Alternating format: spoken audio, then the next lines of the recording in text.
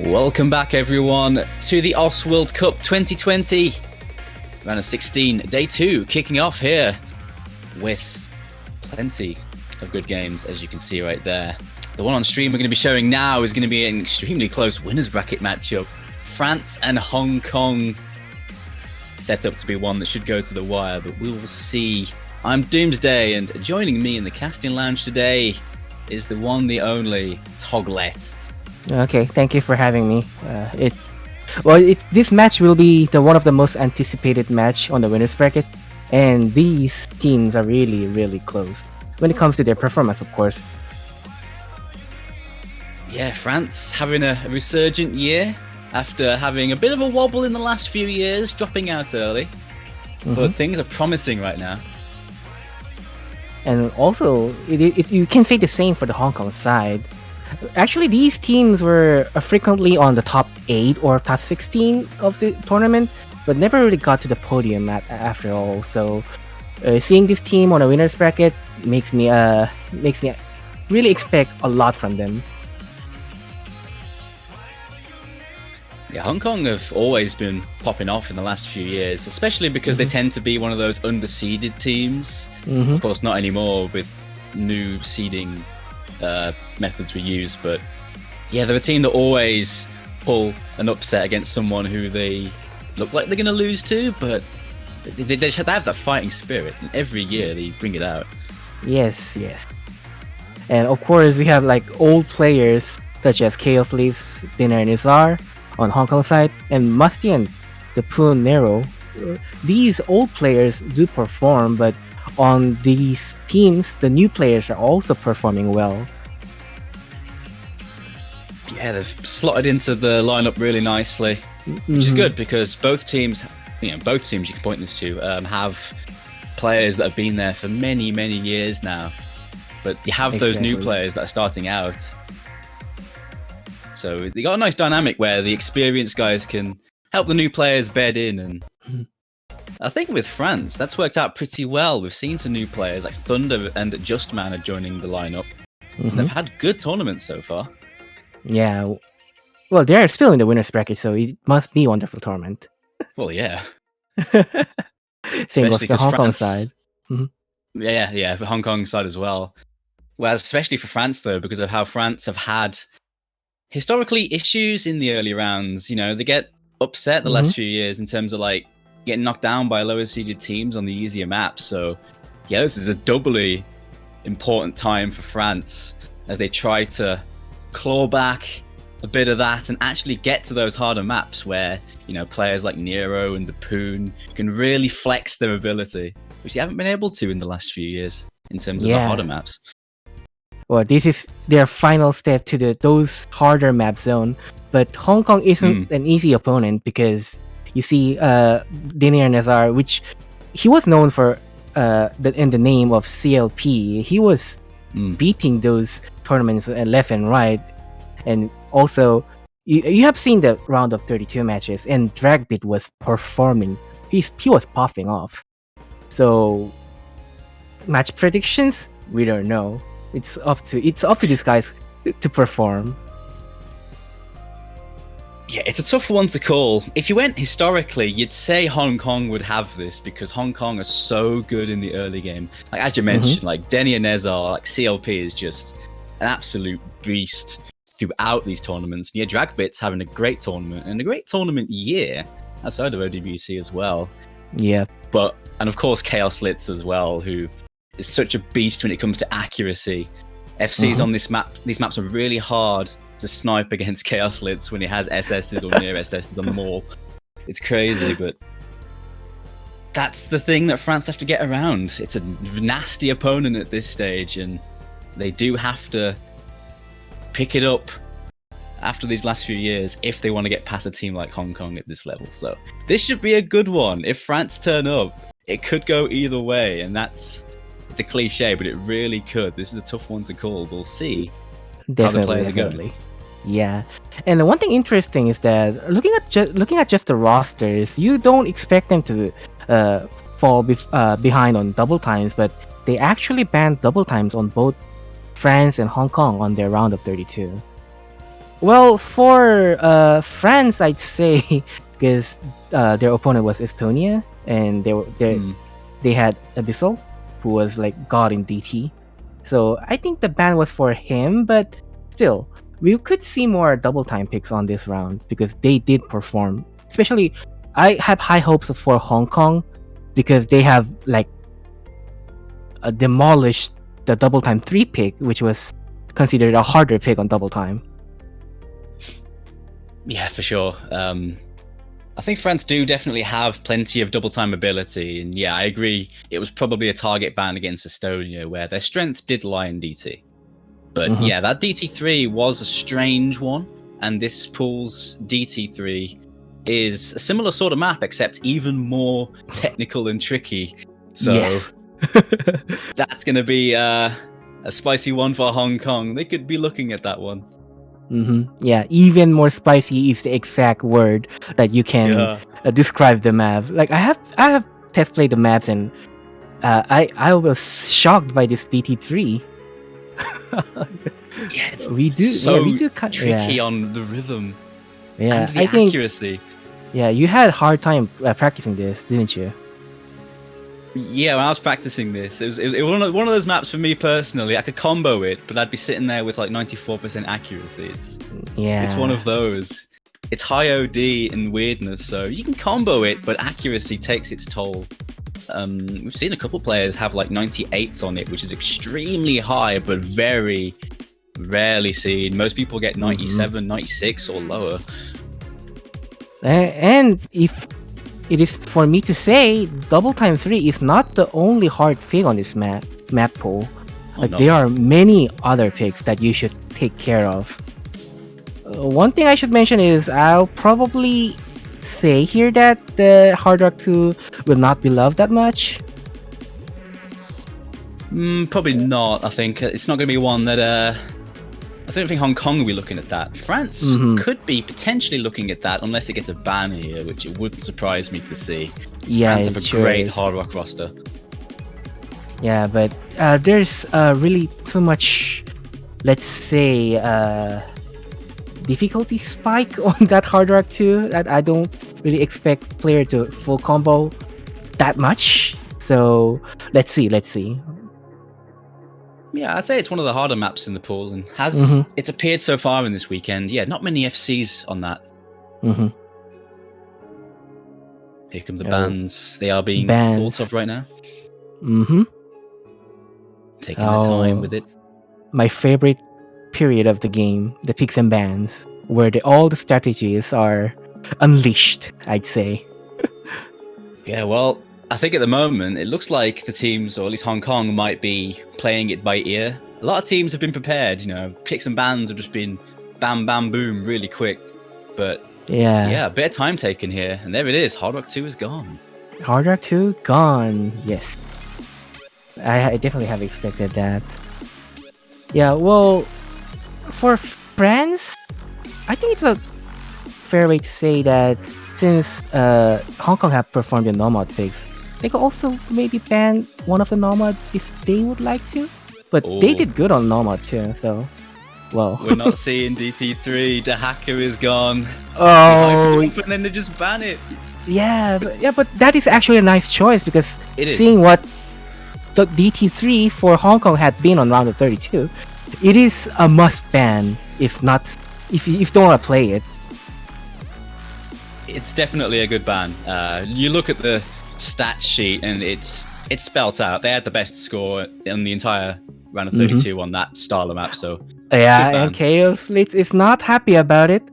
No, I bet he's not. Yeah, it's like you confiscated one of Hong Kong's weapon, like the most strong weapon for that hard double time 3 pick. I think Hong Kong have prepared it really well, but it's gone. So what can we say? Yeah, both bans actually make a lot of sense. We were talking about it before, and then it basically just happened. Yeah, Hard Rock 2 would have been a very good map for France with their roster. And yeah, DT3, it's Hong Kong's stomping ground from last week. So yeah, good bans. Totally makes sense. And for the picks, I wonder if they go straight into hiddens, because Hong Kong definitely have a hidden player, and actually France do as well. So it's a scary one, hidden. Well, yeah, I'm not sure about that, but they might be decent on it, but it's a yeah. tricky one to go for first map, I think. We'll see, though. We'll see. Oh, no. Now they're going No Mod 2, actually, first. No Mod 2. Oh, sweet stream map. Here comes the button mash. Yes. And not just a button mash, but this pick is quite tricky, since it has lots of spacing around it. The 190 BPM streams for 3 minutes. Pretty much sum this one up. Fairly comfortable flow, but not much of a break point in between all of the intense streams. There are a couple of minor ones, but very minor slow parts. Yeah, so it all comes down to who can spam the keyboard consistently, more consistently. Yes. So far, a lot of the teams have been doing very well on this one. Seen some really good team scores from many of the teams, but some teams have dropped the ball a bit. When you use it against the right opponents, it can be quite effective, but I think these two teams should be okay on this. Yeah, well, for the players of this caliber, let's say accuracy on this kind of map is not a problem, but when the nerves get into them, it really starts to ramp up the tank accuracy. So I'm excited for who drops the accuracy first. Who has that cool head to play the first map? Yeah. It's always the shakiest one when you're preparing and you're warming up for the hour or 2 hours prior, and then it starts. It's the first map is the trickiest one. So you get your names in that know what they're doing, and we're seeing that on both sides. Here comes Denier Nezar and Chaos Litz right away.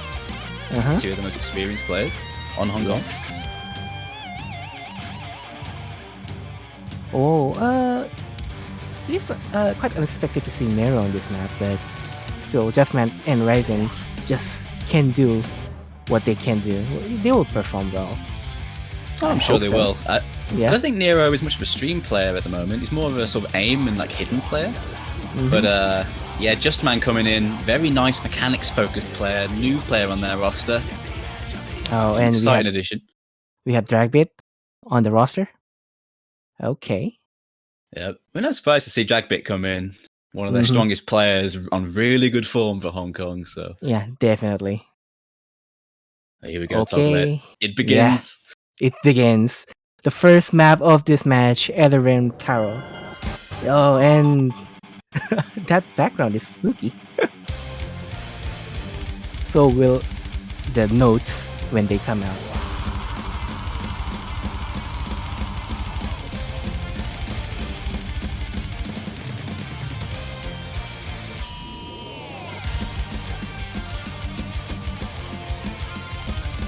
Okay, the stream is still ramping up.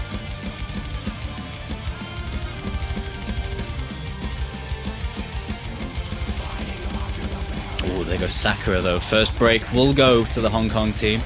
Oh, there goes Chaos Litz as well. So it's a good start here for France. Yeah. Good start for France, green start for Hong Kong. Sure, the map is quite long, so they still have hope. But they should continue spamming those notes. Yeah, a few wobbles from a lot of the players. All the FCs are gone on the Hong Kong team now. It's 2 FCs to nothing early on. Yeah. Along with the combos, they have also tanked the accuracy, so this is looking very green for Hong Kong. Well, there goes the Poon though. We're just going to break as the map slows down a bit, and one of those bursts. There's only 1 FC to nothing, so a bit of a scrappy start on this first map, but still more than half to go. Yeah, shout out to Raven for maintaining his 99 accuracy. He's really doing a good job.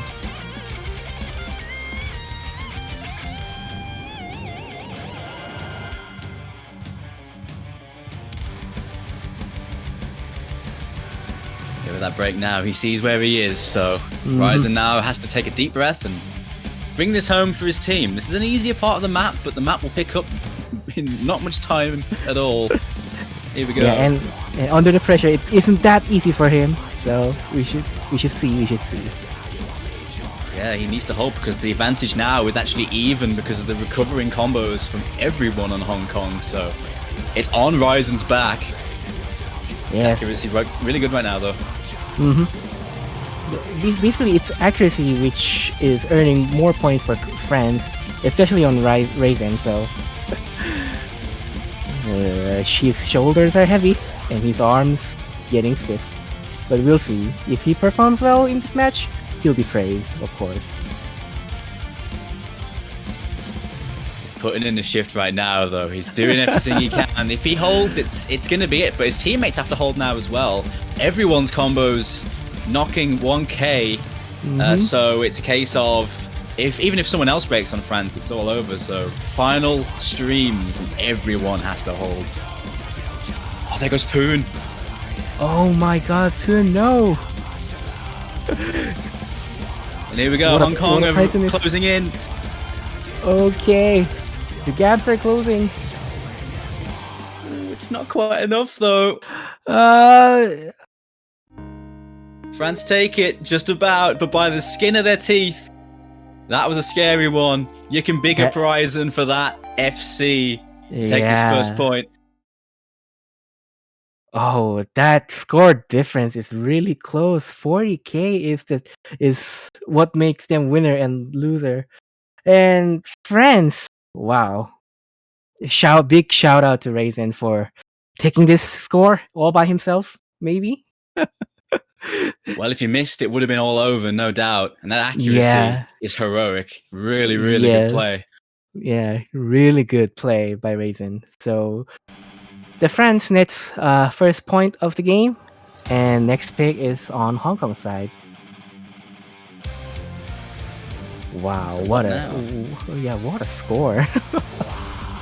Yeah, it's a scary one. The first map, you got to carry immediately. And yeah, no problems at all for Ryzen. Excellent play by him. Chaoslit's got a slider break as well, which was unfortunate. He's going to be kicking himself for that because that would have split the difference easily had he not broke. Yeah. But that's how it goes. And I can't wait for the next map to come up right now. Hong Kong with the next pick, so they can start things off here, kick things off with a good pick.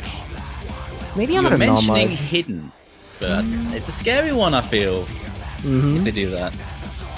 Not I right now. wonder. Maybe they will just start with Nomad, maybe.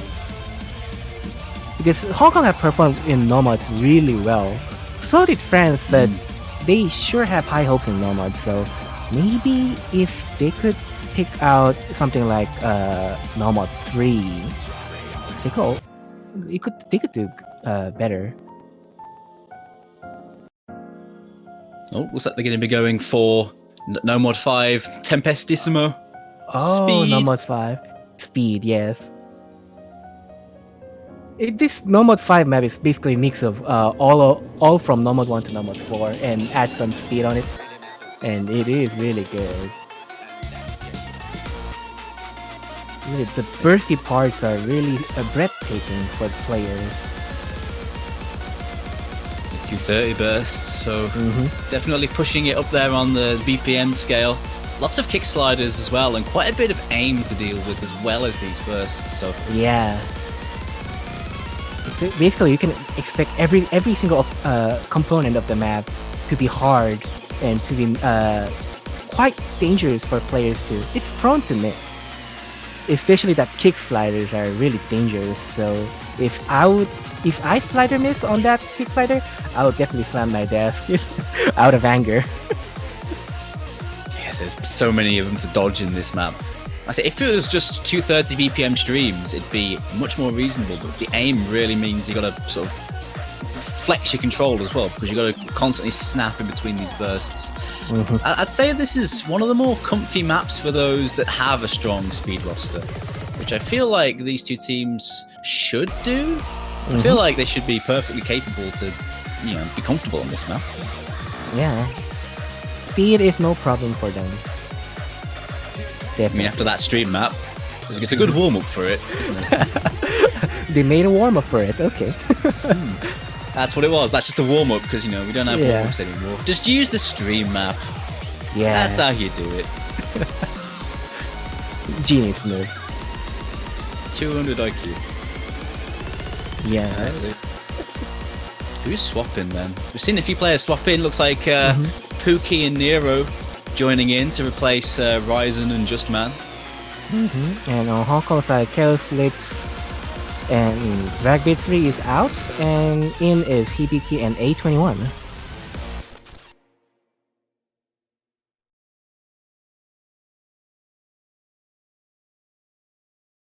Some big personnel changes for both teams going into map 2. Well, the map style is actually different, so probably a good choice to swap out the players right now. And let's say if they can handle the bursty part, then why not? Okay, the map is really calm at the beginning, but you should not be fooled. You have heard the preview of that map, so you should not be fooled. That's pretty much the only break you have. I think a minor one in the middle, but yeah, this map's intense all the way through with its bursts and the aim. Yeah. First break going to Pookie. Advantage Hong Kong early on. The map is only 2 minutes and 16 seconds, so it is short. So missing this early is critical. And, well, advantage Hong Kong, well, on their map is favorable of Hong Kong, but missed on the middle of the map is even more deadly. Oh, those kick sliders. Claim Hibiki, and yep, now it's advantage France again. With Pookie recovering. Yeah, as we have expected, the kick sliders have taken its toll. They're so evil in this map. Yeah, it is evil. Oh, there goes Musty. Musty drops combo, and it's flicked back again. There's the break. They see where they are. It goes back and forth, but we're halfway through the map, and things get even spicier. Yeah, the accuracy's in the lead for Hong Kong as well. They're looking at a lot of high 99s. Wow. Very nicely done so far. And with a break by Nero, that's going to seal it, you think, with these 3 FCs on Hong Kong. Yeah, Hong Kong definitely performing on their map, and we do see the reason why they picked this Nomad 5. They are performing, they are popping off. With those accuracy, we could expect much more performance, let's say, on this kind of bursty map. And we do have a few on these map goals, so that would be great. Yeah, plenty for Hong Kong to leverage if they want to keep going down the speed route, because looking at that, they seem to be much more comfortable if this is France's more speed-focused lineup, because those accuracies tell a story. Really nice accuracies and nice FCs from Hong Kong here. Yeah, nice. The accuracy is so crisp. Like, A21 just subbing in, and he is the best he has the best accuracy on this match. Wow. That's actually really high. I'm not sure if we've had higher accuracy on this map than 3 100s. Definitely knocking that as the best score of this week, though. Yeah. Wow. He just came in and he's popping off. He's performing. Yeah. Well, the score is 1-on-1, but time for France to pick with some headaches on, because they sure have acknowledged that speed peaks is on Hong Kong's advantage. That limits their picks. So let's say, is it hidden time? I wonder. I feel like France's hidden roster is very decent, and if their backs against the wall, they could bring that out. You know, with the likes of Nero, Musty, and the Poon on a hidden map. Gonna be a good choice.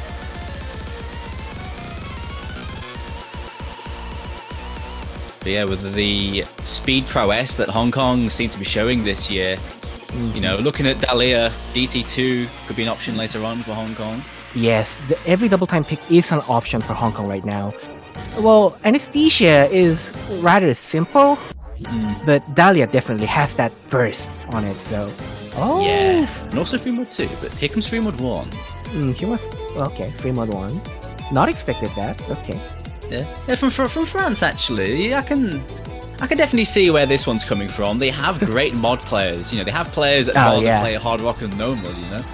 So they will be coming into this quite happily, I bet. Yeah, we could just already see that Nero is going to on Hidden and Must is going on Hard Rock, just judging by his roster. So they're right in. Yeah, it's like, put me in, coach.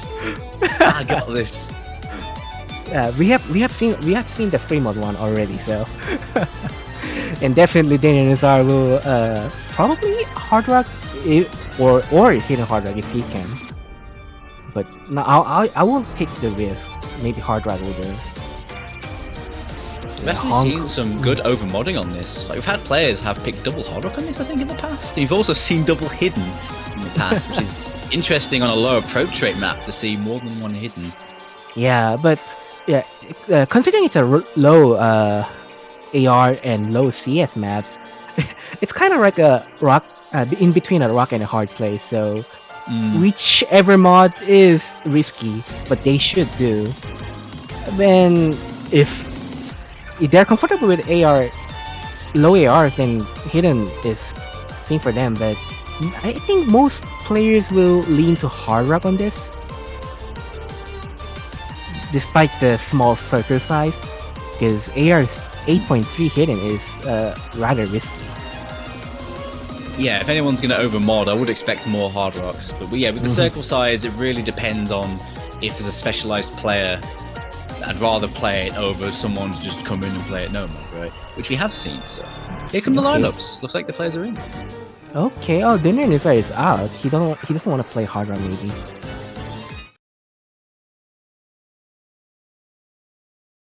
Looks like we're seeing standard mods. No overmodding. Yeah, that is to be expected on this kind of these rounds, because there's no need actually to take risk to overmod, and you might there is a potential to lose some points because of that. It looks like the swap for France, bringing in Just Man, one of their hidden mains, to take the mod on France. Saku coming in here for Hong Kong to take the mod. Drag Beat on Hidden and Chaos Leaks on Hard Rock.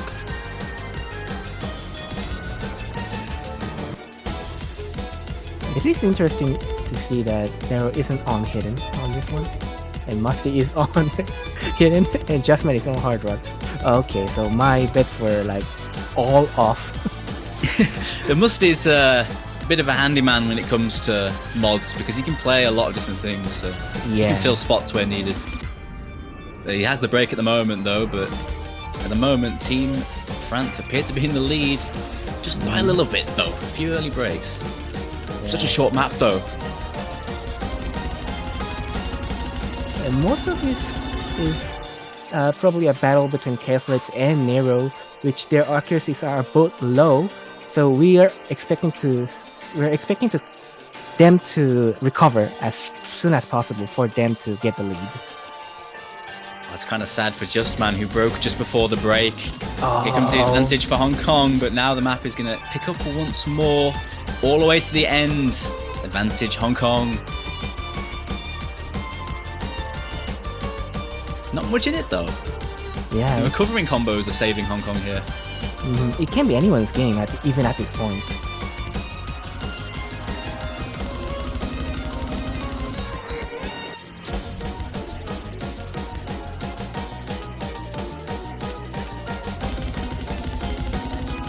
Oh, a break there by Just Man. Going to increase the lead just a bit more, and that's going to push it out of France's sights here. Oh, Hong Kong making its break. It is coming. Bit of a fight that. France with the early lead, but they lost it, and Hong Kong slowly pulled away. Nice recovery. And two nice FCs actually from Saku and the Poon, so well played. But it is Hong Kong's point. It is Hong Kong's point, and it is a break that Hong Kong take the lead and the pick from France. So things starting to looking green for France, but they can still manage it. And is it a double Still time early days. pick right now, or Hong Kong definitely have acknowledged that they are strong in speed pick. So what you have expected, like double time 2, could just come out instantly. Yeah, the way they've been playing, speed has been a strong suit. So yeah, I wouldn't be surprised to see DT2. We could also see Free Mod 2, because that's a more speed focused pick and also brings out those mod players again. But indeed. yeah, I mean, Dragbit had that one miss on Hidden, which is a good score as well. The one miss, unfortunate, but he had 700k. So the Hidden player, if they could bring in one for the higher AR, maybe Dragbit could play that one again. Endymion might be a good choice for them. But against France, their mod players are very good. They might have just had an off map there. Yeah, Hong Kong probably doesn't want to risk Hidden because they know France is good with Hidden, so they should not risk it. That's my opinion, but who knows? I'd agree, but maybe they're feeling brave. I'd agree though. It's against France, it's not a good choice, but we'll see. Yeah, well, feeling brave doesn't actually net you a point, so we'll see. You got the gung ho, the Leroy Jenkins strat. I like to call it the Canada strat. You know, they go against Australia, really? super OP DT team, and then they pick DT and win. That's the Canada strat. Yeah, that's a good result of it. But I have seen many bad results. Oh, Noma 3. Yeah, here comes that Zutomayo alternate style map. 4 minutes long, a longer one, but yeah, it is long.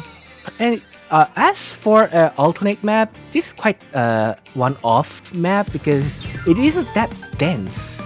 There are lots of sliders, and for an alternate map, it's kind of a weird map, I should say. But that weirdness is what's making the players suffer. So I don't know where will this go, but they gotta put up with the weirdness. That's what they're here for. We gotta challenge them with the maps they don't usually play. But yeah, this one definitely has some awkward aim to it, some awkward angles you have to deal with, both linear alternate aim and also sharp corner alternate aim. So it's quite mixed. It's mostly linear though, but yeah, kind of weird. Well, France didn't play alternative map on round of 32. Well, instead Hong Kong did play Pirates Banquet, and Taku almost. Oh, that was a SF. Wow, and he's playing in. So what could we expect?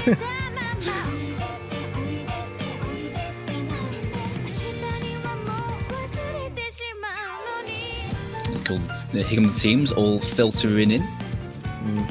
A21's back to add. Well, we'll see if he adds another high score to his tally so far after the last very nice score. Very different map though to that DT. I think it won't be easy for him, but if he performs, yeah, like he did on last map, that is another star player from Hong Kong. Just the one swap though looks like for Hong Kong. Chaos Lit's dropping out for him. On the French side, it's looking like we're going to see Pookie and Ryzen join in. So 2 swaps for them.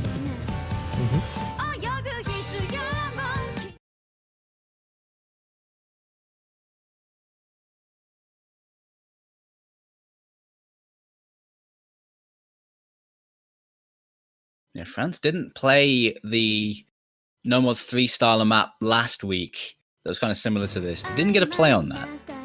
So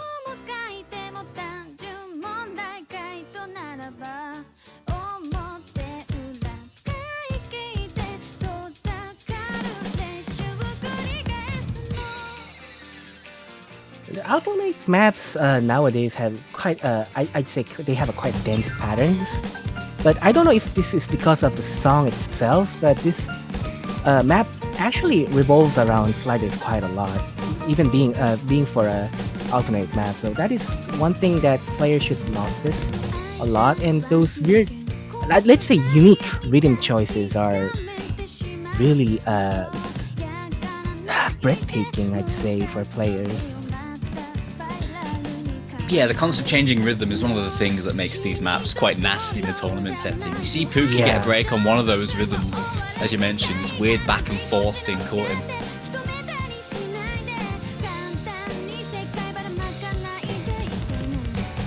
Yeah, Hong Kong is the bigger hard performing. Wow, 821. This is accurate. That's brave. You're gonna jinx him, mate. Oh. Oh no, please. I'm quite known for jinxing people on tournaments, especially on my local ones. I think I should shut my mouth for a while. You can't escape the caster curse, mate. It's how it is. Sakura gets the break though, so it's advantage France again after this first chorus. Map slows down a bit, so good so far for France here. But still a long map we go.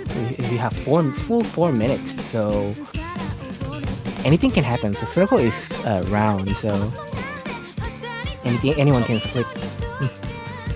Oh, the SS is gone on A21. He hasn't broke though, so I think he's safe.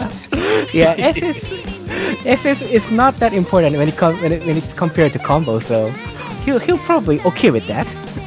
Yeah, I'd take that. It's a good trade.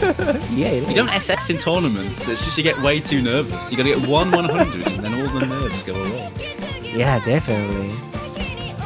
How about just deliberately getting first 100 and start the map? Is that a strategy?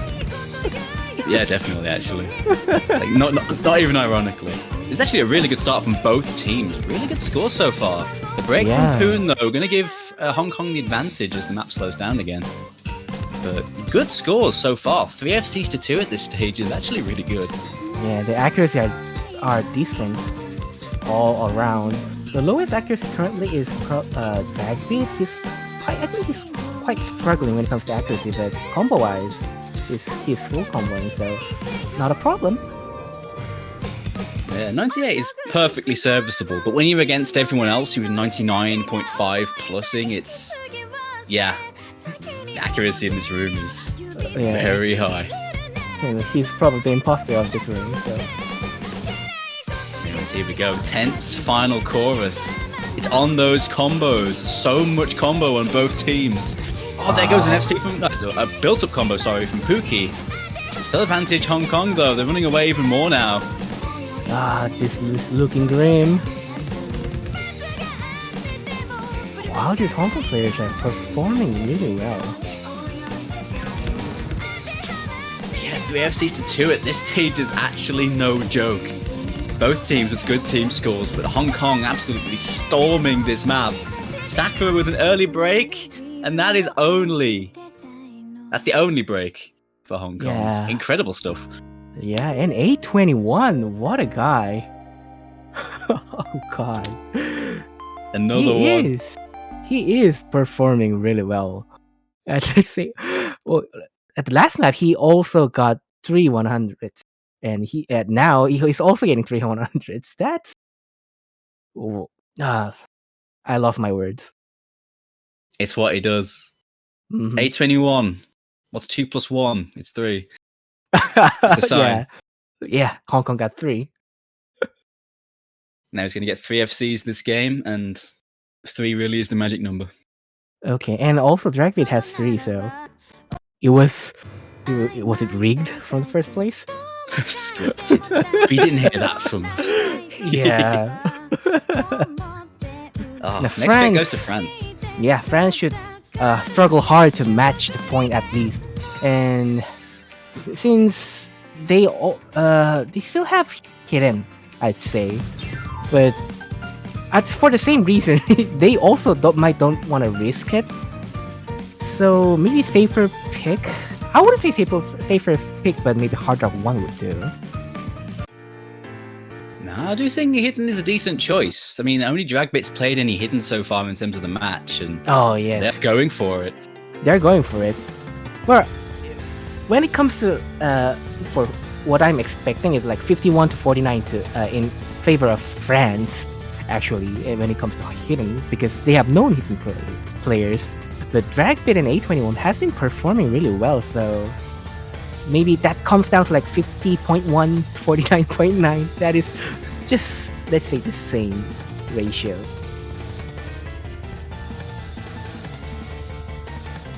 Where Finders Keepers, whenever I hear this song, I always remember Ghost map set. That was a masterpiece also. But Oh yeah, seeing this back, and I have played this map, and this was a hard map. Especially the various timing changes can really trip players up. Yeah, like the weird rhythms that are maps, the doubles and the quads, really heavily focused on finger control and being able to read this sort of fairly standard hidden fair very well because of the rhythms and the spacing. Yeah, Lots of variable burst spacing and cut streams. The only hope on this map is that the AR is fast. 9.4 is decent for modern players to hit him.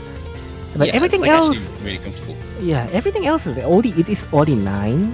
It won't be that much a problem. But when it comes to those timing changes, the OD9 can be deadly.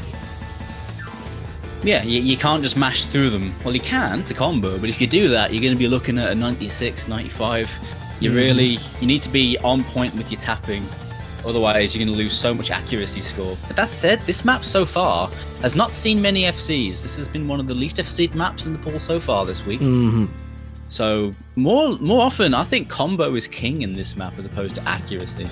Yeah. Unless we end up with massive overperformance in this match, but we'll see. That's just been what we have looking at from Hong Kong.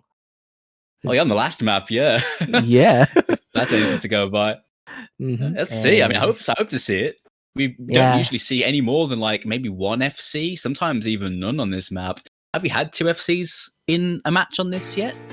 I'm trying to think. I haven't seen it on cast, but I don't think so. This map isn't really that FCable map if on tournament stages. So, and let's see if A21 can FC this map as well.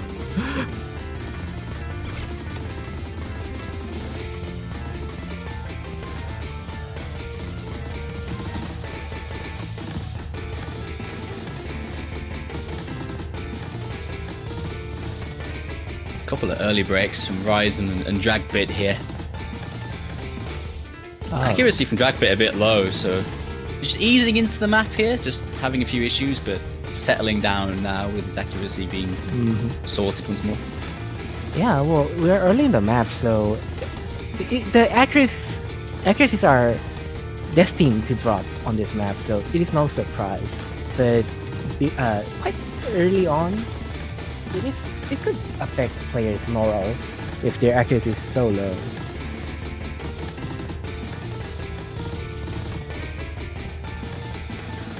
Wow, we got as we are casting this match, we have another match which is currently going on, which is Germany versus Indonesia, and we have an update that is 3-on-3. They tied up.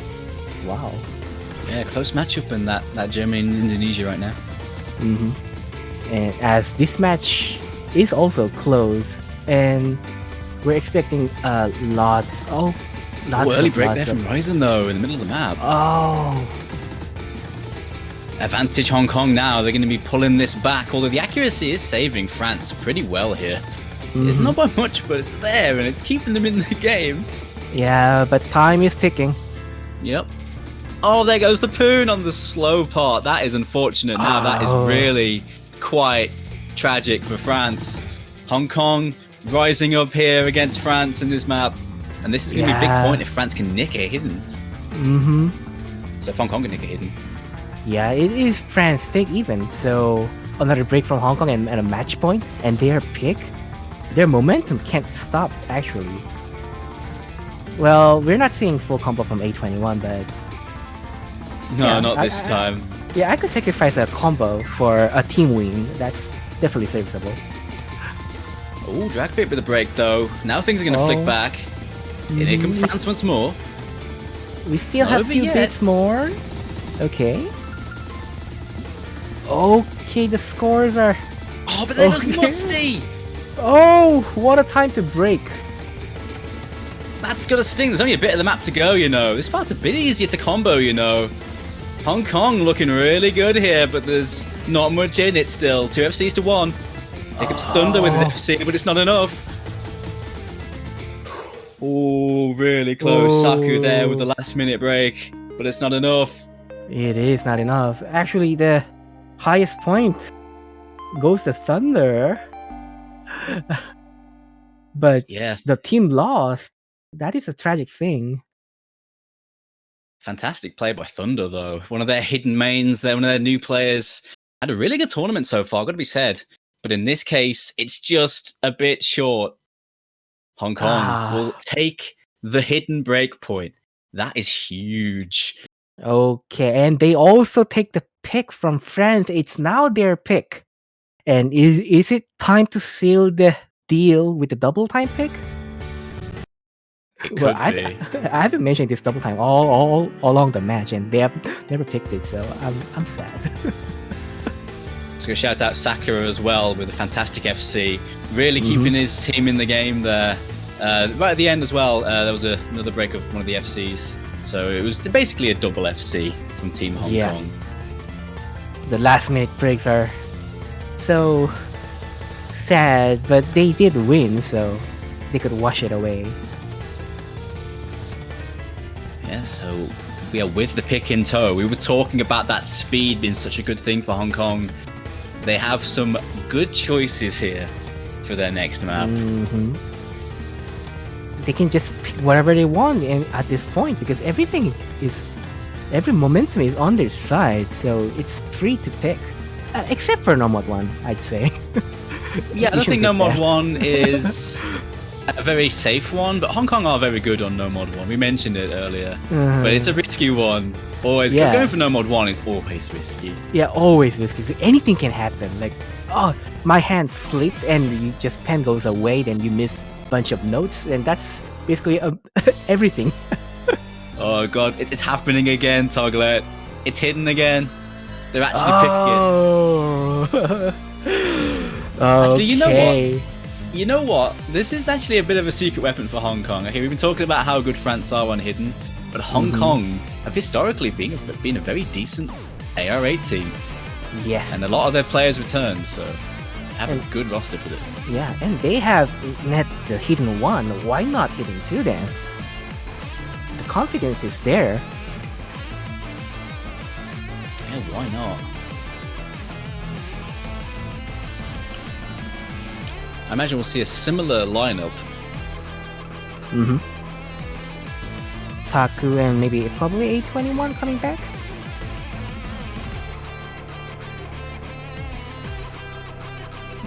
Maybe. Looks like we're not seeing him currently though, but... Okay.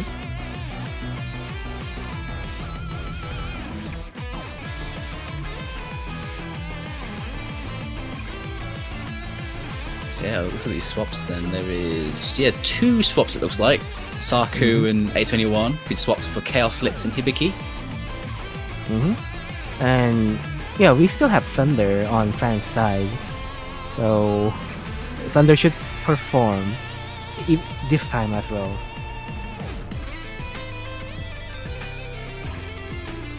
To mention as well, you mentioned about the Germany and Indonesia going on right now. Indonesia have just taken the lead against Germany 4-3. Wow. What is going on there? Well, anything can happen when it comes to World Cups, and that is the point of World Cups, isn't it? And here we go with the so many unexpected things, but yeah. Anyways, here we go then. It's match point here for Hong Kong. France, man, they've had such a good tournament so far, but they are staring down the barrel of losing in the round of 16 once again if they can't pick themselves up here. Picked by Hong Kong, this. This AR pick is, when it comes to the pattern-wise, it is quite on the simple side, but the timing is critical. There are overlaps and stops on the many points of this map that can just make the players fall for the trap, and I think we're seeing early misses. Yeah, Hibiki with that early break, and also the Poon and Musty as well, so it's advantage Hong Kong right at the start of this map. By the way, be careful of these streams that come out in this. Yeah. The streams in this map are the hardest part. And by looking at the first few patterns, you do not expect that streams, but it comes so suddenly. Oh! Oh my gosh, Thunder! He's found a break. It's 1 FC to 3, and it's not looking good here for France in the early stages of this one. You were Only right, Nero. Doomsday. It is the secret weapon of Hong Kong. It is. Oh, Wow. there goes Nero! The FCs are gone for France! There's none left. There is a break by Chaos Let's on those that stream, but it's 2 FCs after we get out of the first hard part. The only hope at this point is that they have to pray to the heavens that Hong Kong would miss, and they still have more to go, more maps to go, so I think if somebody miss, the time will be enough, but it does not seem like Dravid and Sakura is gonna drop anytime soon. The accuracy for Sakura is dropping a little bit, but as long as he holds FC, it's going to be fine. Yeah, Dragbit looking rather comfortable with that 99.5. All they have to do is take a deep breath and hold combo. Easy part this. Already halfway through the map, and things are looking grim for France. The recovering combo from Thunder is down again, and that just puts another nail in the coffin. Thunder with the smoke.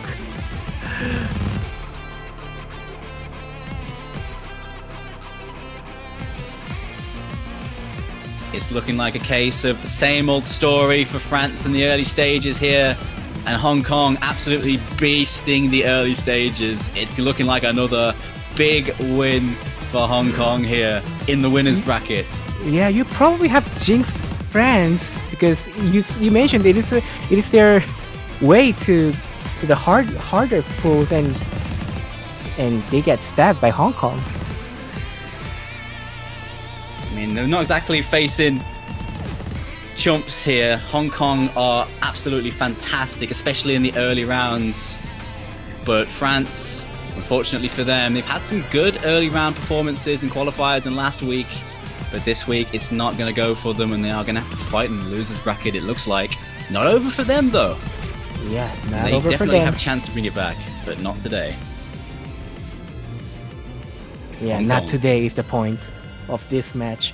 Hong Kong have performed phenomenally. Especially Absolutely. 821 and likes of Dragbit is just unbelievable. They have performed so well. Yeah, fantastic for Hong Kong here. They always show up at this stage, and this is a big win, a big statement as they try to push on further into this tournament. Hong Kong take this win. Very nice. 5-1. Well, France fought well, but at the last moment they break up. They melt down, and they are going to the loser bracket. But it's not over for them. They still have the loser bracket, and the pools are going to be harder next week. So I wonder how everybody's pickings are going. I mean, I don't think many people would have bet against Hong Kong, but I'm not sure. I haven't taken a look. I do wonder, though. I do wonder how many people's pick'ems were like ruined because of France's star power. But Hong Kong just have that early game stomping roster, and they've done it again. Excellent win for them. Hong Kong has the potential, and they are performing phenomenally, I'd say. Looks like Hong Kong with that win are going to be facing off against Canada next round, who had a fantastic game yesterday to get to this stage. So Canada versus Hong Kong is now set up, and that should be a really good one in the quarterfinals. But anyways, we are moving swiftly on into the game that's currently going on right now in Germany and Indonesia, and it's very close. It is very close. Wow. Look at that.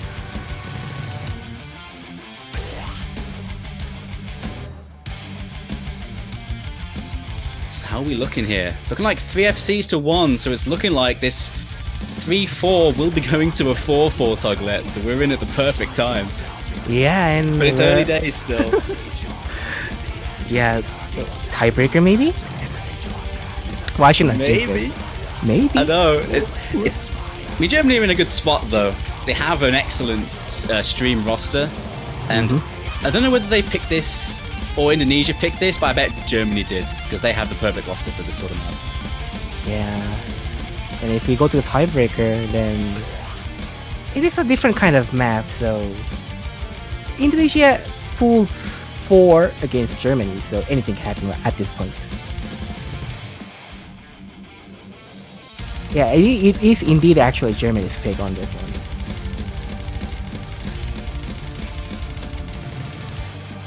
The accuracy from Dust Dice there, though. The captain and one of their linchpins. He does get the break, though, but his team are backing him up. White Cat and Smarty with FCs against just Skydiver. Yeah, looking like it's going to be just in time for the stream peeps to snipe this tiebreaker, and this is a match that I don't think many people expected to go all the way. Yeah, probably many of them have expected probably a sweep from Germany because Germany have stomped qualifiers and round of 32. So this is definitely not expected. I don't think it's too far from possibility, though. Indonesia have a very solid tournament roster. Skydiver's excellent. They have Rino. They also have a Lifeline as well, I believe. Very, very solid players all around. They have Row as well, formerly known as SMH. But yeah, I don't think many people expected it to go this far. Wow, are we in a perfect timing for this match? Maybe.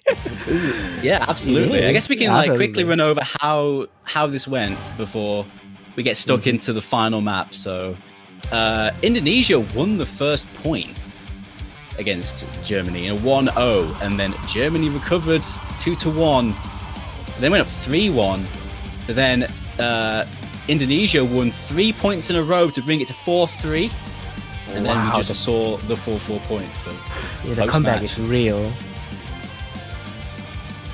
And yeah, I think the only Toho pick of this pool is the tiebreaker. Yeah, that is the weekly dose of your Toho picks. Yeah, that's the Toho representation. Toho at its finest.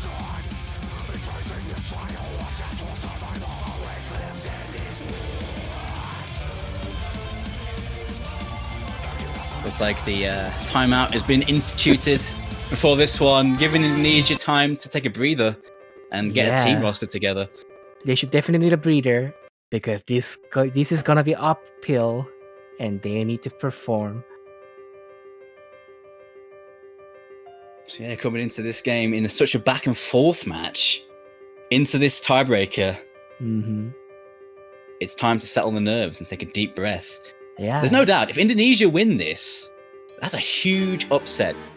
Yes, despite how good they are against Germany, it is. Yeah, despite how good they are. Yeah, at this point, the roster on paper is just paper. It's nothing.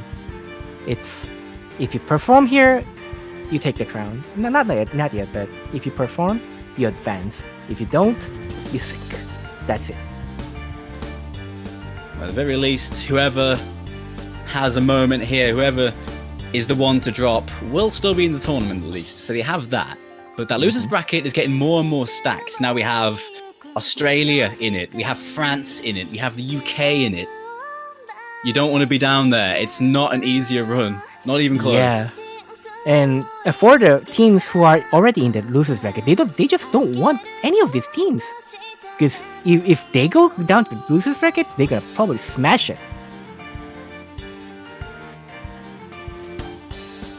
Wow, this is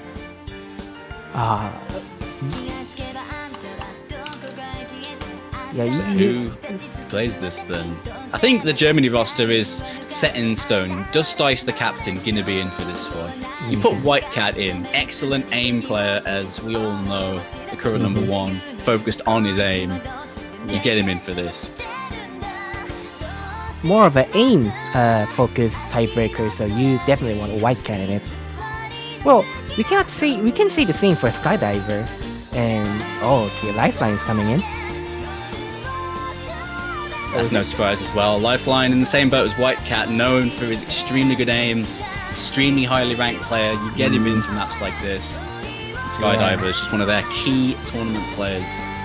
He's going to be in for most maps, definitely this one. Yeah, this is gonna be a fierce match, I'd say.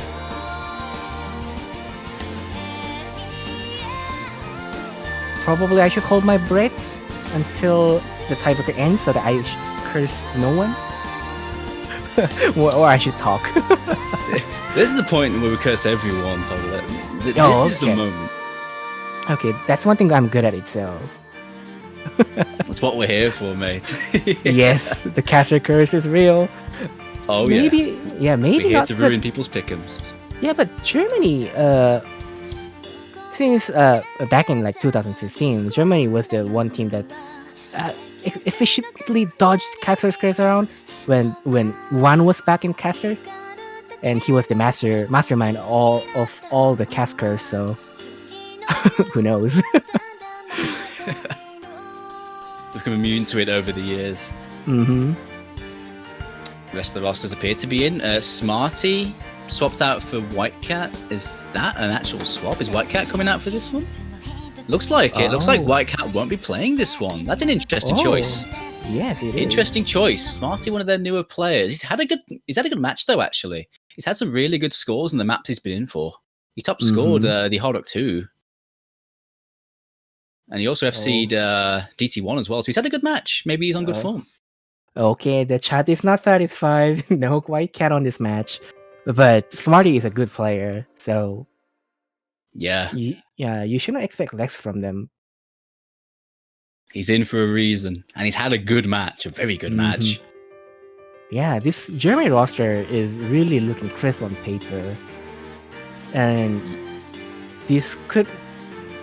You can also say that this roster can win it all, but what we have acknowledged on this match, Indonesia is performing like probably the best game of their life. So we do not really know. Well, here we go. It's time to see who takes this one. Is it going to be Germany marching on, or is it going to be Indonesia pulling a humongous upset and continuing their fantastic run? Early break from Row, though, on that first stream, but it's early days. Yeah. Well, the patterns of this map is actually not that hard, I'd say, for this caliber of players. So early miss could affect their mentals a bit.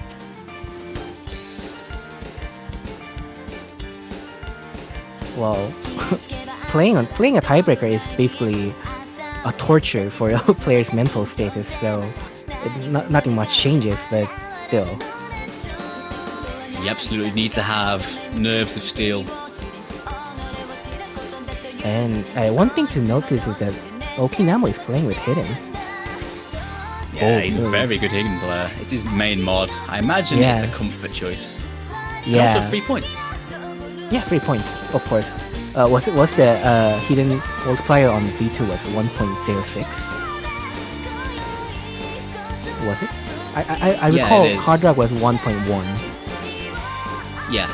Yeah, so if you basically full combo, you get 0.06 more points, and that could be an advantage, of course. Every little bit helps, especially in this one. I mean, we saw a tiebreaker earlier on go to the wire with multiple FCs, but that was incredible. Will the same thing happen here? I don't know. It's an early break from Rexties.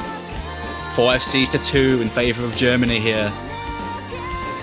Wow, it's still, even though it's still early, 4-2 is not looking great for Indonesia.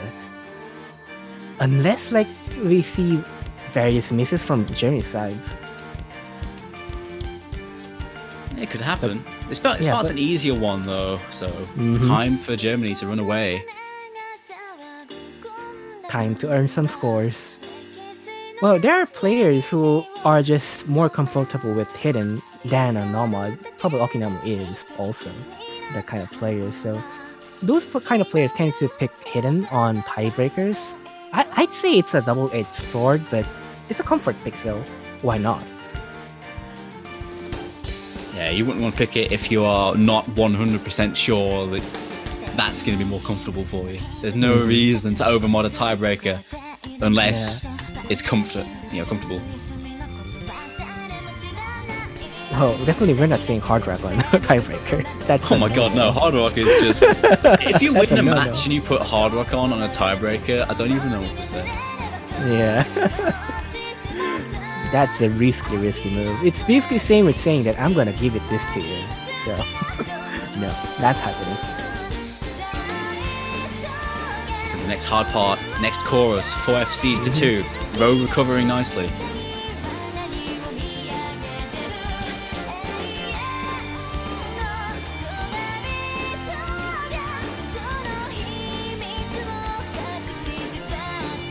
Oh, this Germany's looking so strong right now. They just don't seem to miss.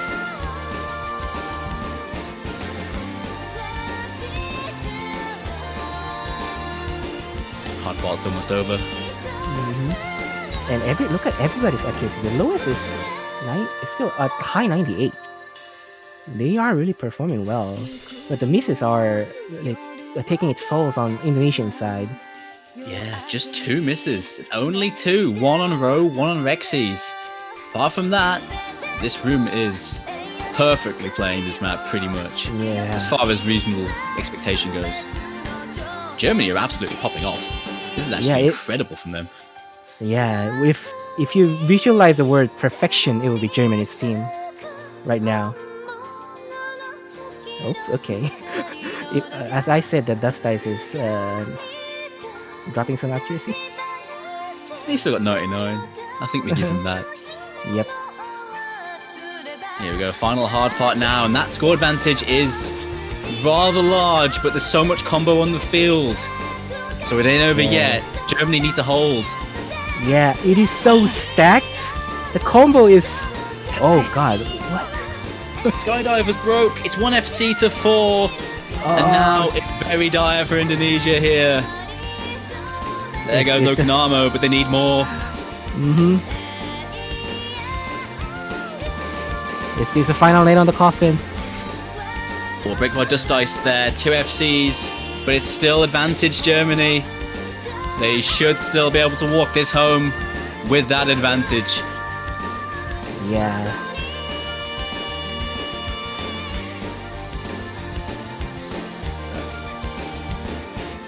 The breaks at the end aren't going to matter. They're all too late. The damage is done.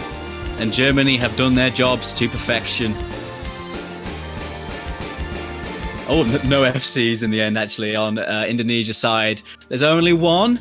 And oh no, it wasn't actually. Smarty broke. God damn it! But still really good. I was gonna say Smarty had the FC coming in, but it's still the top scorer in the room though. He comes in for White Cat and top scores the room. That's what Smarty's there for. Okay, the quality caster carries is there. Yep, there it is. You have to wait till the end, mate. Yeah. Well, great performance still by Indonesian team.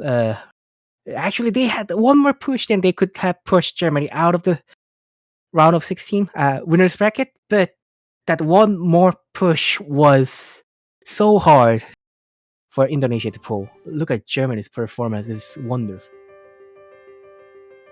Yeah, that was incredible on that tiebreaker. An incredible tiebreaker performance here from Germany. Yeah. Indonesia, though, making a fist of it, pushing them all the way, but it was one step too far for them, and they will drop down, but they can take so much pride in that performance against one of the giants. I'm sorry for the teams in the losers bracket, because they're going to face Indonesia this strong next round, so I'm sorry for them, whoever it is. And see Smarty just swapping in for White Cat, and he has the best performance. You know, chat, he have performed, he have delivered. Give him a round of applause, maybe. He deserves it. One of the new players showing why he's there. But yeah, Germany march on. Well played. And they will march on to face South Korea in the quarterfinals in the winners bracket, whereas Indonesia are dropping down to face Argentina. Oh, Germany versus South Korea. That is a match. Wow. You definitely don't want to miss that next week. Yeah, that's set up to be a real good match. South Korea had a really good run yesterday as well. played extremely well, so they'll be going into that match with some hope. I imagine they'll be expecting that one to go either way. Yeah, definitely either way. And we have a match coming up, right? Or is it actually in progress? It is. And there it is. Poland and China.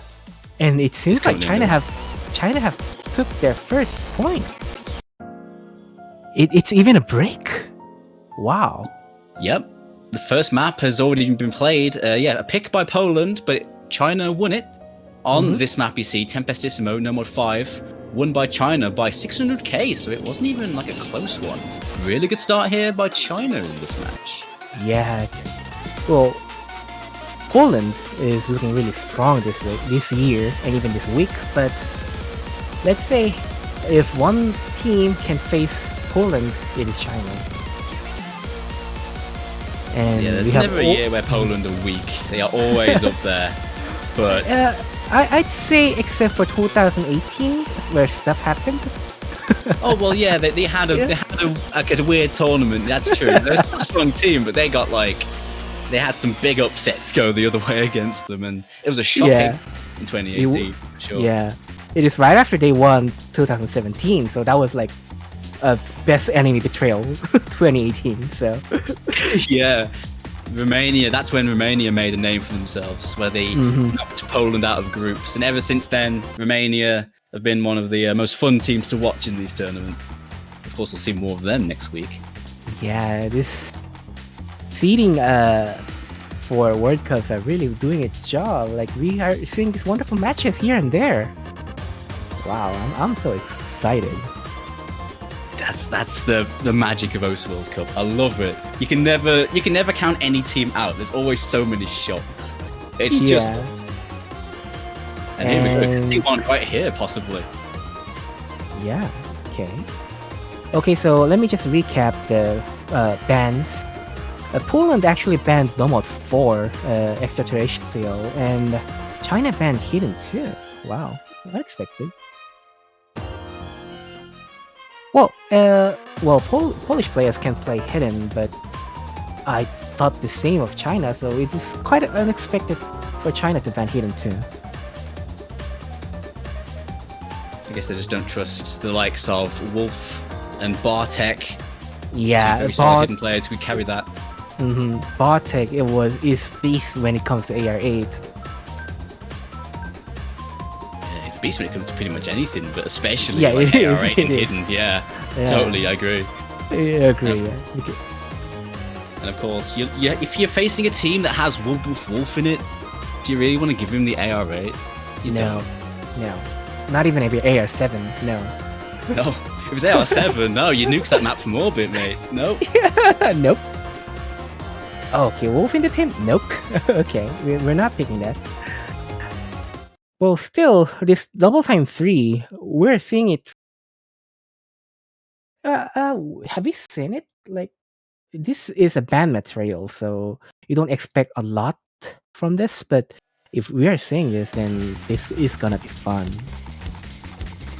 This map is a definition of a single control, and everything else, you just put in the pot and mix it well.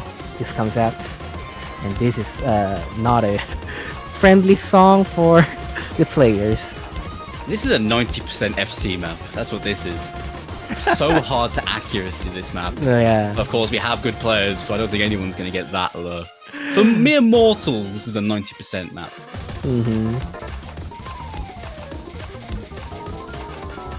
You consider yourself a mortal? I don't think so, but yeah.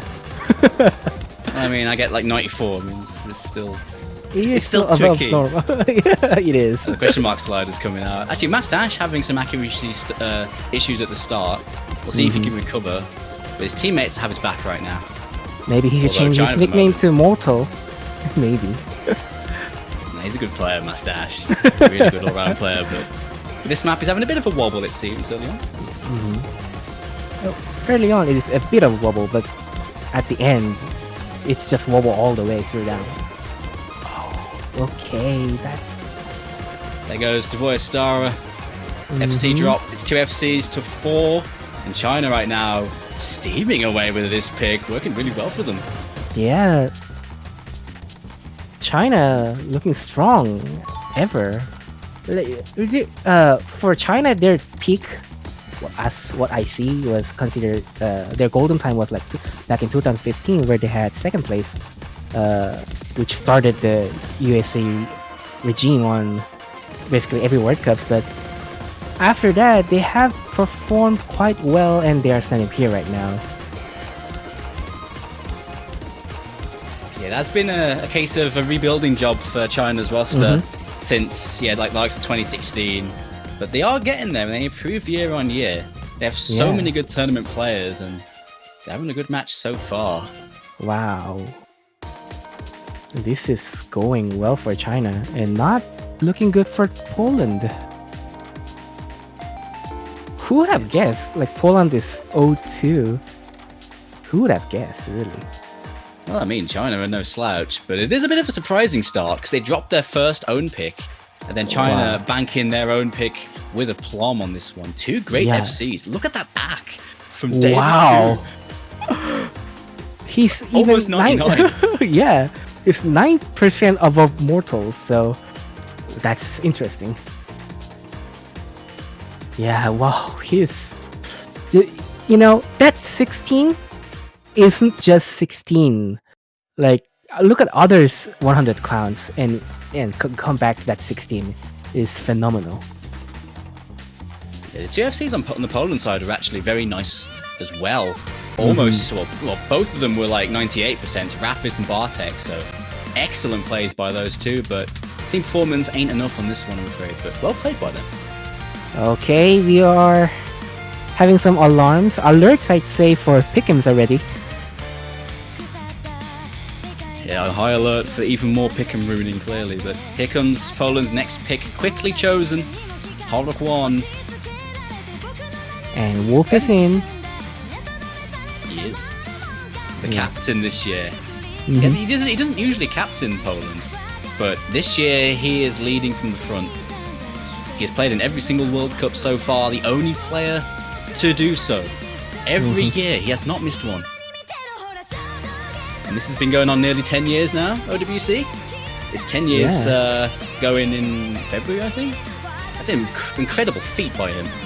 Yeah. The first iteration was back in, was it February of 2011, was it? Yeah, February even 2011. after that. Yeah, it is. Yeah, we have came a long way after that. Yeah, things have changed a lot since that first tournament. It's no surprise to see Wolf come in for this one.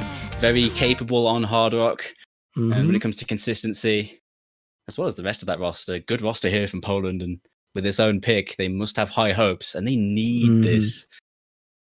Yeah, but China also looking strong. Emirates XC is also good in Hard Rock, so we should not expect less of them. Yeah, it's actually a really good addition getting Emirates XC back into the lineup. He didn't play last year, but he's such an important player. Indeed, he is an important player. And maybe, was Milk Tea on the last roster? Last year's roster? I don't think so. I think Milk Tea is one of the new players. But he's been playing a lot of community tournaments. He's definitely been around, but I think this is his first OWC. I don't have the numbers here, I could be wrong, but I think this is his first one. His nerves probably have been made of steel since he's playing wonderful. Oh, the breaks though. Oh. Just Crystal left for China here. The captain. Okay. No. 3 FCs to 1 in favour of Poland here. Just Rafis with that early break. Jump spike still going with a good lead for Poland. Oh, this curse is taking my toll as well. You have to embrace it, man. It's how it is. I mean, you know fully well. I can't wait players to flame me for this curse. You must be used to it. You've been casting longer than I have. Well, I don't think so. Okay, so things are looking good for Poland. Are they making their comeback, Steve? It's a good one so far. If they hold the nerve, players This is recovering though on China. This map is pretty standard for hard rock map, so unless they have something weird in their mind, they won't miss that much. Marek though with that break, slider break, I believe. Yeah, slider break. Oh, that's Still- unlucky. I always heartbreak when players slider break on the tournament. So sad.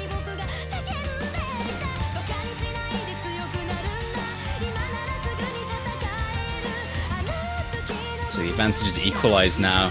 Score lead though, it's rather significant. At this stage in the map, that's a lot of score to bring back. Here comes the next hard part, and it goes on for a while. Oh, Mustache with the break. Oh, here comes China now. They're going to reel him in. Was I too early for saying Poland is looking good? Was it too early? Maybe. This is a hard part though. China have to beast mode this. They have slipped one, so there is a chance for them to slip again. But they are looking strong. The break. Oh, They're coming in though. okay. Oh, I don't know where this is going. I cannot tell. Milk Tea and Emma sexy though with that recovery. After the early breaks, they didn't let it get them down. And they are the ones that saved this game with the help of that FC by Crystal though. Yeah, look at that accuracy. Wow. That is just mind-blowing. Yeah, Crystal does what Crystal does best. Absolutely destroying hard rock maps with aplomb, consistency maps with prejudice. Excellent play by him. Yeah, he just crystallized their lead to 3-0. And things are looking good for Poland. I have mentioned that too early for Poland a second ago. This is a rough start for Poland, yeah, for sure. Wolf Wolf with the only FC on his team, holding well, doing the job. But yeah, a couple chokes, just a slider break for Marek, one miss by Mustache. Unlucky. That's how these consistency maps go sometimes. One miss cost you so much. Wow. This is same when you pick Nomad, such as Nomad 1. This is what you have to pay by picking consistency pick. That's tough. Can I just like mention at the moment, like the results this week have been absolutely crazy. It definitely So is. many shocks this week. Yeah. Well, for me, I wasn't really expecting South Korea to perform, but based on last week's performance, that they did good. And we have how many ruined tickets do we have right now at this moment? Wow, just wow. You know what though? I don't want to speak too soon on that because we've been here before with Poland. I remember a little match in 2017 against a little team called the United States where this exact same thing happened. Oh. So I guess we shouldn't count out Poland just yet. Yeah, we shouldn't count that. Oh, but it is another consistency pick. Anything can happen again. Yeah, the Nomad 1 going for that consistency once again. Not so sure about this choice. But if they wish to play, then it's their play, so we cannot say much. Well, they have so much confidence right now. They are steaming ahead, and if they are, if the tails are up, then going for something like this, when Poland may be a little bit rattled, could be a good choice. Consistency seems to be an issue with Poland right now. They are getting a lot of just one misses and slider breaks here and there. Yeah, but same thing can be said with China. If they fail this map, not fail, but if they lose this map, then their momentum will go on Polish side. So anything can be said with this map, with these kinds of maps. That's why I don't really suggest players to pick those consistency map on the tournaments. But what can happen? What do we know? So anything can happen. Well, neither team played the No Mod 1 from last week. Neither team played the Hard Rock one, so like the standard maps weren't really touched. But the last one going so well for China must be leading them on to go for this one. If they have confidence, then why not? Yeah, why not? Seeing I'm a Burger Fox join in, replacing Milk Tea. He joined in for the other maps before this though, so he's been in for most of this match so far. Yeah. And Crystal is there for every match. Yeah, no surprise. Crystal's their backbone player. He's gonna be in for everything.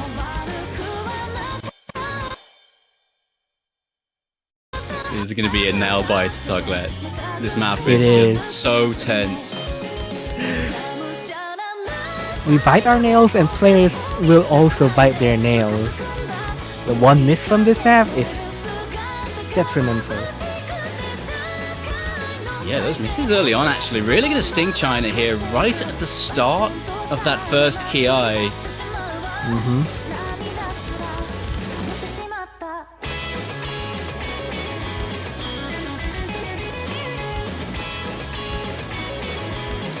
This is what you get. So far, very nice.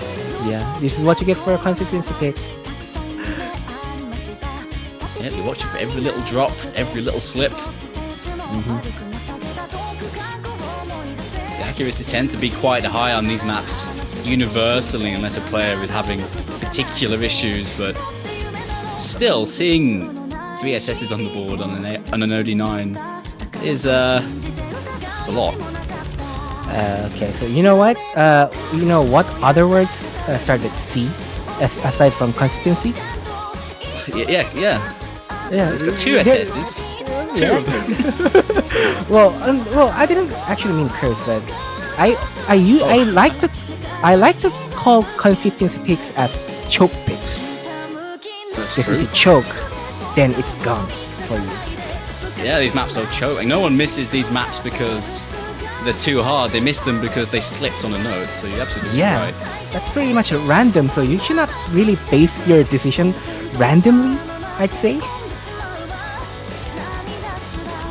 Oh, another break there by David Kutu on the second Ki. His recovering combo is gone, and now Poland in a very nice spot in this easier section. Yeah, even though Matt still has like few more to go, things are looking really grim for China. You are right, Doomsday. It is too early to say. It is too early to count out Poland yet. Yeah, a lot of shakes from MXT, man. He's recovering, but at the moment his team is not in it. Yeah, remember, this is China's pick. Remember that. It is. This is a big break point, and this is the perfect way to mount a comeback. Yes. Well, if things are looking grim for China, then vice versa, things are looking good for Poland. No 4-way FC for Poland. Marek with the break on that big back and forth jump section. But yeah, but single miss, yeah, negligible.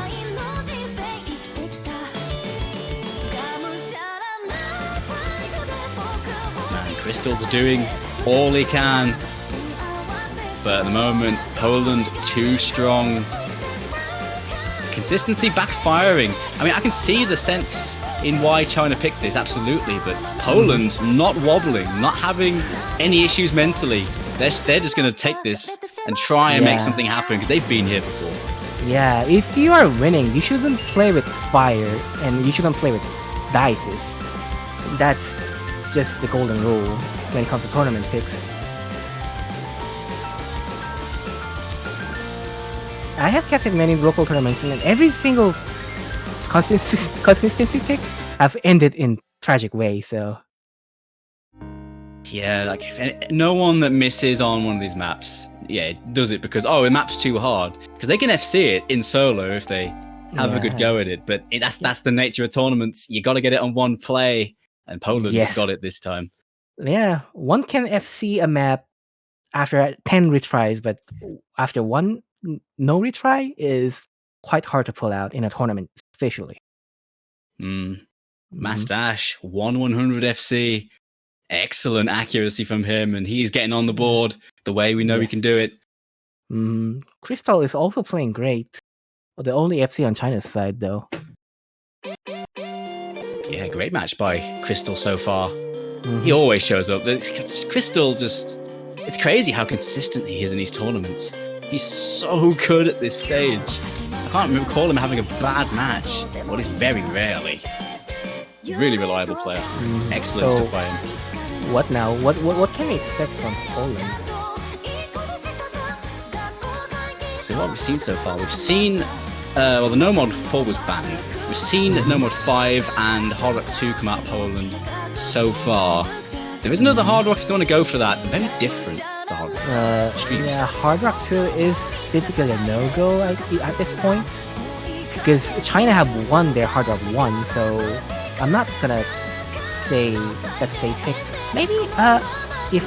That's not safe, no, but... Yeah. If they believe in Wolf, they could probably go with Hidden also. We could go Finders Keepers. I think Poland have the lineup to deal with that map that not many people FC. Bartek and Wolf could definitely FC that, and Yeah, that's what they're going for. If you have those two players in your team, then everything... Yes. This is going as planned. They have made right guess. Finders Keepers. It's the Polish synergy. Polish Yes. mapper for the Polish team. Yeah. No, it's not any old Polish mapper either. Fotovnik was the former captain, I believe, of Poland. He played in the early years a lot. Yeah, So, he did. Kindred spirit. He's basically the guardian angel of Polish team. Yeah. Well, shout out to Fartovnik. He was the organizer for the first few iterations of World Cup, I think. Before Loktav, is it correct? I can't remember, to be honest. Yeah, I think he was. Wolf is mentioning if let's see if Farto maps for Poland. Well, we'll see. We'll see. See if he knows what they like. Yeah, I can't wait for the chat to spam rigged when Polish wins this map. It's collusion. Yeah, the And this connection. map is a nasty one to FC, as we mentioned. It is, Just a quick it word on is. the map. It's so awkward. We don't see many FCs on it. We saw Hong Kong nearly two-way FC it, and that is a rarity. Yeah, that is definitely a rarity because Fing this map really can make you a good player already. It is a definition of a good player if you F this map, especially with Hidden. You gotta be such a confident hidden player. Yeah.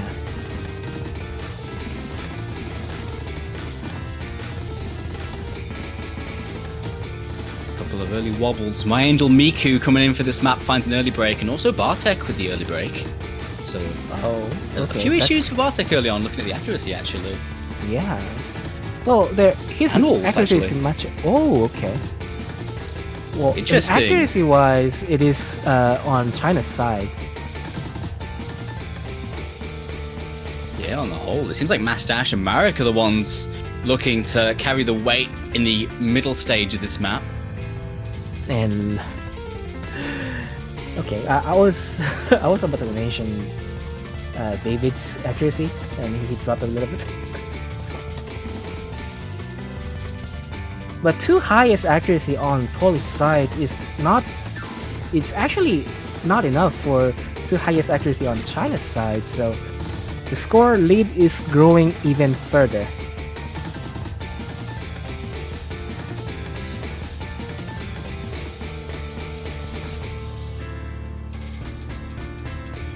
David and Crystal walking it home in this easier section. So far, so good here for China.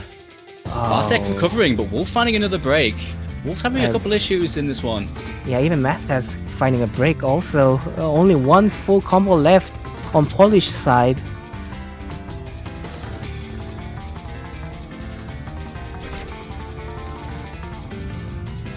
This really is backfiring really hard. My Angel Miku recovering after that early break excellently. Yeah. This is a really good score so far by China. Wow. Really good team performance. David, are you out of your mind? This accuracy is insane. Oh, he misses a stream. Just need to mention that, but it's still an excellent score by him. We'll give him it. Yeah. There you go. Final FC has gone from Poland now. Marek breaks. It's just Crystal left. And Crystal just doesn't miss, man. This is just what he does. Yeah. Just FC everything and leave. What an excellent player, and he's having a great match. Yeah. Wow. 4-1 against Poland. This is China's statement. They are here and they are performing. Wow, you should probably ban Crystal, nerf him. Yeah, if you're on Poland side, of course. Yeah, whoever's facing China next, don't ban a map. Just ban Crystal from the match. Yeah, because my god, this guy is just broken. He's way too OP. From round especially onwards, at this stage of the tournament. Yeah, we have like more bans when it comes to next rounds. Then just don't ban 2 maps. Use that 2 ban card to ban Crystal. That's it. You win. GG. 4-1 to China. Match point, and they have the next pick. But, God, again, Poland have been here before. This is not uncharted territory for them, having to make a big comeback. But China, man, they're looking so good in this game. But let's see, what picks have been left for China?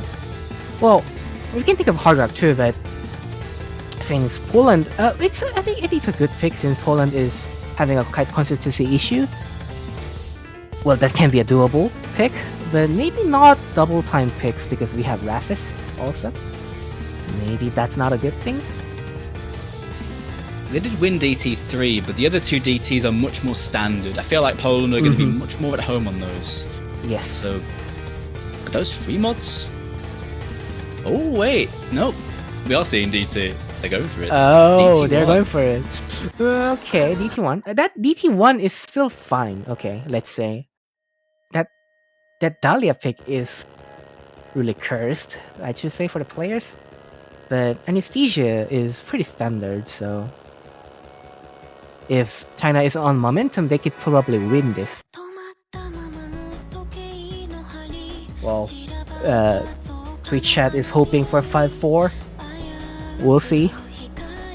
Oh, we always want another tiebreaker. You already had one on our casting bit. Come on, have another one, right? Don't want to be too greedy. Yeah.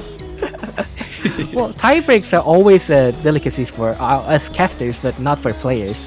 But you know, we should have fun also. So we. Well, here's the thing. Poland's roster is so stacked. They could definitely take China on any of the remaining maps if they get their heads in gear, but they've had issues with consistency, unfortunately, and it's really costing them against a China team on good form. Yeah, they have 1 foot out of the wilderness, and if they misstep once more, then it's basically a gone for them. But they still have a losers round, but who would expect Poland to be in the losers round? Who would?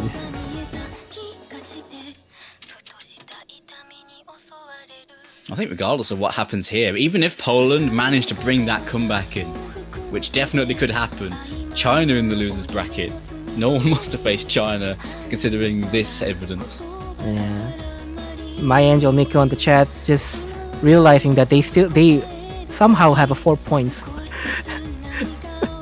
He's questioning his teammates if we have 4 points already. Nice. Right, here we go. Match point for China. They're going for DT, the more standard DT, but this map does have quite a few awkward aim shapes and angles. It's a fairly standard DT though, at 229 BPM, so... Yeah. AR-10. Well, Anesthesia has been quite picked on the different iterations of the World Cups. I remember picking a Holy version of it before, and it is pretty bursty pick, I should say, for its BPM. But yeah, this map is a little bit different.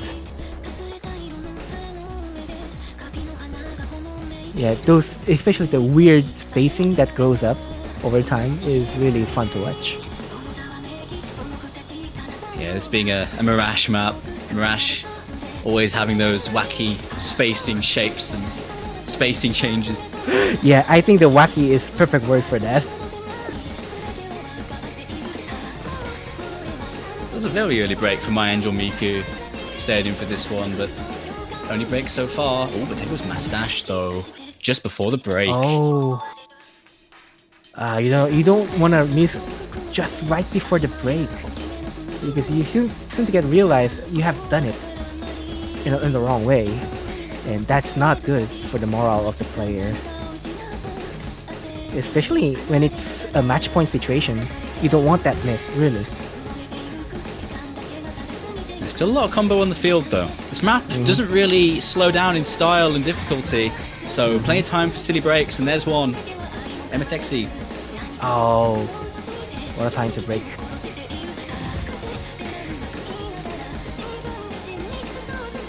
Yeah, silly break can be anywhere. We're still halfway through the map, but Oh, there goes Twitch Starry though. China still have the lead. Going through this bridge. 2 FCs to 2, but a recovery from Angel Miku. Oh, and that's gonna seal it. There goes Wolf Wolf. oh my god, is this happening? Is it really happening? I think it is Toglet. I think Oh. Poland are going down here. Wow, I didn't expect China. Actually, didn't expect Poland on the other side of the spectrum, but wow. Round of And the upset 16 train has no brakes. It's Yep. another seeding upset, and a big one. Wow. Who would have guessed that Poland would end up in a loser's bracket? Who would have guessed? And the man behind it, let's say, Crystal, with wonderful performance overall. He has almost FC'd everything, right? Yeah, I think he had one break on one of the earlier maps, but that's it. Crystal, an absolutely incredible performance. The MVP, easily. Yeah, easily Goodness the MVP. me. Also, great shout out to David. Also, he had been performing greatly. Wow. This match is breathtaking, and despite the score 5-1, this match has been fierce, I should say. Yeah, there's been a few close maps in there. Some tight contests, but there was also some big wins for China as well. Should mention as well, Bartek's FC there with 6 100s is actually excellent. Accuracy is very high for this map. Actually, the highest score of this map, but the team is going down. Yeah, Poland is down. China bringing it back. Their rebuilt roster takes a huge scalp here as they look to get back to their glory days in the OWC. Great game by them. One thing scary is that we haven't seen GGBY in this match. No, he didn't actually play, I don't think. Look, which is interesting. He's one of their core players, been playing many years, but I don't think he even appeared there. So they still have him in the back pocket to bring out later. Scary. That is basically another backbone for Team China.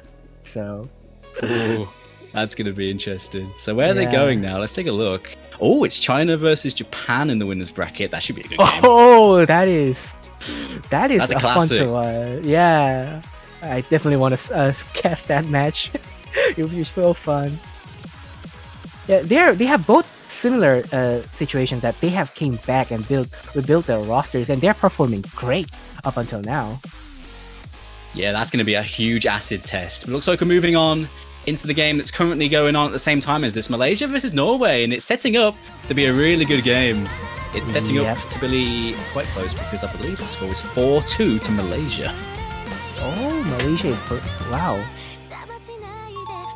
And this is another seeding upset. Malaysia seed 32, I believe, in qualifiers. They only just got in. Yeah, let me just check. Good check. Qualifiers. Yes, Malaysia is 32nd, and Norway is on 17th. Wow, the seed upsets are real. these guys are just saying that Sid is just a number. I was seeing actually Malaysia close in here, maybe. I've seen the client actually have a cough, but I think looking at the combos, Norway's going to be fine on this one. Well, Rampex with a real great performance at the moment.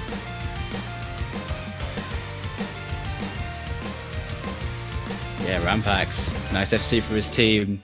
But as we get into this game, Malaysia have the lead, but Norway are going to come back here. Okay, so this will be 4-3, I guess? Yeah, 4-3. You are. Let's have a quick look to see how this game has gone to fill in people. So looking at the MP, looks like Malaysia won the first point, being it 1-0. Then it went up 2-0, then 2-1, and then 3-1, 3-2, and then 4-2. So Malaysia have had the lead the entire match so far. Wow, that's a statement. And wow, they're picking free mod too. Yeah, free mod 2. Yeah, as we set up for another nail biter. It's my first time to see it on stream, actually, for me casting. And this map has lots of bursts. And look at that CS, it's 3. It's a rarity to see on tournaments. A large circle size. Meaning Hard Rock's actually not that uncomfortable, because circle size is still 3.8 with Hard Rock. Yeah, but you probably don't want to say that with those streams and space streams. That's a nail biter when it comes to Hard Rock also. So it depends on the player though, I think. Yeah, like such Hard Rock players such as you would probably master it, of course, but we plebs can't really full combo when it comes to Hard Rocks, so we'll see. Okay. Yeah, true. Like certain players like to play like the higher BPMs on AR10, don't they? Like depending on like if they are like Hard Rock mains or just prefer that higher approach rate, they might put on Hard Rock and find that easier. And we are seeing GN coming in. Yep, GN coming in there, of course, well known to being one of the best reading players in the world and one of their main players for a lot of maps. One of their core plays, very well rounded, GN. Well, okay. Haruchi stepping in for Malaysian roster. And pretty much other players are staying in, so... Okay. We have seen a good performance from Rampex.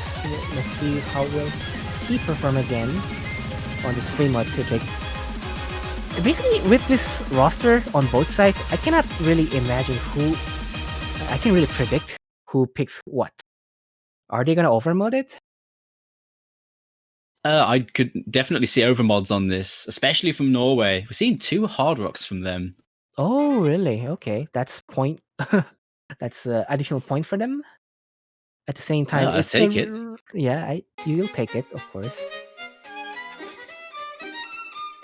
Yeah, you don't just go double Hard Rock unless you're absolutely positive that it's easier for you. So, and on this map, actually, Hard Rock is feasible because it's CS3. Here we go then, it's match point for Malaysia. Losers bracket matchup this, the loser goes home. So a lot on the line here for these two teams. Yeah, they definitely don't want to go home early. They still have Rhoda ahead of them. But basically one miss can seal the deal, and because it is just 2-minute match. An early break there by Melva on the Nomad there. First break in the room, advantage Malaysia. Oh, that hidden. Yeah, and Wuha is quite suffering in terms of both combo and accuracy. Right?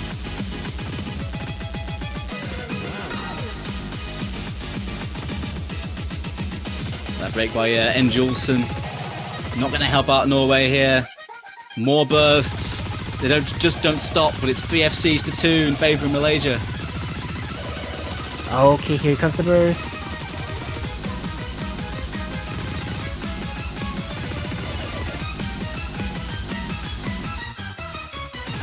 Can they manage it?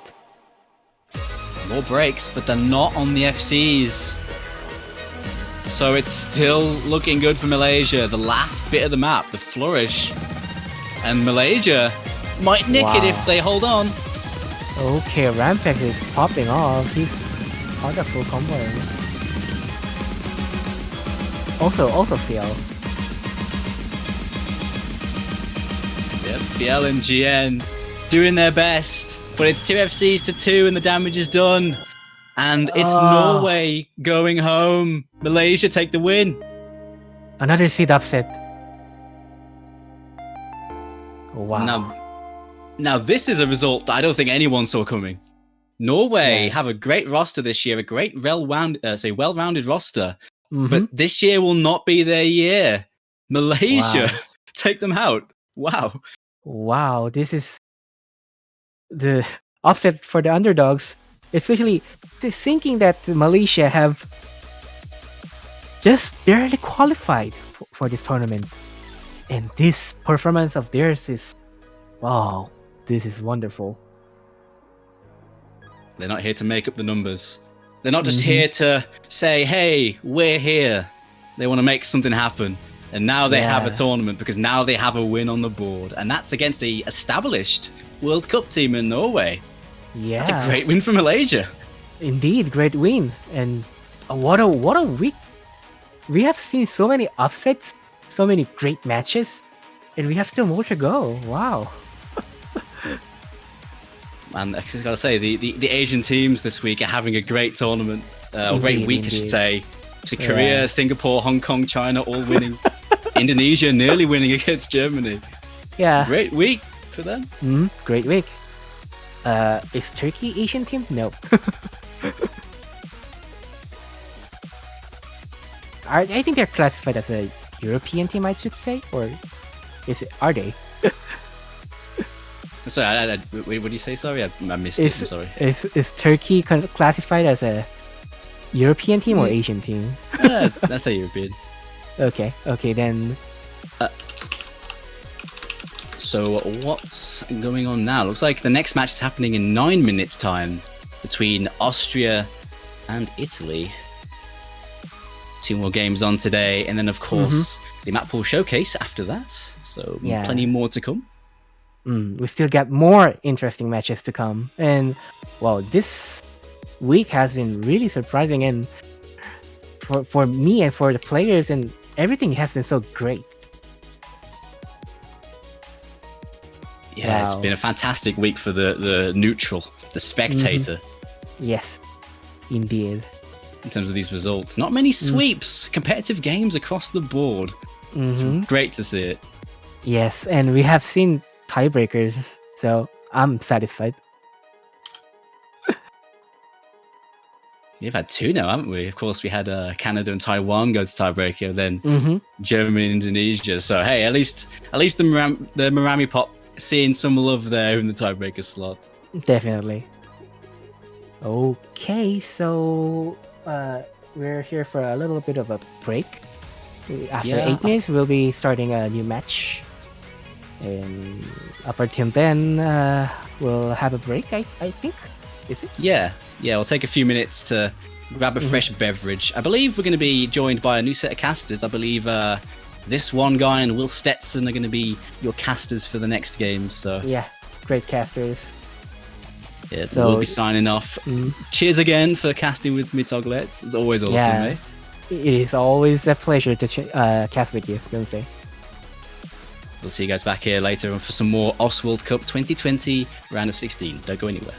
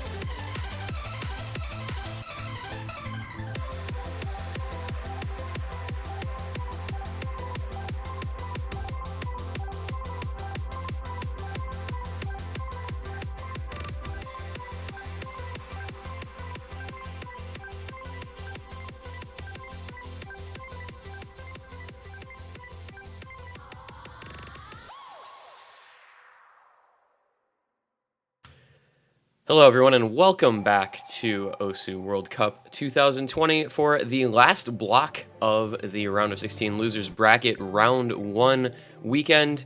We are rejoining a day that has already seen some incredible matches over the course of the morning so far, and hopefully the remaining 2 matches do not disappoint either. First up is going to be Austria versus Italy. I am this one guy, and I am joined, as so often is the case on a Sunday afternoon, by none other than Will Stetson. Hello, Will Stetson. How are you doing today? Hello, this one guy. I'm doing pretty good. Just woke up a little while ago, but it should not matter. These matches are set to be pretty entertaining, I believe. Team Austria does have some returning legends. We do know Goose Fedora as one of their main carries, I believe, for WC. Also rejoined by a couple familiar faces such as Tepi and Mika, both of which are pretty well known in the Austrian community. Mika specifically as the number 3 player in terms of PP ranking. Going to be interesting to see, especially with this improvement over the last year, whether or not he's going to come through in terms of his tournament performance. Going up against Team Italy, who is, I'd argue, one of the, maybe a bit lower seed, but still one of the powerhouses of the tournament with such players as Koba, Spazza, Synchro. They're a very, very good hard rock team. They're known for their hard rock performance. Not far behind is a DT skill. They're definitely the favored team also going into this match. So I think it's going to be weird, especially with all of the upsets in this stage. And I guess this pool is it's still on the easier side, so Austria could definitely steal a few points here. But I think we're heading into rules, picks, and bans. So let's see what happens there. Yeah, this match, for those who have been around this morning to watch the first couple of picks so far, has a lot to live up to. For anyone just tuning in, of course, we have seen Germany escaping Indonesia in a tiebreaker.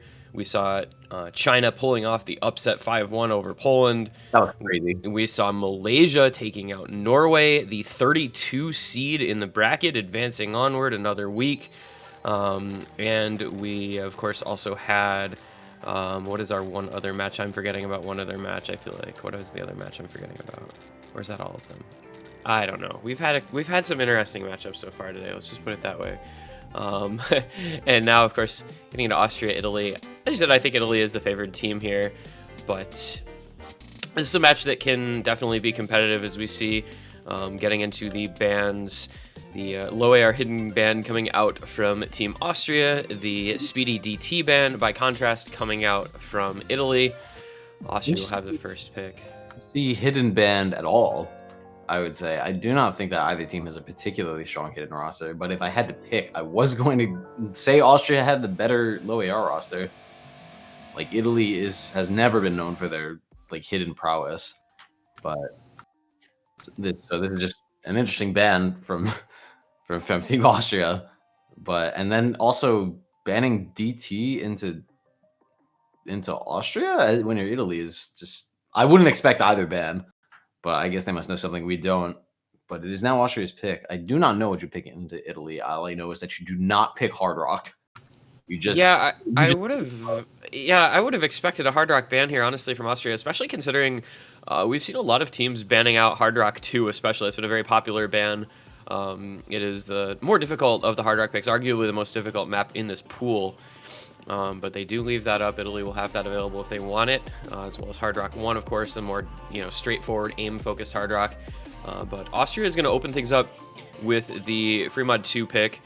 So that is Endymion, mapped by a Silica. Not overly surprising, I don't think. Italy choosing to ban out the speedy DT pick. This is kind of a kindred spirit type of map to double time number 2.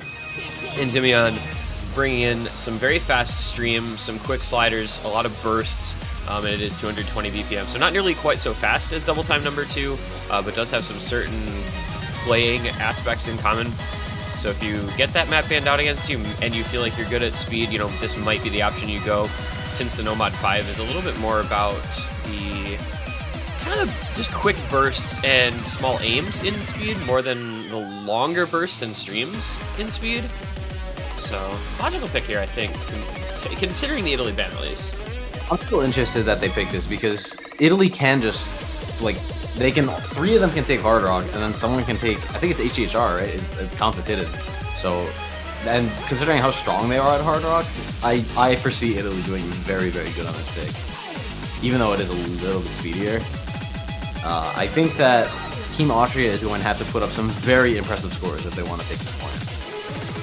Yeah, I mean, PS3. this is like an Italy favored matchup, I think, in general. So it's always going to feel that way on most picks, I think, because they just kind of have the higher skill cap. They general, do. So They do. You are right about that. But I still think that there's a couple maps that you can pick just to sort of make sure that you can get a couple points if you are Team Austria, and this was not one of them. So I'm not sure what's going to happen here, to be honest with you. For roster wise, we do see, as expected, Fedora, Goose, Teppy, and Feedy, with Kizan coming in as the fourth player.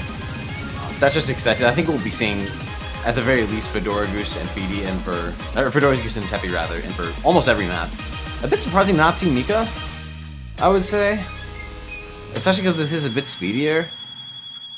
But, and then for Team Italy, we do have Spazza, Serpi, Kirochi, and Koba, both their 4 best Hard Rock players expected. And I think we're probably going to be seeing Kirochi take Hidden here, and then everyone else take either Hard Rock or Nomad. yeah, you know, I think like Italy, I mean, they have Spaz, who's obviously known as a very good speedy player. Kirochi, Koba, Serpi round out their roster really well. I think we'll be able to learn a lot about this match and how it's going to play out just from the first map or two.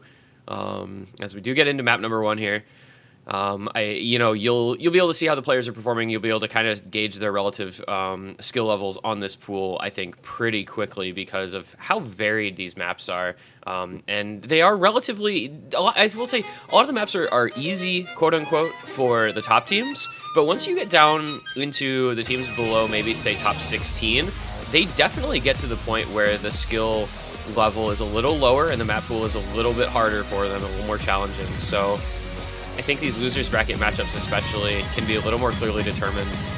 And they can also come down to sometimes one-man carries a little bit more. We saw that happen last night with the Singapore versus Mexico match where one player was able to carry specific maps like here and there. And so it might be the same thing here as we get a couple early breaks coming in from Serpi and Kizan as well as Teppy already. Yeah, Teppy and Kizan not able to hold combos on this very well. We did see another break from Serpi, but Spazza, Kirochi, and Koba all holding.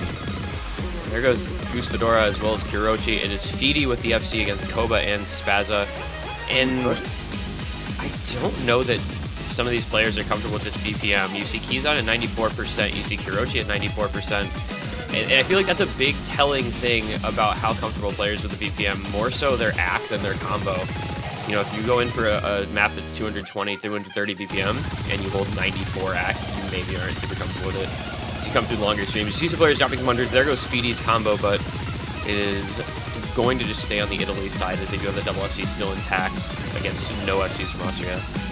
Kirochi still FCing with Hard Rock is a very... No, he's not. Spazza, rather. He is not... Oh, okay, I was going to say, Kirochi is not FCing with Hard Rock. Spazza, however, is. And this one is typically a map that we've seen almost more favored toward the hidden players, but the Hard Rock players, yeah, doing pretty reasonably for themselves. Feedy had a little bit of trouble, but Spazza still on that FC, despite the lower accuracy. Yeah, both hidden players actually having a bit of a tough time on this map specifically right now. But it does not... It's pretty favored to Italy. Spazza FCing with Hard Rock is a very impressive score. Yeah, it's a really good play from Spazza to open up the match, especially on a very fast map like this one. Coming in with Hard Rock, pulling out the FC on map number 1 to lead his team to victory. Pretty convincing margin there, over 500,000 points. No FCs for Team Austria, however, 2 S ranks. Very unfortunate for Goose Fedora and Teppy. If they had both FC'd, I actually think that would have gone to Team Austria. Because they both had, I think, 1 or 2 slider breaks each, respectively. Yeah, that could have been very, very close, if not an Austria win, just with those slider breaks. But not a great time was had there by Kizan. That was a big part of it as well, all the way down at 367k while his teammates were all above 600k. That's definitely unfortunate. Kirochi, though, not a huge amount better score, so it was kind of offset, but still. Yeah, unfortunate stuff for Team Italy, unfortunate stuff for Team Austria, rather. And it is now Team Italy's pick. That was a break point. I do not know what we're going to see here, but I think we can expect to see either Hard Rock 1 or 2. Probably Hard Rock 2, just because it is the higher skill cap map. Yeah, they could go one of a few different maps. If they do want to go the hard rock route, obviously either of those is available. Or if the DT here made, or if the speed pick here made them feel good, they could go Nomad 1. I don't know if we're, or Nomad 5. I mean, I don't know if we're necessarily going to see DT 1 or 3 as the other, speedy types of picks. Not really in the same kind of vein. Those are very different maps. So it really depends on how warm Italy is, if we're going to see DT or not. Because I do think that they'll win it pretty convincingly. It's just whether or not they're confident in themselves that we'll see it or not.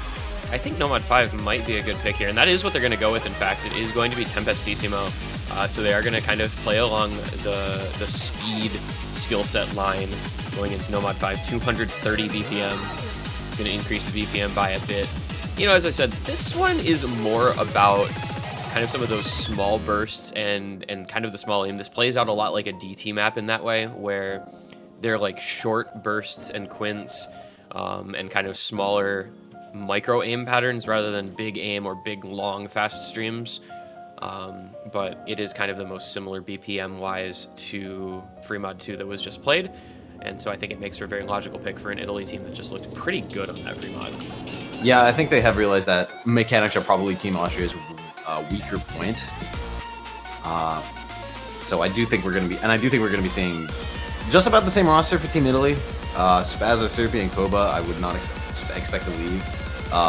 Kirochi, most likely going to be staying in as well, even though he was not able to put up that great of a score in comparison to his teammates on this last map. But for Team Austria, I think we'll probably be seeing about the same roster as well, except Mika is going to be switching out. Mika will be switching in for yeah, Kizan. Yeah, gosh. Yeah. It's so early. Mika's stubbing in. It's 10 a.m. It's fine. Come on now. And I do think this is going to be an interesting test for Mika, seeing if his tournament skill has improved over the last year. I do not think he's been playing many community tournaments, so I'm not sure how much of an opportunity he's had. But we're going to be getting into it. It's time to find out. Yeah, Mika's one of those players where he just has a really high skill cap, but you don't see him enough in tournaments to get a great feel for how he's going to do. So yeah, this is going to be a very interesting one for sure. Other players mostly staying the same as we said. Goose Fedora, Tepi, Fidi, taking on Kirochi, Spazza, Koba, and Serpi. I think, again, based on the result of the previous map, this one definitely favors Italy, but there is always room for improvement, and bringing in Mika may be a big move for Austria, who is, I would say, well, as he breaks in the first 100 combo, I would say he's typically going to be considered their highest skill cap player, but his tournament performance has been a little variable as he finds another break as well as Fidi already. Only 250 combo in, we've already seen 2 breaks from Austria, and neither of those players having a great time either. And there's a third break from Tepi, and it's a 3-way from Italy still, with just Spazza breaking early on. Yeah, very early on, so it really doesn't even matter in the context of this map. It is very short, so yeah, Spazza's score is going to be nerfed by about, I'd say, 100,000 points if he FCs the rest of the map. But it does not matter. His team just performing very well. Halfway into the map, we still have 3 FCs, with Spazza not far behind. However, Team Austria not looking as comfortable on this. Yeah, both Mika, Fidi, and Tepi with some pretty consistent breaks, although they are building a combo back up. Goose Fedora, still the main carry, holding an FC. Goose Fedora is gonna break. Goose Fedora is just a magical, mysterious type of man. Although he does find a break. I was gonna say so many good things about him, and then he missed, and now I just feel like I can't. Koba does break as well, but it doesn't matter. Yeah, Kirochi's still in the FC, and Spazza with a 650 combo. That's more than enough to outdo Tepi and Fidi, but there is a break from Kirochi. Down to the last quarter of the map, the lead's about 300k. If Tepi and Fidi FC the rest and Spazza breaks, this will come down pretty significantly. I just don't think there's enough time or combo left. Yeah, unless Spazza breaks literally right now, it is going to go in favor of Italy. And there goes Tepi, so it's now going to be really over. Yeah, this is just an Italy team, I think, with better consistency, and they're showing it on these first couple of picks. You get these very short but relatively mechanically demanding maps to start off matches where they're 2 minutes long, but it's 220, 230 BPM. And, it's just all about making sure you can get some big combo up. Spazza with the 1000 combo, Koba with the 700, Kirochi 800, Serpi 750. That was a good score. Yeah. Fidi, I mean, we can't ignore Fidi as well with the only 99 in the lobby. That's actually really impressive. We kind of undersold how he was doing on this, but he was just not able to pull off the carry, unfortunately. Even if he had FC'd, it would not have been enough, I don't think, to beat Team Italy on this. They are just looking much more consistent. And Mika, unfortunately, not able to put up as good of a performance as we would expect on a map like this. He is one of the faster players for Team Austria, but his combo just not able to live up to tournament standards right now. Big props to Spazza coming in top scoring the first 2 maps of this match, doing quite well on those picks, which were admittedly somewhat similar, and they did definitely fall within his skill set. But good job to him. And we are now going to go to a completely different skill set. We're going to go into Nomad 3. That is Haze Haseru Haterumade, which is the alt pick in the Nomad pool. This Banger. A banger. It's Zutomayo, mapped by PKK. So I think that tells you about all you need to know already if you're familiar with this artist and this mapper. It is a very straightforward, very long alt pick, just under 4 minutes. There are a few very tricky patterns thrown in here and there to break up the monotony, but it is a lengthy alt pick. It is going to test your consistency, and this is going to be a completely different skill set than what we've seen on the first 2 picks, so it's going to definitely switch up the vibe of this match a little bit here, and maybe it's what Austria needs to get a point on the board. Yeah, Austria has definitely realized that mechanics is not the way to go if they're going to get points off of Team Italy, so I think it's not really a shot in the dark because they still have a lot of ground, or they still have a lot of opportunities to make the ground here. They did decide to go with a completely different skill set. They go from raw mechanics to alt, which is arguably it's much more awkward and much more like reading intensive. So I think that they have a better roster for something like this, a skill set like this. Teppy and Fidi are going to be staying in, Mika also staying in, but Goose Fedora actually swapping out in favor of Sparksy. We have not seen him yet this match. I wonder how he's going to do on this. And then Team Italy's roster staying exactly the same. Surprisingly, no Simone Trapani coming in for maps such as this. But I don't think it should matter. They are all able to perform on maps like this. We're going to get into it. I think that Austria has a chance here. Yeah, there's 2 types of maps that I often consider to kind of be toss-ups, especially in matches between somewhat skill difference teams. And that's Nomad 1 type of maps and then alt picks, because the nature of flow aim, to me at least, is such that if you miss once, a lot of times you're going to miss like 3 or 4 times. You can easily miss entire patterns, and that can really hurt your score considerably if you're not careful. So you have to be very careful and consistent with your flow aim on these types of maps to ensure that doesn't happen, because it can really drastically affect your score if you lose out on AC and combo at the same time like that. Yeah, and we're gonna be like this is a pretty long map, so even if anyone did break in this first 300 combo, it would not matter that much. This is a map of like almost 2,000 max combo, so we will be seeing I think we'll be seeing a lot of breaks, but they're probably gonna be a bit later in the map once the nerves start to kick in. Everyone holding pretty well so far. Accuracy, like. It's not very variable. Everyone's holding over 99 except for Sparksy, and he is still comboing, so it does not matter yet. Yeah, that was that player swap we noticed with Sparksy coming in to replace Goose Fedora, who is typically thought of as one of the best, most consistent players on this Austria roster. And once again, it is going to be Mika as their first player to break, much like on the last pick. For all of his vaunted mechanical skill, not having the greatest of time in tournament matches, I don't know what to attribute that to, and it is unfortunate, but he's got a lot of time to build combo back up. But that is about a 600 combo difference now, as Fidi finds a break as well. Italy is going to be in the driver's seat here at about 1/3 through this pick. Serpent missing as well, though. That's 2 breaks and just the 1 for Italy, though. Yeah, they do have the opportunity to build up some score lead now. They do already have like almost 100,000 point lead, but anything can happen on a map this long. Like, we should absolutely not count on Austria yet, because they do still have 2 FCs. Serpy missing yet again. He's not having a great time on a pick like this. But Teppy dropping one of the 2 remaining FCs for Team Austria is now going to put Italy very firmly in the driver's seat. Still 3 99 plus FCs. Also, can we just say, like, shoutouts to Mika and for a while there, Serpy, who was single tapping for quite a bit, and Mika's single tapping the entire thing.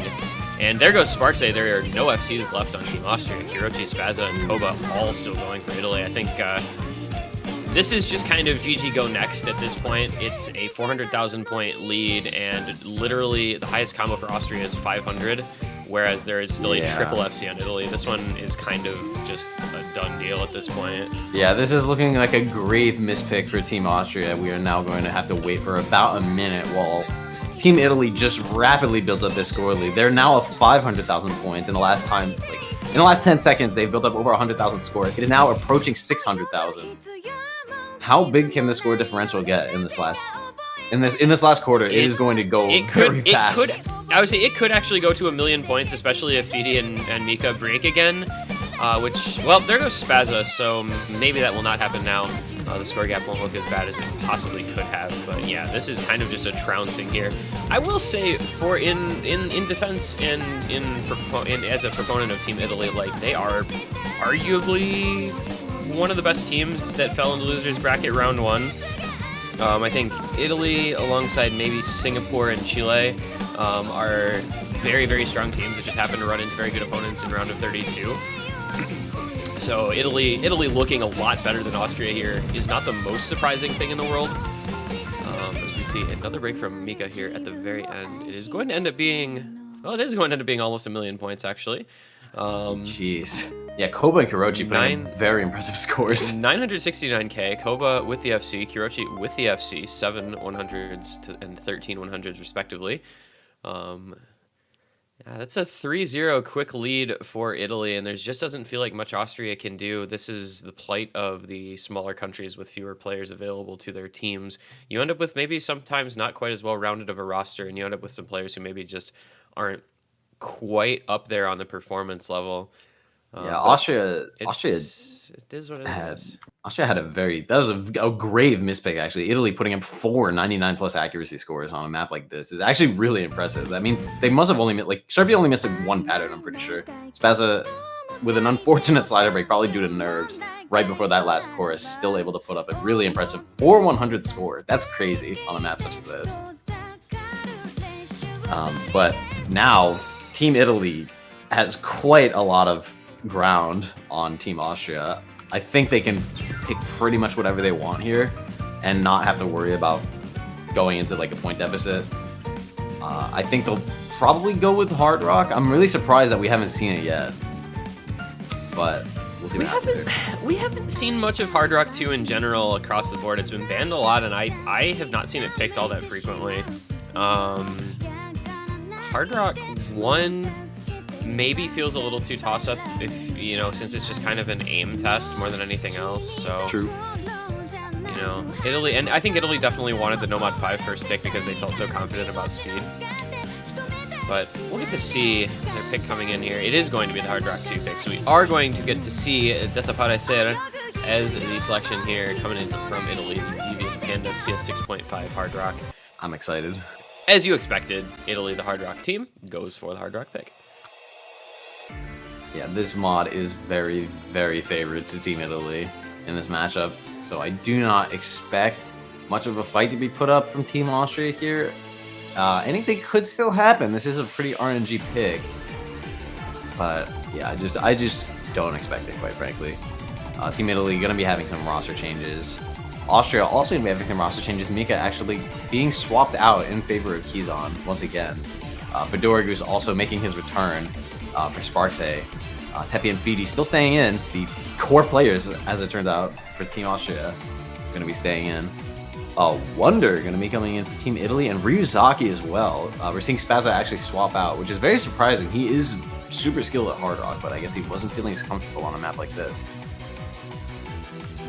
Yeah, I mean, Ryuzaki coming in for this doesn't surprise me too much. Wonder probably just strong on this particular map, I guess.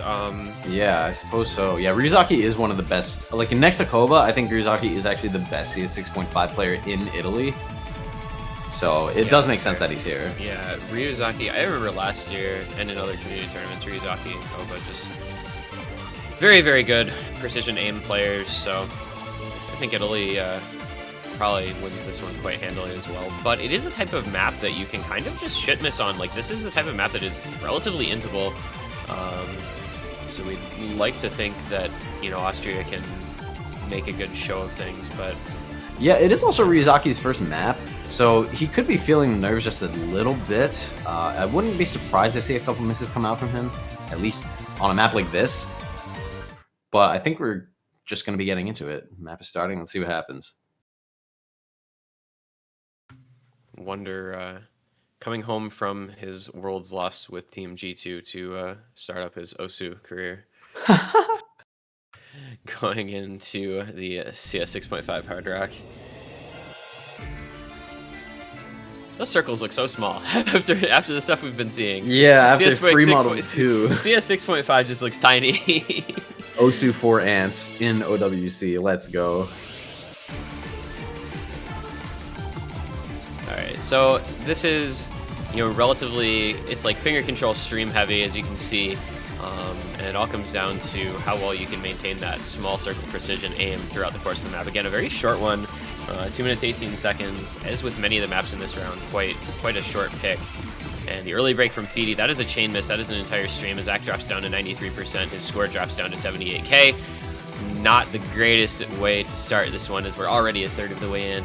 But Koba finding a similar fate, breaking on an entire stream as well. Ooh, very surprising to see Koba of all people break.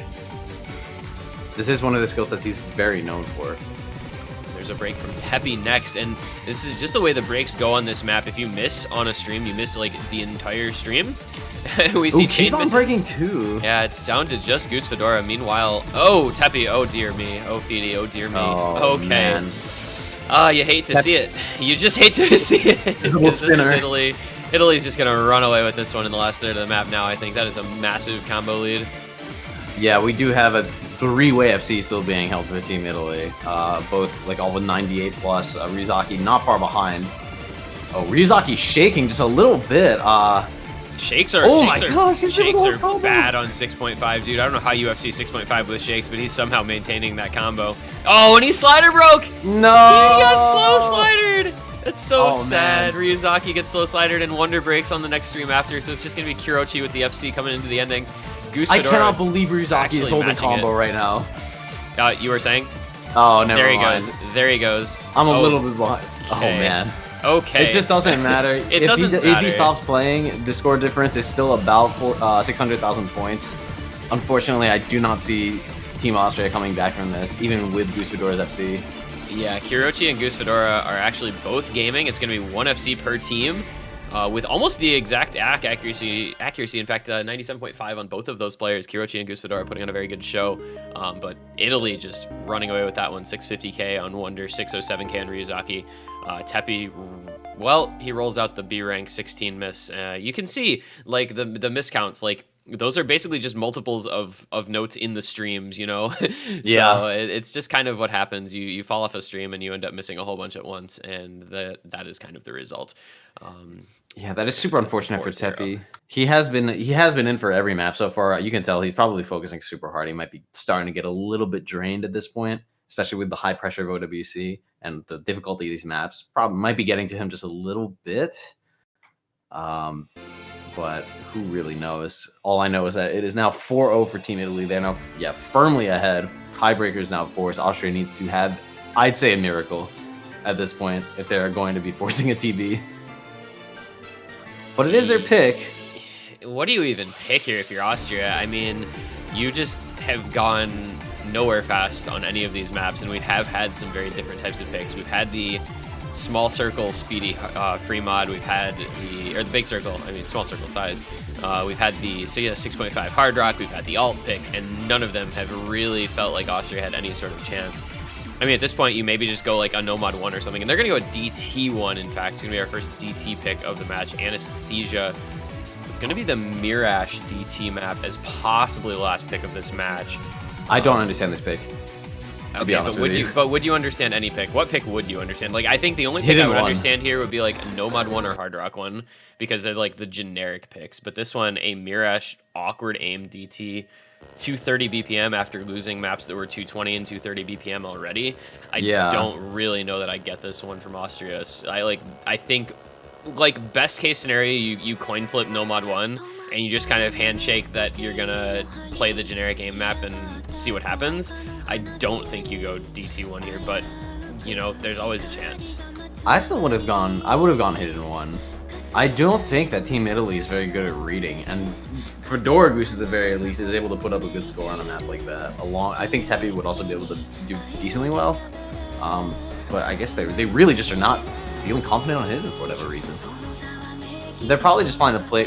I think they're probably just trying to play to their strengths here. These are probably the maps that they had the best scores on their practice sheet or something like that. But I think for a team against Team Italy, you don't do that. You probably try and pick into their weaknesses as opposed to your strengths, because they are just an objectively stronger team, at least in terms of mechanics. So Yeah, I just don't think this specifically was a good pick. Yeah, I think when what comes off as your strength is also one of your opponent's strengths, because we've seen how good Italy can be at speedy maps and DT maps in general.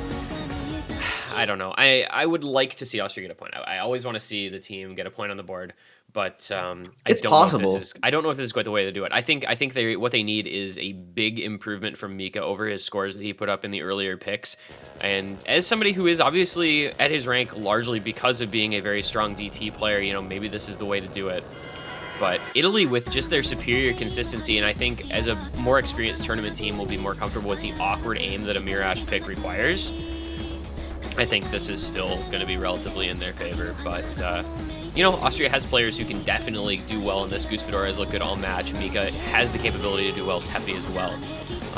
So, you know, there's always a chance. And Koba is the first to break. So the lead for the first time all match is actually looking like it may go over to Austria here in this first KI in a moment. Yeah, accuracy also suffering for a couple players on both teams. Fedora Goose is currently sitting at 93, Kurochi at 94, not far ahead. However, Mika still sitting at a clean 99.7, and Serpy breaking there. This is actually going to put the score in favor of Team Austria here, even though Team Fidi does break. And they're leading by about 20,000 points. 3 FCs to 2. That accuracy from Goose Fedora not helping out Austria, but he does still have the combo. It's all going to be whether those 3 players can continue to hold on to their combo, though, as Kurochi, Spazza, both with the FCs, and Spazza with incredible accuracy. There goes Teppy. That will be combo advantage over to Italy. And it is all in the backs of Mika and Goose Fedora now to try and hold on through the squares. They do hit them, but Teppy breaks, and nobody from Italy finds a miss. There goes Mika. The score gap goes over to Italy, and they're just going to run with it now about exactly halfway through. That's exactly where you don't want to break. Yeah, Fedora Goose, even though he does have an FC, his accuracy just not enough to be able to carry his team, at least on a map like this. Yeah, and with Koba still building up a combo and Kurochi still FCing, even though his accuracy is low, like Serpy has the better combo over the other 2 players on Team Austria. And there goes Fedora Goose as well. That is GG. It's for GG. sure. Yeah, there's really no coming back from this one now. Kurochi still with the FC. Koba and Serpy with pretty big combos. Spazza found the break in that last chorus, but it really didn't make a huge difference because Italy just has such a big combo lead. This is going to be a little bit of a speed run here from Team Italy, it looks like. It's going to be a pretty clean 5-0. Serpy with a late break, but not going to affect the outcome considering the combo everywhere. This has got to be one of the fastest matches so far in the tournament. Like all the maps were decently short, actually. Well, 4 minutes long for Nomad 3. That kind of ruins the any percent strats, unfortunately. But yeah, other than that, very short maps. 2 minutes for Fremod 2, 2 minutes for Nomad 5, 2 minutes for Hard Rock 2. They like came so close to optimizing the any percent strat here. Just the Nomad 3 kind of ruined it, unfortunately. But that is going to be a clean sweep, 5-0 for Italy. Austria just never able to make this one close. Unfortunately, just out team-wide just skill. super unfortunate. Yeah, it's just an unlucky matchup to be put into. Kurochi with that FC, by the way, very impressive stuff from him. And then still really, really good accuracy from both Spazza and Koba, like 1200s and 1800s respectively. On a map like this is very, very impressive. Yeah, But so everybody is leaving. they're gone. That was a They're out. that was a very impressive any percent run from Team Italy. Yeah, I think that's second place on the weekend after the Singapore over Mexico, which I think was about a minute faster. But good job, Yeah. Italy. They performed exactly as they needed to win that match, and they're to be celebrated for that. They advance onward in the losers bracket, where they get an unfortunate date. They get to meet up with Australia next week, but Ooh, that is a good match. This should be a good one, actually. As far as losers bracket matches, we've got some good ones set up so far. So that will leave us for this week with only our last match between Turkey and Sweden in about a half hour, just under about 25 minutes, actually. But commiserations to Austria. They will be going home, the next team eliminated from the World Cup this year. You know, always impressive from some of those countries with a smaller player base, just to make it in and make it through qualifiers. So good job to them. Unfortunately, they were not able to win a point in the bracket, as they did drop both of their matches 5-0. But there's a lot of good teams this year, and I don't think you can really fault them for that. They just ran into some good opposition. They should hold their heads up high. Getting through qualifiers is nothing to scoff at, so good for them. But good job to Italy on the victory. Moving onward. Yeah, and I think that with that said, you should all join us in about 24 minutes from now. We are going to be having the final match in the losers bracket at this stage. It is going to be Turkey versus Sweden. We'll be joined once again by myself and this one guy. And yeah, I think you can expect to see us in just a little bit. Stay tuned. Hope to see you soon. Don't go anywhere, guys. Grab some coffee, grab some drinks, grab some snacks, and we will see you on the other side of this break. Bye.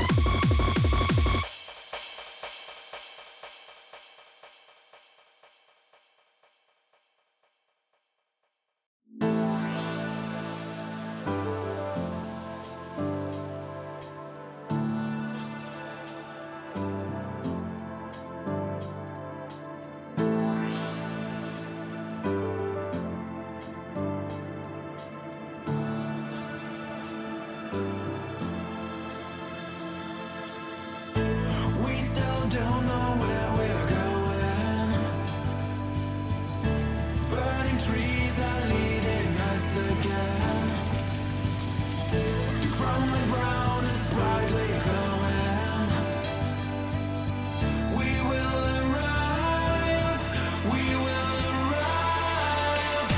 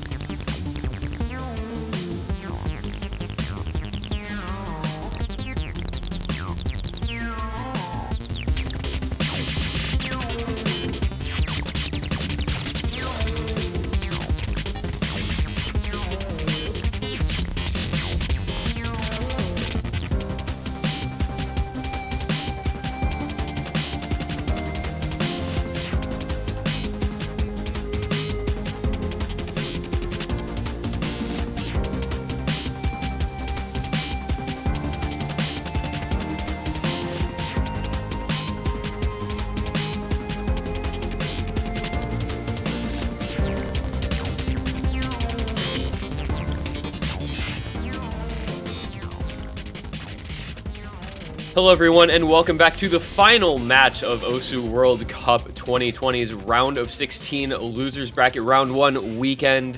It is going to be Turkey versus Sweden, and joining you once again will be myself, this one guy, and Will Stetson for this last match. Welcome back, Will. Hello, welcome back, everybody. This is, I believe, slated to be one of the less. This isn't slated to be very close. Turkey not known to be one of the best teams in the tournament, and Sweden has been very, very hyped this year with like players like Reedcat just super popping off, getting like crazy ass solo scores, as well as doing pretty well in some tournaments as well. Like doing I think he did really well in TV size tournament, but he's also followed up by a couple of pretty hype players, Saika, Blue, and Coach, all making very good community tournament performances this year. Going up against Turkey, who does have some sleeper players such as Hironi and Eggman BSRMS. I don't remember how to pronounce it. Everybody's favorite username. Oh my god. But yeah, this is definitely favored to Sweden, I would say, in almost every map. But we've seen a lot of upsets so far, so I don't know if that means much on paper. So I think we're going to be getting into the actual lobby pretty soon here. But I don't know exactly what's going to happen in this match, honestly. Yeah, we've had some very interesting matches so far this weekend.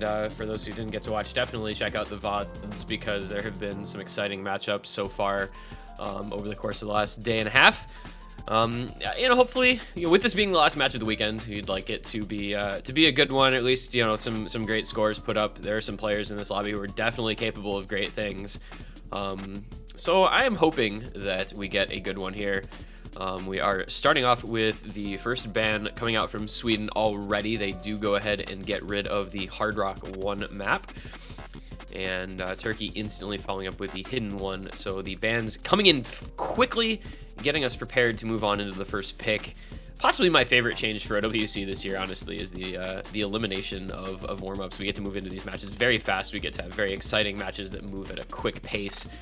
Very big fan of that. And yeah, really good optimization really good optimization for the any percent strat as well. Yeah, our continued discussion of OSU World Cup 2020 round of 16 any percent. Somebody's got to pull off that frame perfect skip, man. It's got to happen. Yeah, God, Sweden wasting a lot of time here, not able to pick a map, able to pick a first map quickly. Oh, Hidden 2 is actually up. I think I would not be surprised to see it picked, and there it is immediately picked by Team Sweden. Well, they've already ruined the speed run because that is 3 minutes and 40 seconds long. So I guess we're not going the optimization route, but yeah, that would be a reset in any normal speed run. Yeah, we're starting that timer back over again. Let's go ahead and run this one back. But I do think this is a good pick for Sweden. Something I often talk about in these types of matchups where one team is pretty obviously stronger than the other on paper is that the higher skill teams are typically better at the gimmicky maps, and this Hidden 2 being a low AR.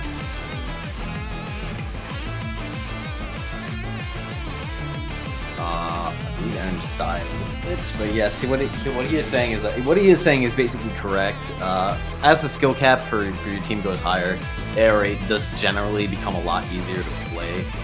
For Team Sweden, it's pretty expected to see the first 3 players in. I was gonna comment on Recap being in the lobby, but he did just sort of dip out there. But seeing Saika, Coach, and Scylla in for air rate hidden is very expected. Team Turkey, I'm not exactly sure what we can expect to see in terms of roster. I think it's pretty safe to say Eggman will be staying in. Hironi also a pretty safe pick. But their field players I'm not as familiar with, to be honest, so I'm not sure who we'll be seeing. It looks like Shadowa and Kemsit gonna be the ones staying in. And Reedcat actually does come back in. He is not known to be a hidden player, so I will be very much paying attention to his performance in this. And I think with that, these rosters are decided. We're going to be getting into it. See what happens.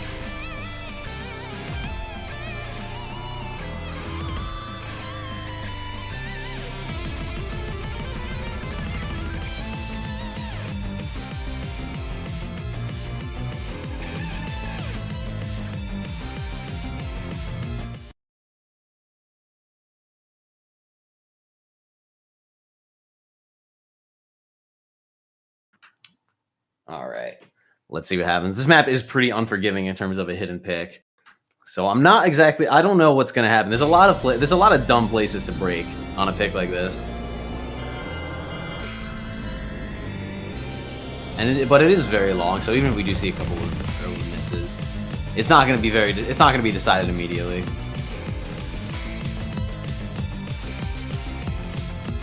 Yeah, this is one of the more awkward. This is actually a pretty awkward air raid hidden for such an early stage, round of 16.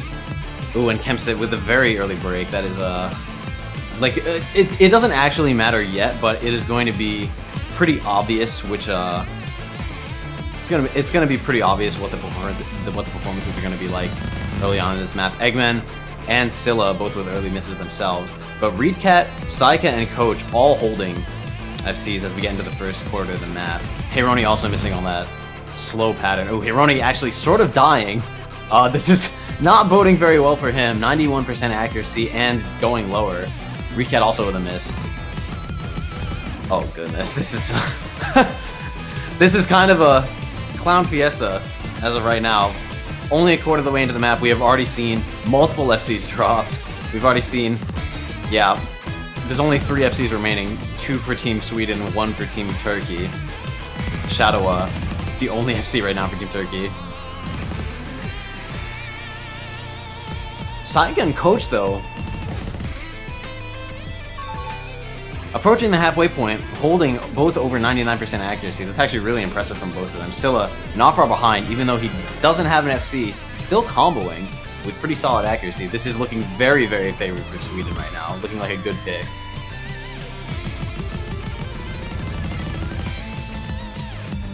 Did anyone miss the stream? Yes, Heironi and Reedcat both dying on it.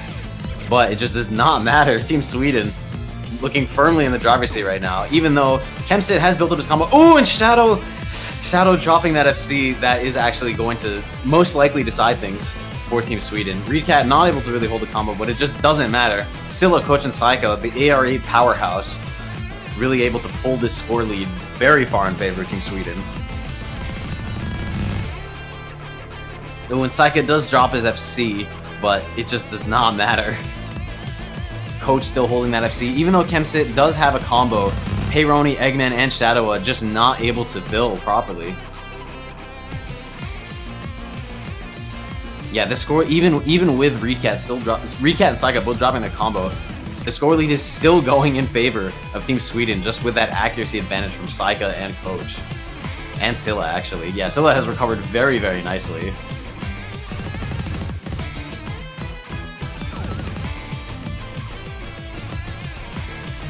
Ooh, and Coach, unfortunate. Coach does break his FC, unfortunately. Scylla and Saika also dying on the stream, but yeah, at this point it is basically decided. Sweden is going to be taking this map, and we just have to wait for this banger to finish up.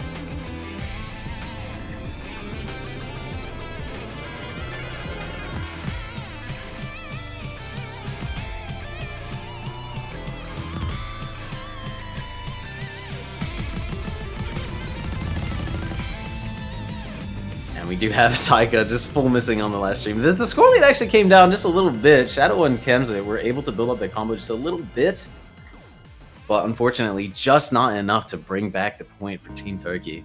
Sweden winning their own pick. Turkey now, it is now their opportunity to pick. They really need to pick properly here if they want any chance of coming back, I believe. Because on paper, like I said, this is very favored to Team Sweden. They are just a very, very strong tournament team, shown in community tournaments and now OWC. Turkey needs to pick properly here. Although it's going to be tough for sure.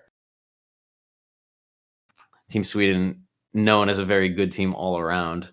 So I'm not exactly like it's a tough team to like pick a skill set into confidently.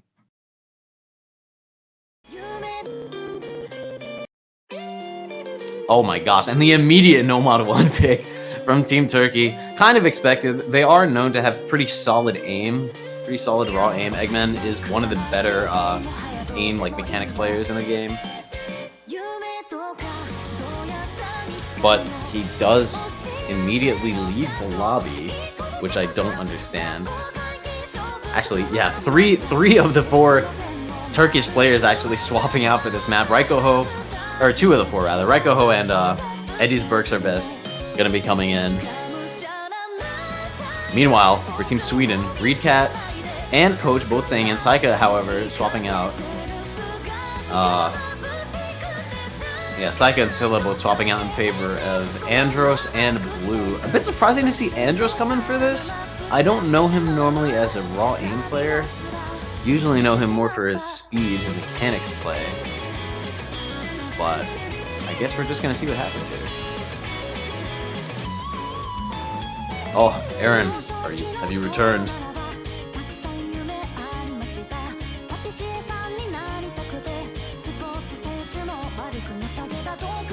Oh, or not. That is unfortunate. Yeah, Aaron is just having some internet problems, so we are going to be having some solo comm for at least a little bit here. Might be joined potentially by Doomsday in a moment here. But yeah, it looks like these are going to be the rosters for this Nomad 1 pick. This is known to be one of the more RNG maps in the pool, just because raw aim is always something that's a bit of a toss-up, especially at a stage this early. So I'm not sure what we're going to be seeing here. Oh, Blue also having a little trouble loading in, but I think we have just fixed it. Yes, we have. Raikoho playing by himself just a little bit here, holding the SS.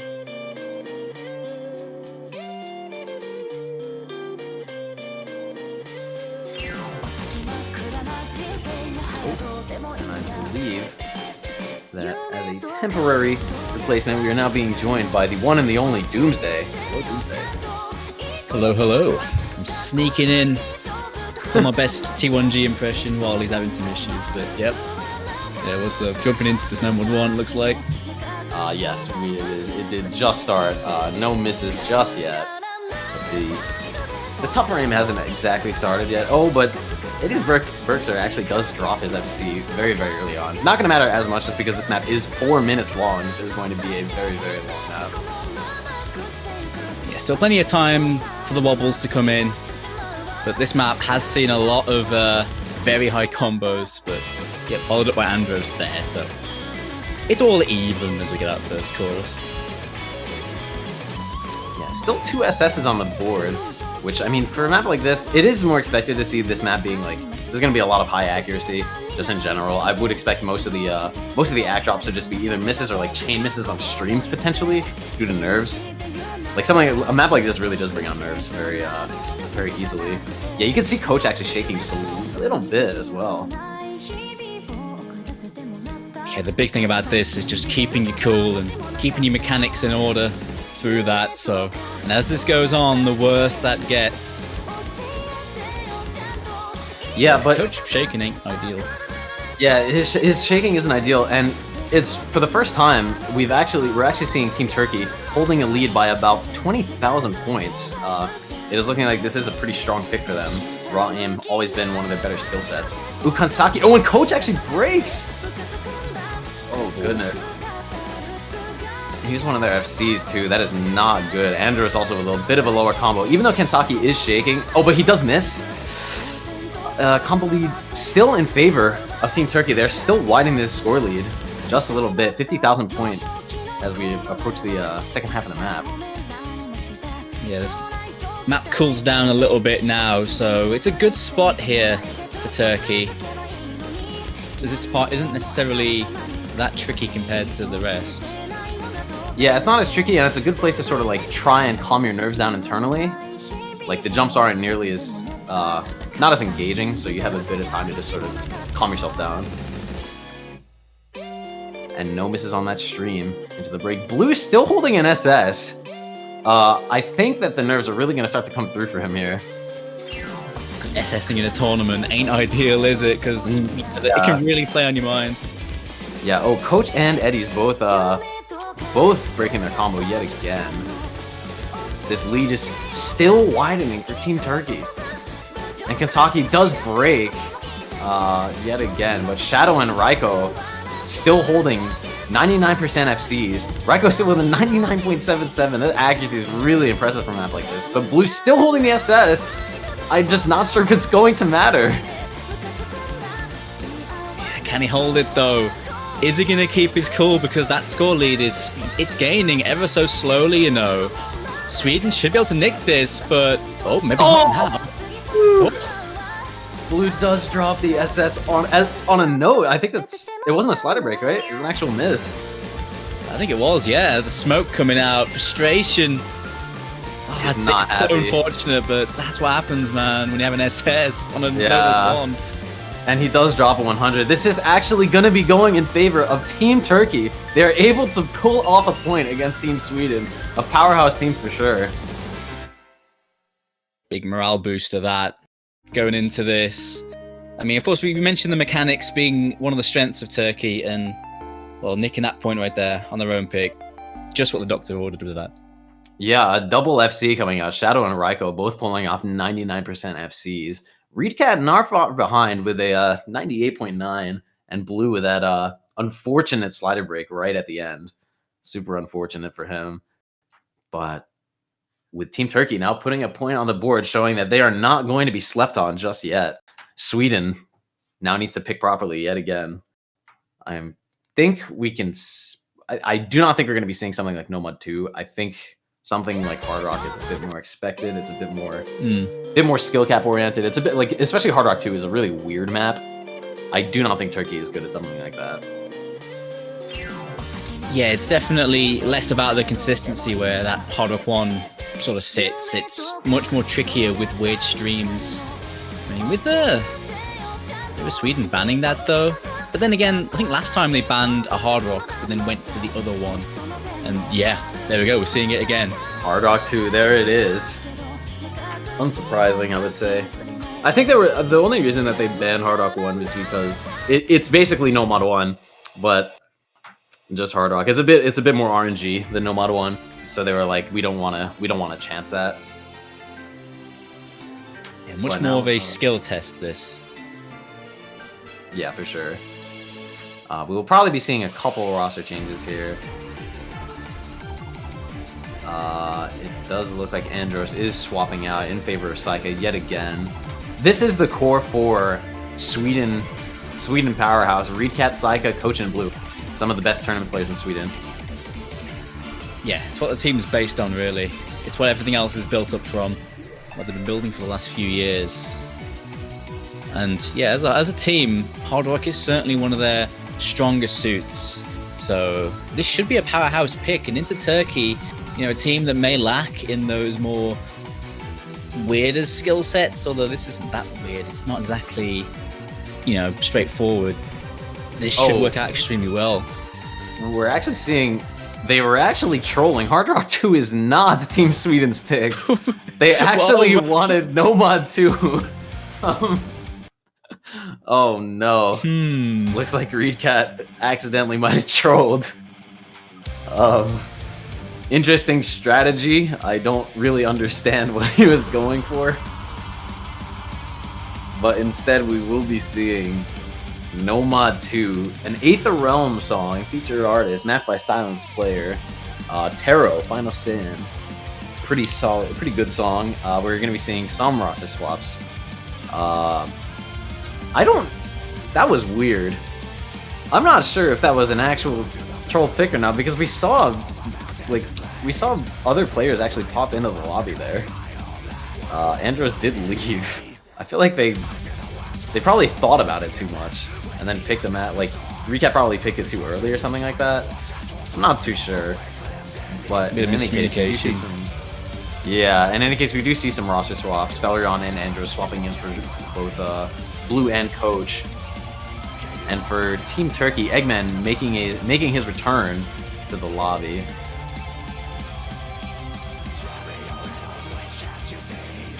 Shadow also swapping out in favor of Hemsid yet again. Four-way. Hey, Roni predicting the four-way fell, but these are going to be the rosters. We are now going to get into it. Let's see what happens. For real this time. Snowbait. Here come the streams.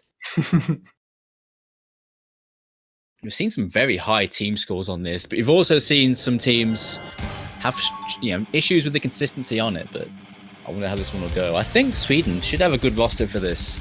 Turkey did really well on the mechanics focused Nomad 1. So maybe they have a roster for this also. Yeah, Felrion and Eggman both with early breaks. Actually, Heironi as well. Yeah. That could be a sign of things to come in the rest of this map. Although this is a bit of a slow in relation to Nomad 2s, this is a bit slower. Usually in OWC we can expect to see something around 200 BPM. This is more about stream aim, I would say, than stream like stamina. 190 BPM, not exactly the fastest, so this is almost a consistency test. Yeah, I'd agree with that, because the aim with those kick sliders and the constant sort of swirling around throughout this map, yeah, it's more of a test of the aim. We do see some people dropping Act though due to stamina, but it's early days, so maybe they're just warming into it. Yeah, Heironi actually mis-aiming one of those streams as well, just chain missing. You know, it's oh man, Heironi not having a good time. Kemset also breaking his combo. Sweden looking very, very comfortable on a map like this. However, they're already only about a little over a quarter of the way in. A 300,000 point score lead is not anything to scoff at. Looking like a great pick for sure. The level of comfort can be seen in the accuracies. There's a big deficit here. I mean, we've all seen some good scores though on Turkey. Raikoho with a really solid run, but the rest of his team having a few issues on this. So don't really have a roster for streams, it seems. Yeah, Heironi currently sitting at 89%. Definitely not ideal for a pick like this. Still Felrion, Saika, and Reedcat still able to hold really impressive combos though. Saika with 99% FC.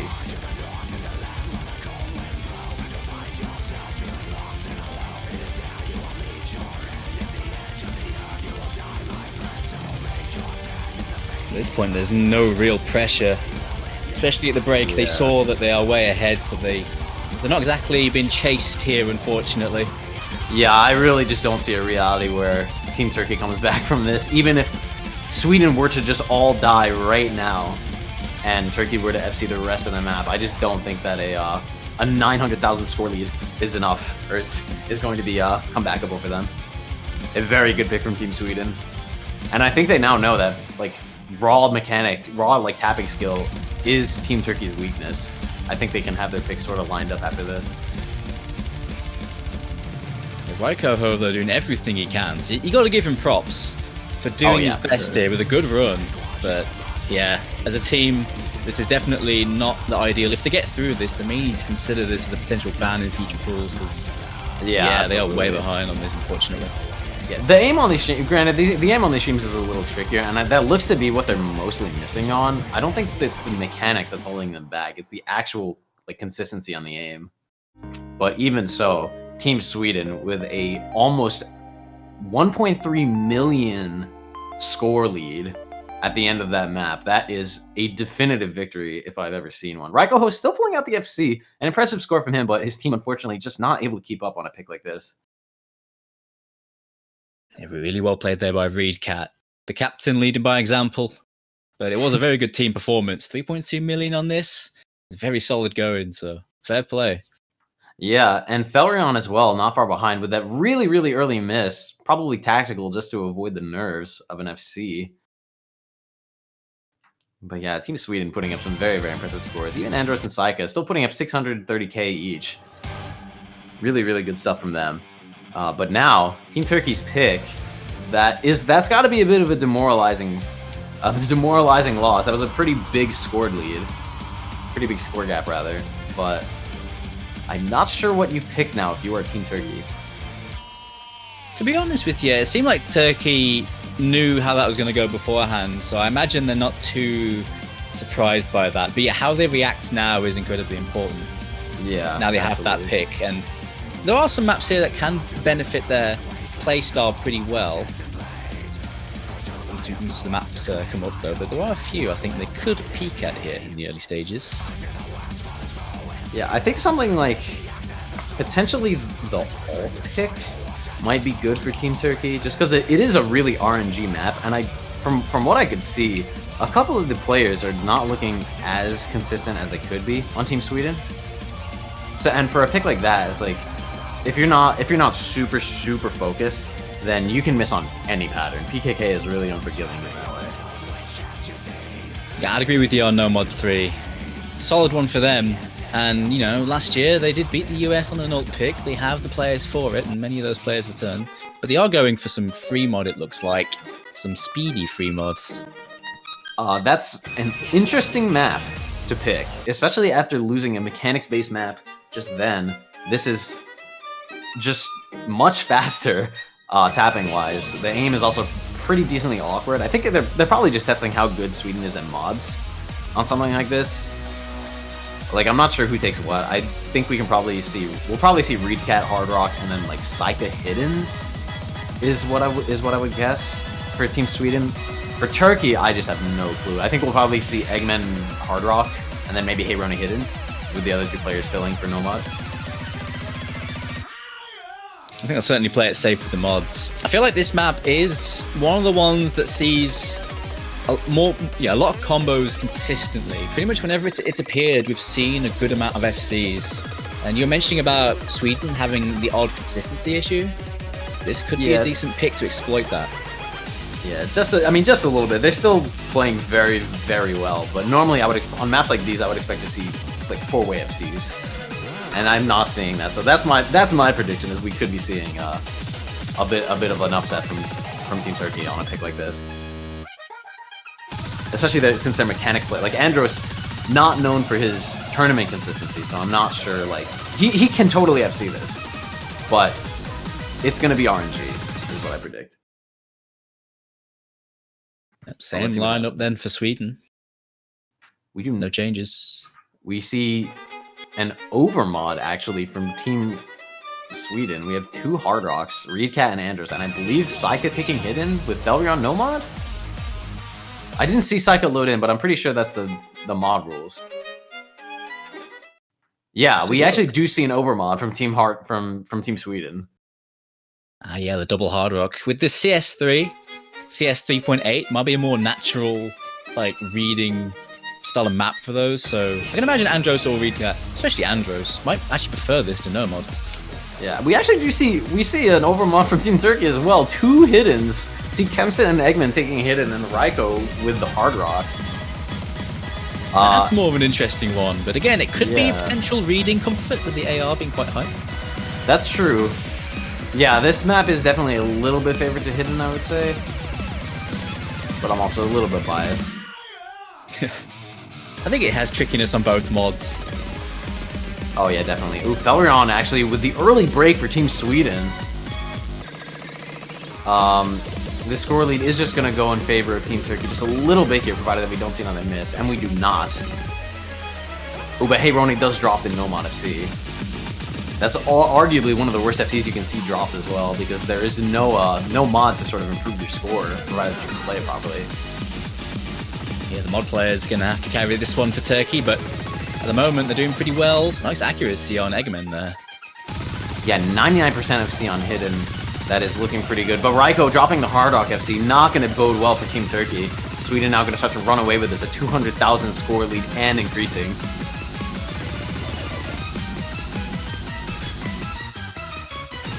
All those 1/3 taps. Ooh, Eggman not looking too happy. Does drop the Hidden FC. I think things are now firmly... Sweden, like, very much in the driver's seat on this. I do not see them losing this anymore. 3 FCs this is still pretty decisive now.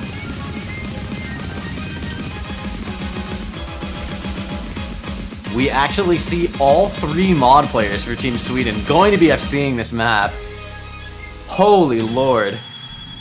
Yeah, that is a really impressive performance from Team Sweden.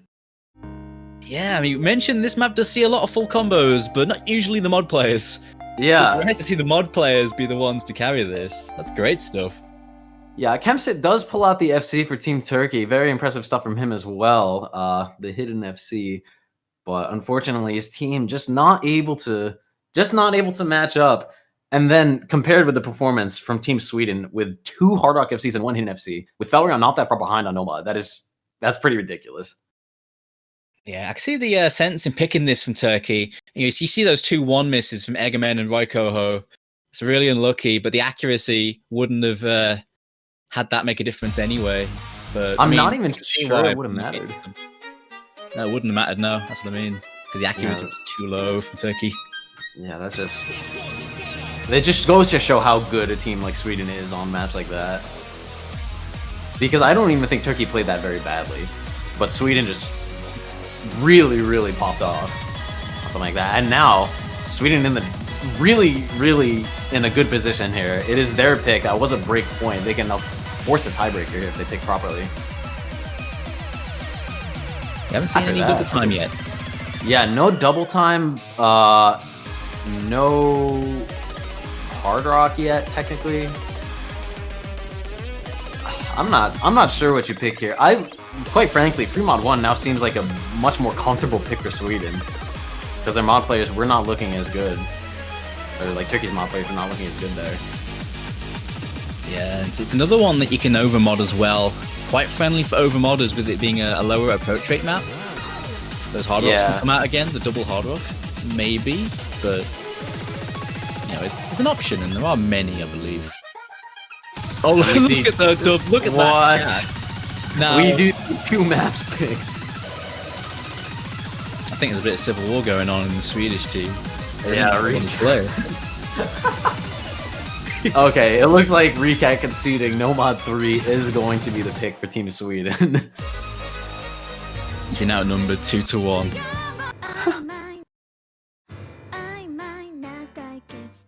Sanzuto We were talking about this earlier, being a potential pick for Turkey, but Sweden Yeah. really wants to pick it. Sweden stealing it away. I think after a map like that, Sweden feeling a bit more confident in themselves.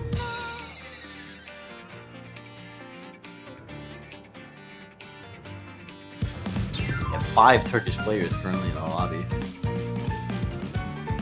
Who will be the one to swap out? Yeah, who to bring in for this one? The last 2 maps have seen the same lineup play this one. Yeah, I think we can probably expect to see the core 4 coming for Sweden. We could see Reedcat, Blue, Coach, and Saika is what I would expect.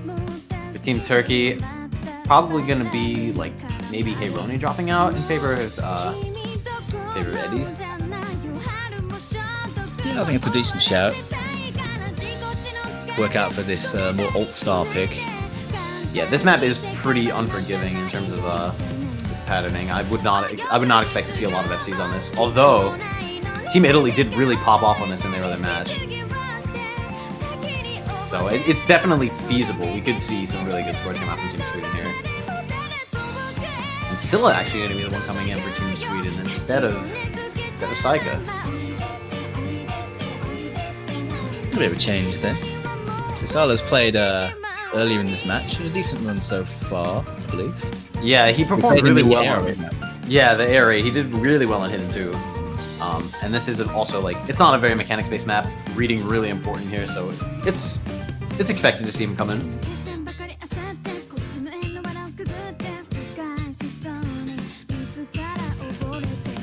And it looks like these are going to be the rosters for both teams. Yep, Edisberg joining in once again for this one. I wonder if anyone's going to single tap it. The VPN is quite friendly for single tap heavy players.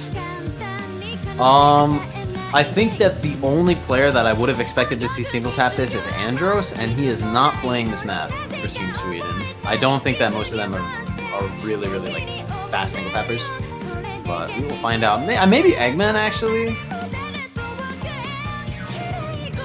Not too sure.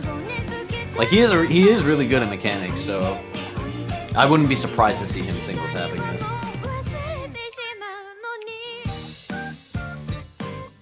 We'll soon see. I mean, if people keep their warms, a bit of a delay getting this started. People trying to sort out the teams in the room, but Yeah, looks like this is the James- 4. Yeah, this is a pretty long map as well. So even if we see some early breaks, not gonna matter too much. The only time breaks like this matter is if you're FCing and you get a bit more towards the middle. Because once that happens, your score is just going to be absolutely tanked, even if you SS the rest of the map.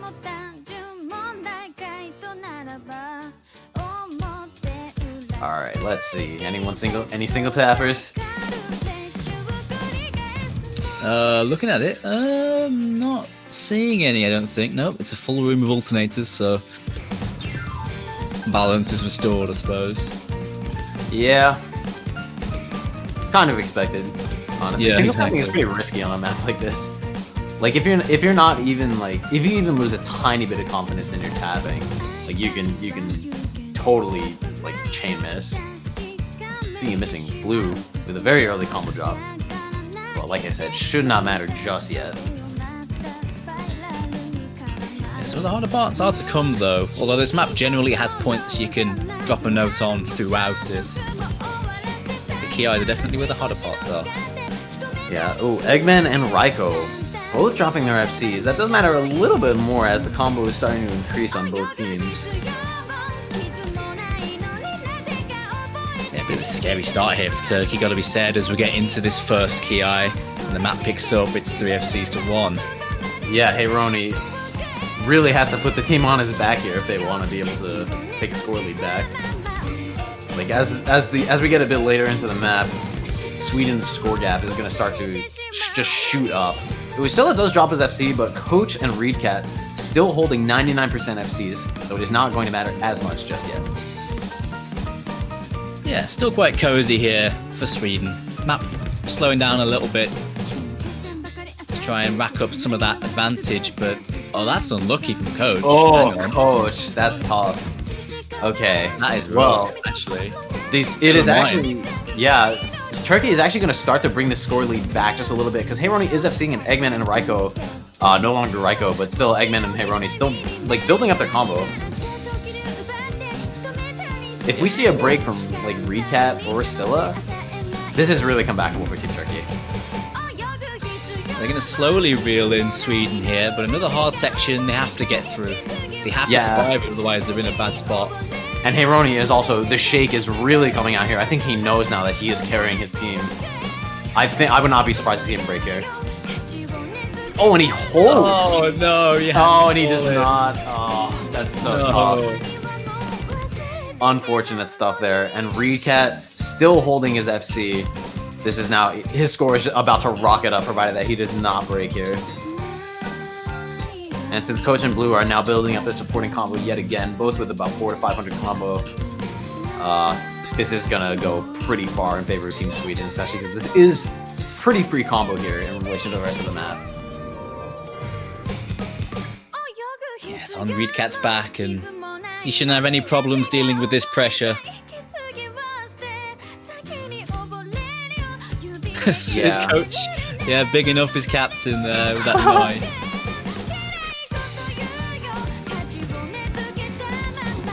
Yeah, with Eddie's being the only combo over 500 currently for Team Turkey, this is just over. Team Sweden is going to take this very comfortably with about a 400,000 to 500,000 score gap.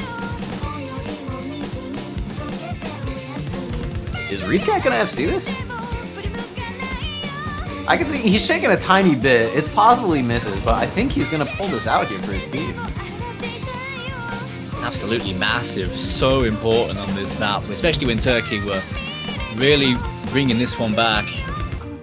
Yeah, there we go. Reedcat with the FC, 99%, very impressive score from him. Their whole team actually put up some pretty impressive scores. 600k on a map like this, both comboing just about half the map. Team Turkey was not looking as good on this as I would have expected. So Team Sweden's consistency still proving to be just a bit better than Team Turkey at the moment. It was competitive for the first half, though. Just unfortunate that, yeah, the FC's dropped in the middle there, and Sweden can just run it back with their higher experience, I suppose, in the situation. But yeah, unfortunate for them. They do have this pick, though, to make something happen, but now the pool is starting to thin a bit. Yeah, they're definitely going to start to feel the pressure now. They really need to have proper picks. I honestly am not sure what you would pick into Team Sweden right now. Yeah, Maybe because something- they tried sort of the speed and it didn't work too well, but DT has not been touched. Maybe they should take a shot in the dark here. Yeah, I was going to say DT1 might not be that bad of a pick. It is the most aimy pick of the DTs remaining. I don't think they would win on DT2. Like, they wouldn't win on a mechanics map, so Like, since it's a bit more aiming, because they did win Nomad 1, that seems to be the best potential option, in my opinion. Because Nomad 5 would just be super risky. I guess Nomad 4, maybe a little RNG. They seem to be really mind gaming Hard Rock 2, Sweden, but Turkey won't take the bait. Yeah, they do not. They go with free Mod 1.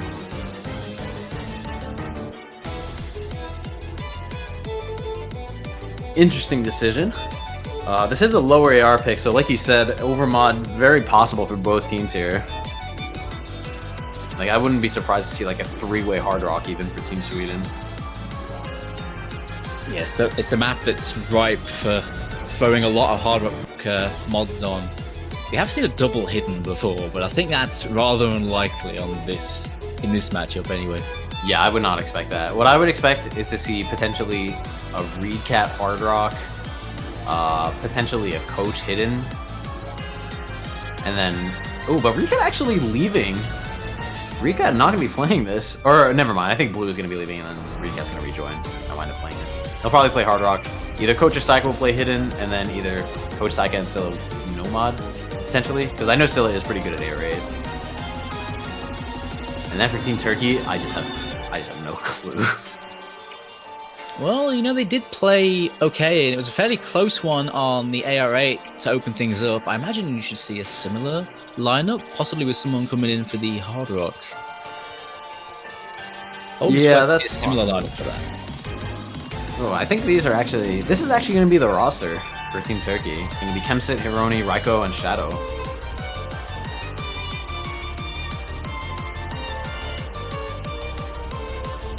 So I guess compared to the AR8, we're seeing Raiko instead of Eggman, unless the swapping. Kanzaki? Kanzaki actually coming in. Yeah.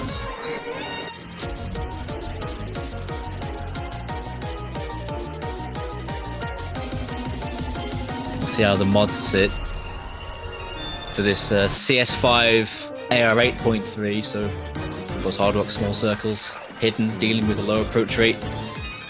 Let's see if my mod predictions for Sweden are correct.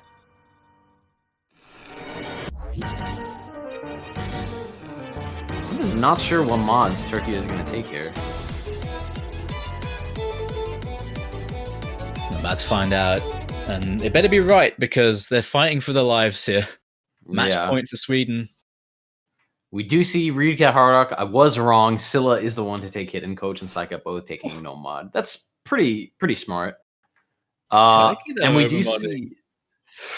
Yeah, Turkey with that overmod, Kanzaki and Shadow with the Hard Rocks, and then Kemsit with the Hidden, Hironi taking no mod. Probably going to be their person they're banking on an FC from.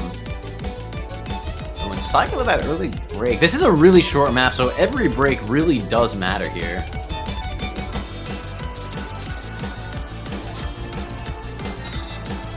Especially since Psycho is a no-mod. That's actually pretty important if he breaks at all. Ooh, but Kemsit with the Hidden does find a miss in the first quarter of the map. Yeah, that's the Hidden. Hard Rock's holding well, although there was an early miss. And another one for Kanzaki there. Sweden holding on much better, it seems, at this point with their 3 FCs to 1. Oh, and Hironi does drop, yeah. Hironi does drop his FC. Shadow now, the only FC for Team Turkey. Hironi just not able to hold a combo together. It's just Shadow, a Hard Rock player, doing as well as he can. But this one is getting away from Turkey. Another free mod pick. Played really well here by Sweden. Yeah, Saga is having a little bit of trouble comboing, but it just does not matter. As before, both mod players putting on a pretty good show right now. And Coach able to back it up with his 99% no mod FC. Really impressive stuff right now. And Kentucky does break. Damn, Shadow still holding though. Let's see if we can pull out the FC here, although unfortunately I do think this is pretty decided in favor of Team Sweden. Well, there goes the hidden player for Sweden, but Reedcat holding and Coach doing so as well. That should just about lock it out. Sweden certainly going to survive this one. Coach shaking a little bit, but I do think he's going to be able to pull out the FC here.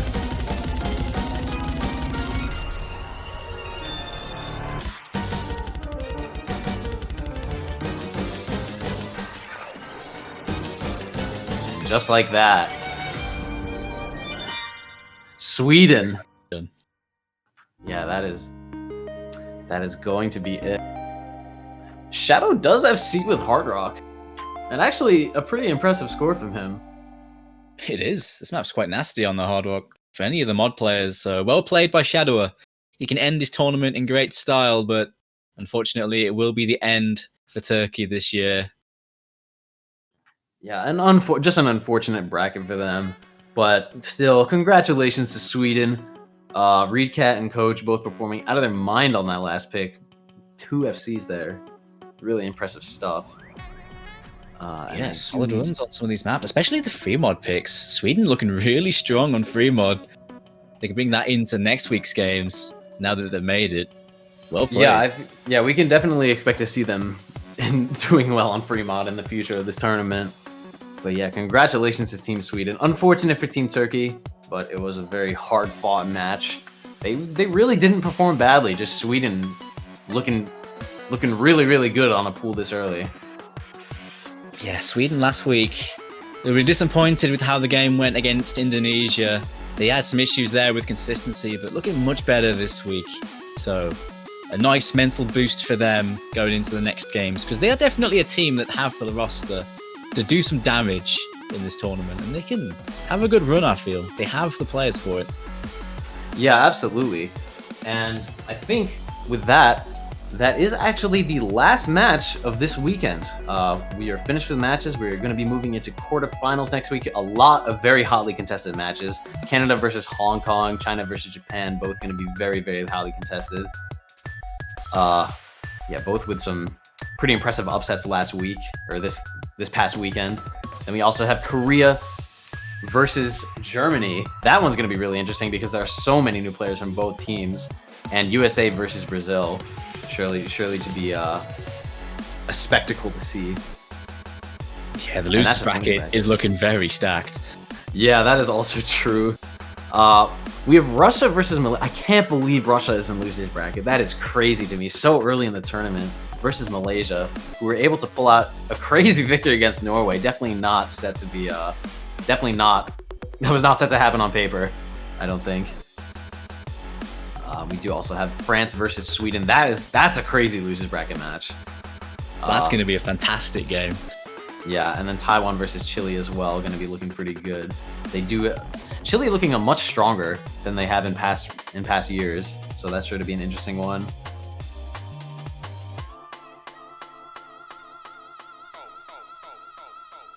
And the second half of that as well, we have the UK facing the Philippines. It was a surprise to see Philippines take down the Netherlands, a very established team, but they're against my team now, so we're going to have to see how it goes. We're definitely taking them seriously after that.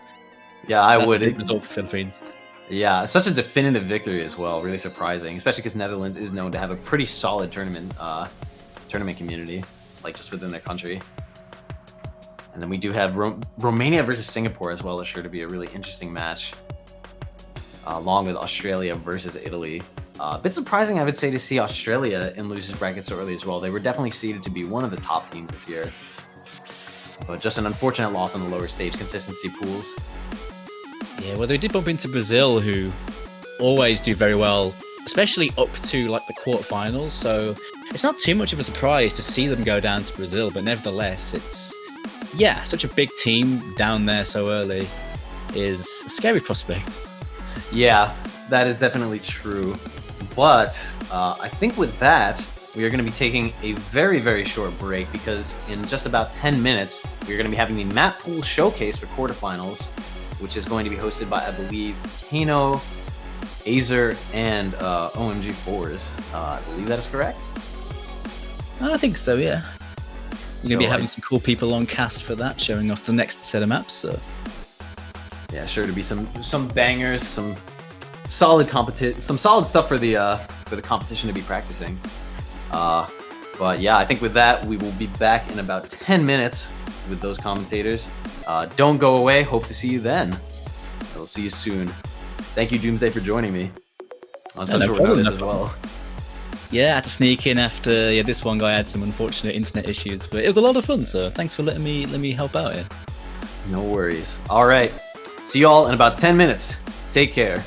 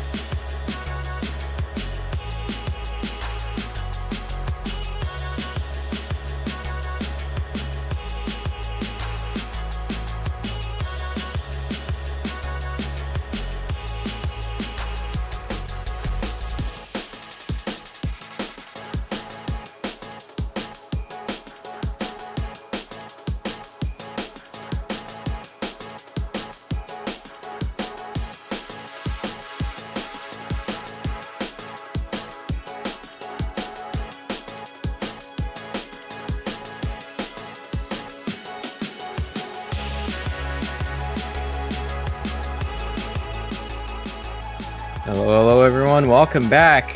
It's time for another map pool showcase, and it is quite a spicy one this time. We've got a couple more guests. Of course, I'm always joined by OMG4 as the head pooler for the tournament, or one of the head poolers. How's it going, Matt?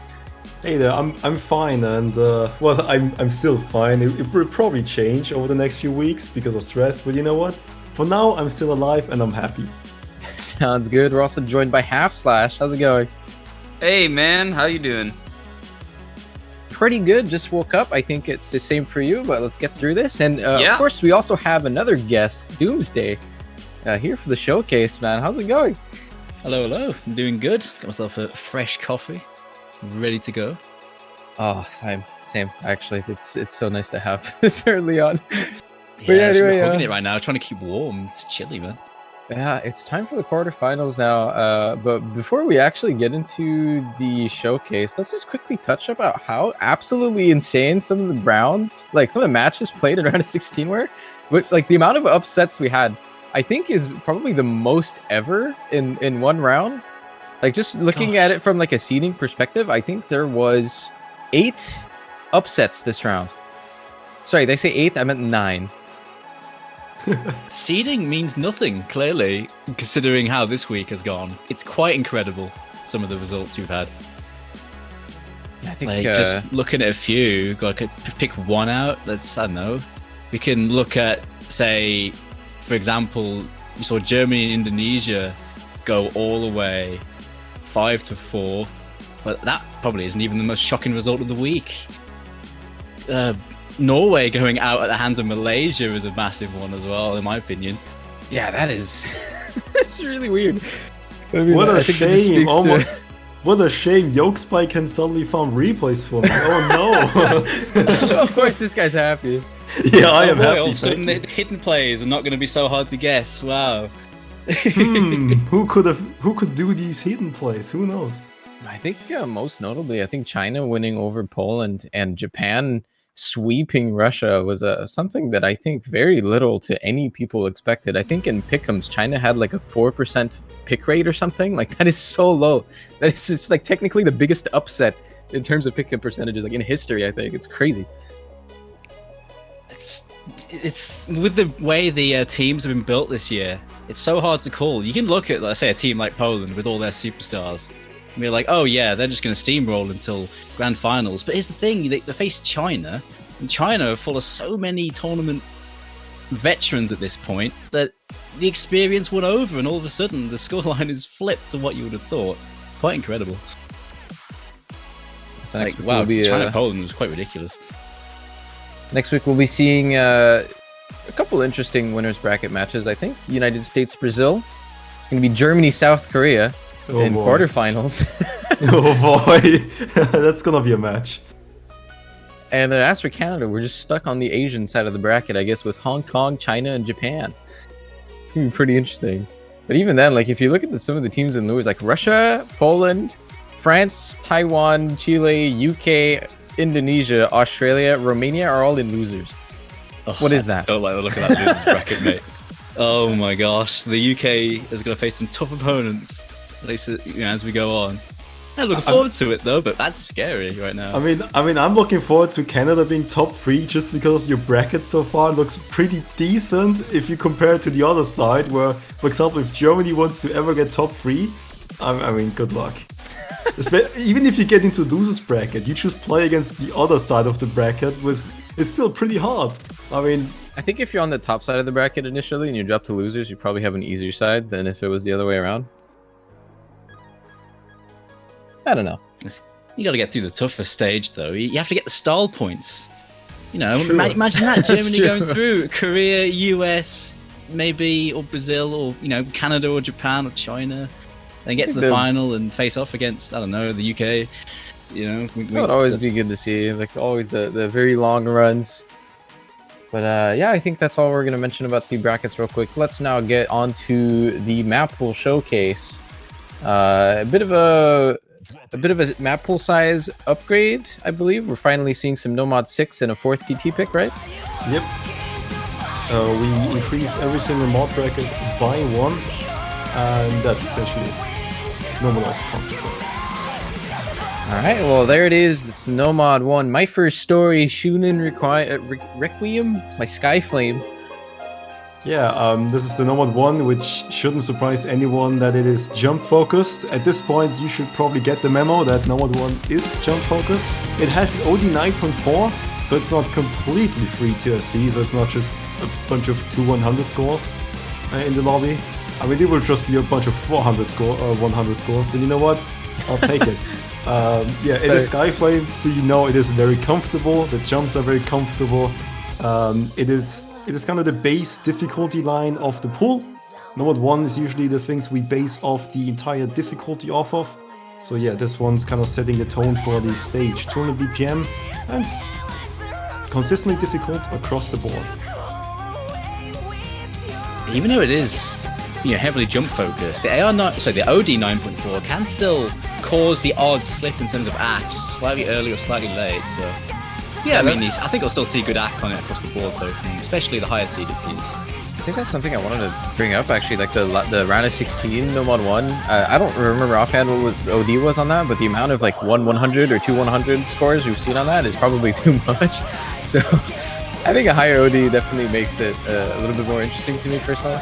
Oh yeah, one thing I actually forgot to say is that this is the first custom map and also not the last one for this pool. Skyflame obviously mapped this one, and I think he's done a wonderful job here.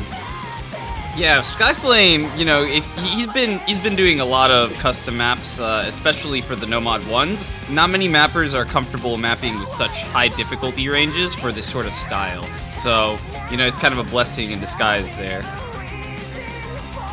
The thing about the OD, actually, though, I remember me and Fours were having a conversation about wanting more OD10 maps that were, like, base.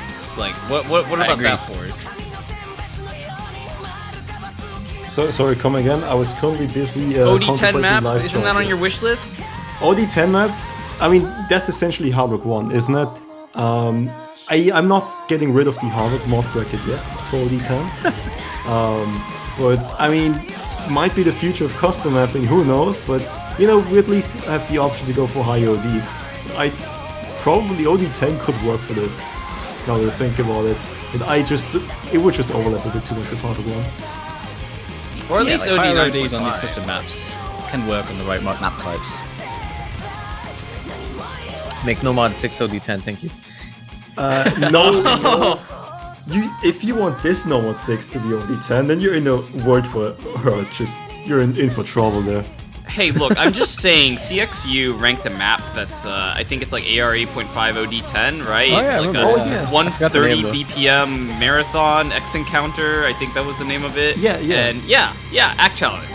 That is very cool, but I don't think people are ready for that one on DT for OD11. I mean, it's a cool idea, but that's pretty insane. No, that's a Nomad 6, man. That's not OD10. Or rather, that's not on DT, that's for sure. I mean, I've seen plenty of DT scores on the map. Yeah, it's pretty slow also. Okay, you're right. Alright, so that's Nomad 1. It looks like Nomad 1. It feels like a Nomad 1, it sounds like a Nomad 1. I kind of feel bad for the Nomad 1 mappers sometimes because there's just not much to talk about. No. Right. Skyflame loves this. He Perfect. Like, Skyflame just goes in. He's like, you want me to map big anime jumps? Put me in, coach! So that's kind of what's going on here. And you know what? It's actually a good sign that you can't talk a lot about the Nomad 1, because if you could, then it's not a Nomad 1. Exactly. Pretty much. Now moving on now to Nomad 2, which should hopefully present more conversation. It's going to be a map by Frenzy, Hyun Soulwind. Yeah, so this is the second custom map. This is also featured artist. A map by friends. This is the Nomad 2 snort, which means usually a stream map, and this one is a stream map. 200 BPM, a lot more stamina intense than last week's map. It also has a respectable amount of aim, which you definitely need to pay attention to a little bit. Well, generally the main difficulty of this is the stamina and the stream aim here. Just very spaced streams you have to follow, and if you don't have the stamina, you're gonna be in a world for hurt. There's OD 9.2, so you better have 200 BPM mastery if you want to get good accuracy on this one. And yeah, I think it's actually one of the harder maps in the pool. So as you can see, it's 6.69 star rating, nice. Slightly below Nice. Nomad 1. But yeah, this one's built up in 2 KIs in the beginning. Pretty much the same difficulty, and then there's the last KI, which is essentially a longer KI, so it definitely feels harder there. And there's a slightly higher spacing. Well, BPM's knocking more on the range that can actually test stamina, because the last map was at 190, so it was more of an aim test. This one can push stamina a little bit more for your 4th player, I suppose, for many of the teams. But I can still see a lot of teams fielding a strong 4 for something like this. This is definitely pretty heavy on the aim. Like, some of the jumps between these, even, like, medium-length streams are kind of insane. But I guess that's just, like, Nomad 2 in general. I recognize this song. I'm wondering where you got this from, Forrest, but...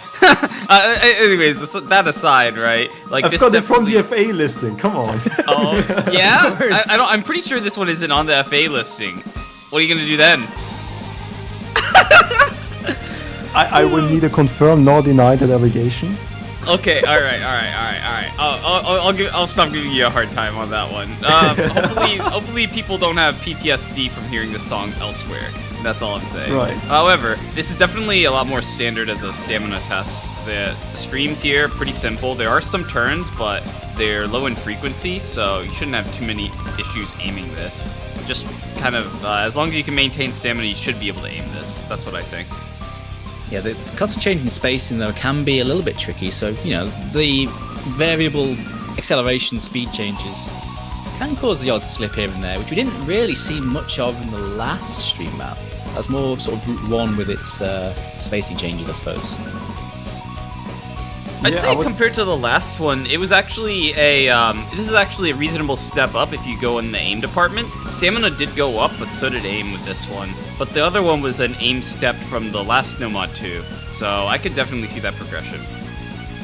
Yeah, you can see a few jumps here, but they're all really comfortable. So if you miss on them, you might just not be decent at aiming, let's put it that way. Because if you miss here, you probably miss on the big spacing streams, to be honest. All right. I think the next one is something that Forz has been warning me about. Here comes the alt pick by Tenjin Kotone, mapped by Tallulah. It's going to be Who Are You, Nante Iwanaide. So I have sinned. I apologize. It was only This a is- matter of time, man. It was a matter of time when you get 70 mappers. Chances are one of them gets you a VTuber song is gonna increase just that slightly bit more. And by slightly I mean a lot, right?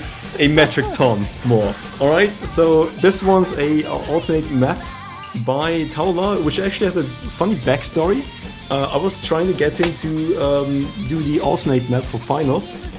And we tried stuff out, it didn't really work. This was one of the songs he just suggested for the finals map pool.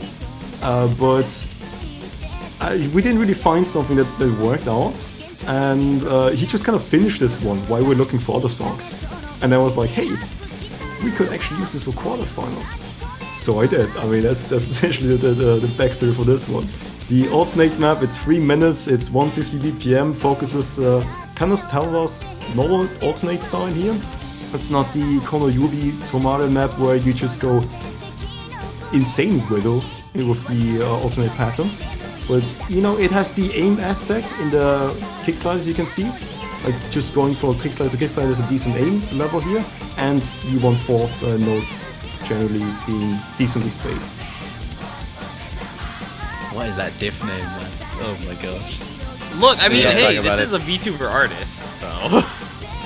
Yeah. It is. But yeah, this map seems to be I mean, in terms of the actual spacing, it seems like it's a fairly comfortable flow for an alt map, just at a much higher tempo than the last one. Quite a big bump in the BPM there. I think compared to the last one, this is a lot more difficulty consistent, so that addresses at least some concerns that players had with the previous one. There's just a lot more, you know, of this higher spacing action where you could potentially see misses. So that's always good to see that the difficulty balance has improved. Alright, there was actually a thing in the last one. Good that you, sorry for interrupting you, but good that you're mentioning this one. In the PKK map, we tried to buff the patterns because it was generally too easy. This one also ended up being too easy, but instead of buffing the patterns, which we tried, didn't really work out because the song doesn't really give you a lot to work with. we went for the CS 4.2 change, which is the only change of like abusing CS buffing of a map in this pool. We don't want to do that too much because we don't want Nomad to be CS 4.5 on every map. You know, that could have really slipped by all of us pretty much. Like, CS 4.2 is actually pretty standard among mappers these days. They just love that extra, that just the slight smaller circle. I don't get it. I really don't get it. You can It's an explain aesthetic it. thing. I don't get it. But anyways, yeah. For this one, all I have to say is, can I get a Captain 1 Spartan in the chat? Because they are also VTuber fans. They love seeing this. So, No VTuber fans here. yeah, Hello. not here. But those are the VTuber fans. You know, the thing is, I always find that they find each other, so I may as well make it easy. Fair enough. Let's now move on to the Nomad Tech map by Nyarko. It's going to be Ashraunt Bleary Vagari? I have no clue. Larry Vagary? I have actually no clue, to be honest. It's a tech map, and it is definitely a tech map.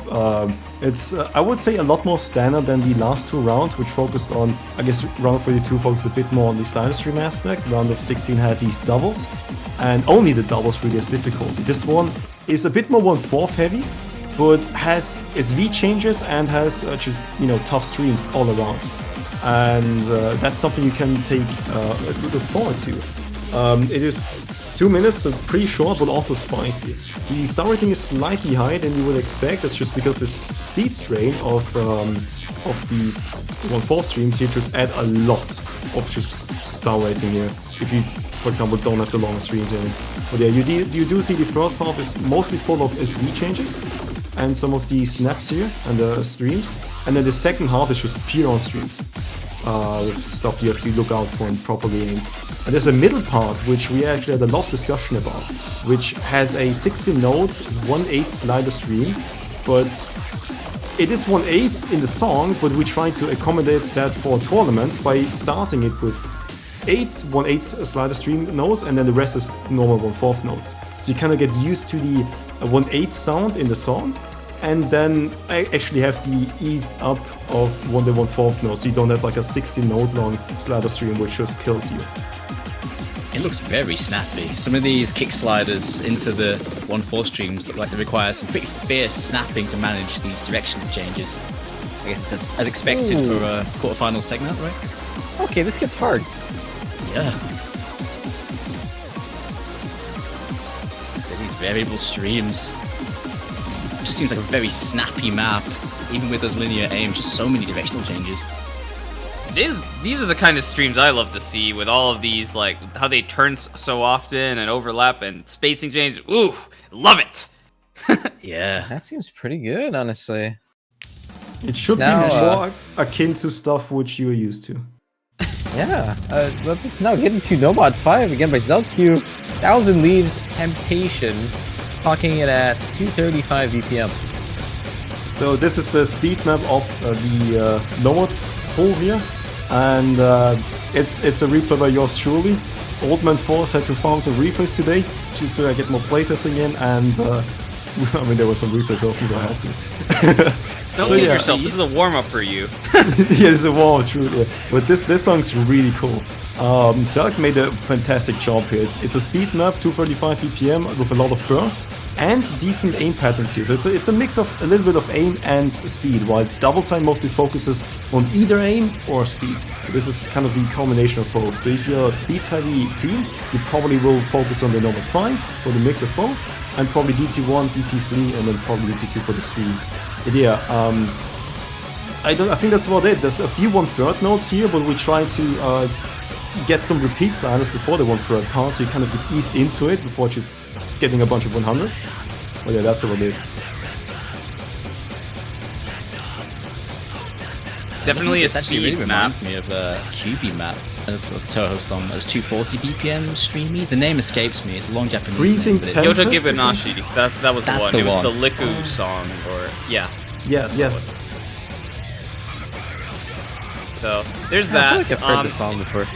It seems like you guys went for another, like a 5 BPM step. I think that's pretty common. You went 225 in round of 32. You went to 230 last round. Now you're at 235. You're getting this pretty precise, right? And this is definitely a speed check. I don't see very much aim here, except pretty much out of sliders, but those are easy anyway. And it's just all about the stamina, like just like the pure bursting. I think speed players are gonna love this one. Yeah, actually, the BPM steps weren't on purpose because this map was originally for round of 16, but it ended up being proper fit for quarterfinals, and since quarterfinals kind of, I don't know, something happened, so we just kind of filled it up with quarterfinals and found someone else for the round of 16. But we just tried to fill in Nomad 5 for what is missing from Double Time. Right, I can see some dodgy slider breaks coming out of this one with those repeats on the end of the streams. This looks like so much fun. Next round? You know what? That might actually be the case. I'm not sure. I actually don't know. If you get to if you do 241 or 242, you're fired. But 240, you're gonna be perfect.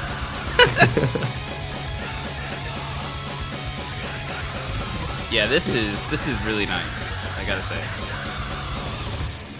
Yeah, if you're a speed player, this is gonna be so much fun. This is great. I love it. Yeah, this is going to be a really popular one, I think. You're going to see this a lot next week. For sure, yeah. All right, let's now get into the first Nomad 6 of the tournament by Devious Panda. It's going to be Piano X Forte by Oster Project. Let's see this. This is great. So this is Nomad 6 is from now on dubbed the Rhythm slot for the rest of the tournament. Yes. So Nomad 6 will focus on Rhythm. And this one focuses on the 140 BPM streams into 1.8. You can see there, instantly going into the 1.8. And Panda's done a great job here on focusing less on the snappiness of the so you don't need a lot of aim control. You focus more on the rhythm and just on the tapping hand here. So most of these patterns flow pretty well into each other. Sometimes there's obviously a bit harsher patterns and snaps, but this is all about the rhythm and your tapping hand here. Yeah, looking really fierce on that. Just having those 1-4 streams go into the 1/6s or 1/3s and those weird snaps. Anyone finger mashing there is going to just break. It's super important to keep your control here. There's no 1/6 and 1/1 it's only 1/4 into 1/8, nothing else. By the way. Ah, okay. So yeah, 1/4 to 1/8 then. Saw that and I wasn't sure, but yeah. Yeah, this pick is kind of like a love letter to me especially, because it's like you got the flow aim, you've got the finger control, you've got the like various snap changes. This is it, and you even got some sharp angles in there just to keep things exciting. It's pretty cool. Panda seems to have done a pretty good job with this. We've seen his name quite a lot in these pools actually. 2 of his maps from last week, for example. So interesting to see him show up again. This kind of does suit him if you looked at his precision pick last week. So. Oh, yeah, that was actually 1/3. I lied. There's actually 1/3 there. My bad. The voider. The point still applies though. I mean, if you have those rhythm changes on their own, they're not that bad to deal with, and you can cheese them. But in this form, it's a nasty one to cheese, especially in a map that's quite long. Over 3 minutes of this, so you can't just cheese it all and expect to get away with just comboing this thing with like 94 or something. I'm sure some people still will, but it's a risky play to do. What do you think the average act on this is going to be? You know what? I actually had really good experience with this map. 95 or 96 FCs are pretty probable here. Still pretty low in comparison to the rest of the yeah, pool. True. I'm betting on 94. Can we do a pick'ems for accuracy on this map? Like 94 for me. You know, this map actually had a lot of internal discussion about the difficulty because I played and I just found it way too easy. And when other people were saying, no, this is really hard, let's nerf it, I'm like, well, I want to buff it. We had a really, this one was really weird because it really came down to what type of player you are and if you have experience with this type of thing. So it used to be CS 3.8 actually, and we got it up to CS4 because I definitely wanted to be buffed a little bit because it was too easy for me. But yeah, this should be either just right for people or slightly on the harder side. I mean, you know, it does combine both flow aim and rhythm changes, so that does make it kind of hard to evaluate. If you're not good at one or the other, you're going to struggle really hard. This is where the true well-rounders, you know, get to show off their stuff. All right, moving on to the hidden now with the first pick from Isomir D'Angelo. It's going to be Paradiso Inferno by This Yosuke is- Koku. This is one of my favorite maps in the entire tournament, to be honest. We just got him on. He just kind of pulled this one out of his buttocks, and it's great.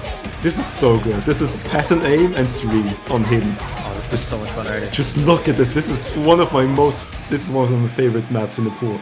Like, I'm sorry for the VTuber, but you know what? Sometimes you have to give, and sometimes you have to take. And this one's one where we're really like just giving out. This is Christmas. This right here is Christmas. Quite high OD as well. Not massively high, it's still below 9, but could still play a factor in a map like this, for sure.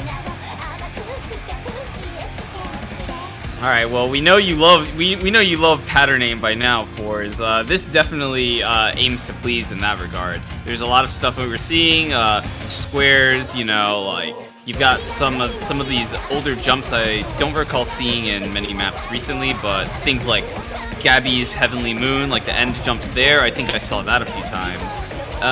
The squares don't lead into each other in nice sharp angle ways like you'd want them to, which I always love for the aim challenges. So, and then you've got cross screen linears. Like this is pattern aim the map. So it's got a couple streams too. So just to keep you a little active. Yeah, This this doesn't really feel like the sort of map that you just see made willy-nilly in ranked. It's like I say, it's the very specific focus of it actually. It looks very different to your usual aim map. I like it actually.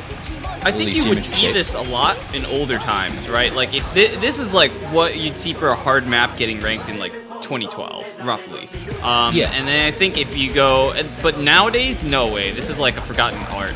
There's like one mapper I know off the top of my head that actually continues to map in this style.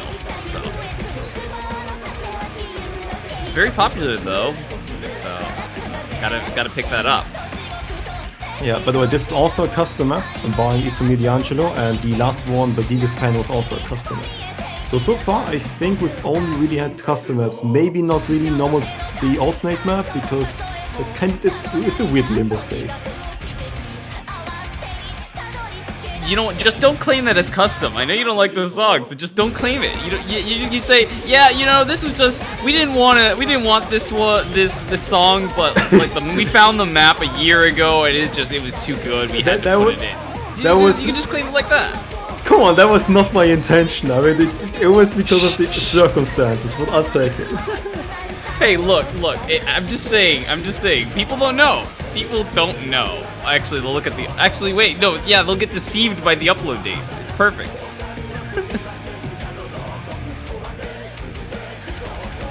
And this definitely looks to be a fun one, though. I can see this being played a lot. I can see it being banned a few times as well, depending on the matchup. Because it's not quite your comfy hidden aim map. Even with the AR, you know, 9.2. Actually, 9.2 is like bang average, really. Not too high, not too low. Don't Maybe a forget, this little is bit awkward for 170 BPM, so 9.2 and 170 BPM isn't that much of density, really. That's true, that's actually. average. Yeah, good point. It's quite slow. Yeah. All right, Hazel, please take it away. Take it Okay, away. well, here's another map by Fortovnik. Always nice to see him. It's going to be Hitori no Yuri by Pornograffiti. What a good artist. And talking more about one of my favorite maps, this is another one of my favorite maps. This one, I just Oh my god, it's this song. The skin. yeah. Oh yes! This is an Oh, old this is a style throwback. approach at 8 map. Just look at this. The song is all about old style. It's the skin, it's the song, it's the way the patterns are chosen. I mean, I've got Fortovnik in it. This was the initial reason why I got Fortovnik in, and he did such a wonderful job on this map that I just could not have him again on another map, because he this puts is a so lot good. of thought. But look at this. Just look at it. You give me this song and you expect me not to use him again? I'm like, no. I want to put Fortovnik for the rest of the tournament. This is great. This is exactly the old style simulation you would expect out of a modern map. And it is consistently difficult. It's mostly aim focused. Look at the really big sliders here. I think a lot of people are gonna have fun with this one. This looks fantastic. Oh, I yeah. love it already. I'm getting nostalgic just looking at this. Oh man.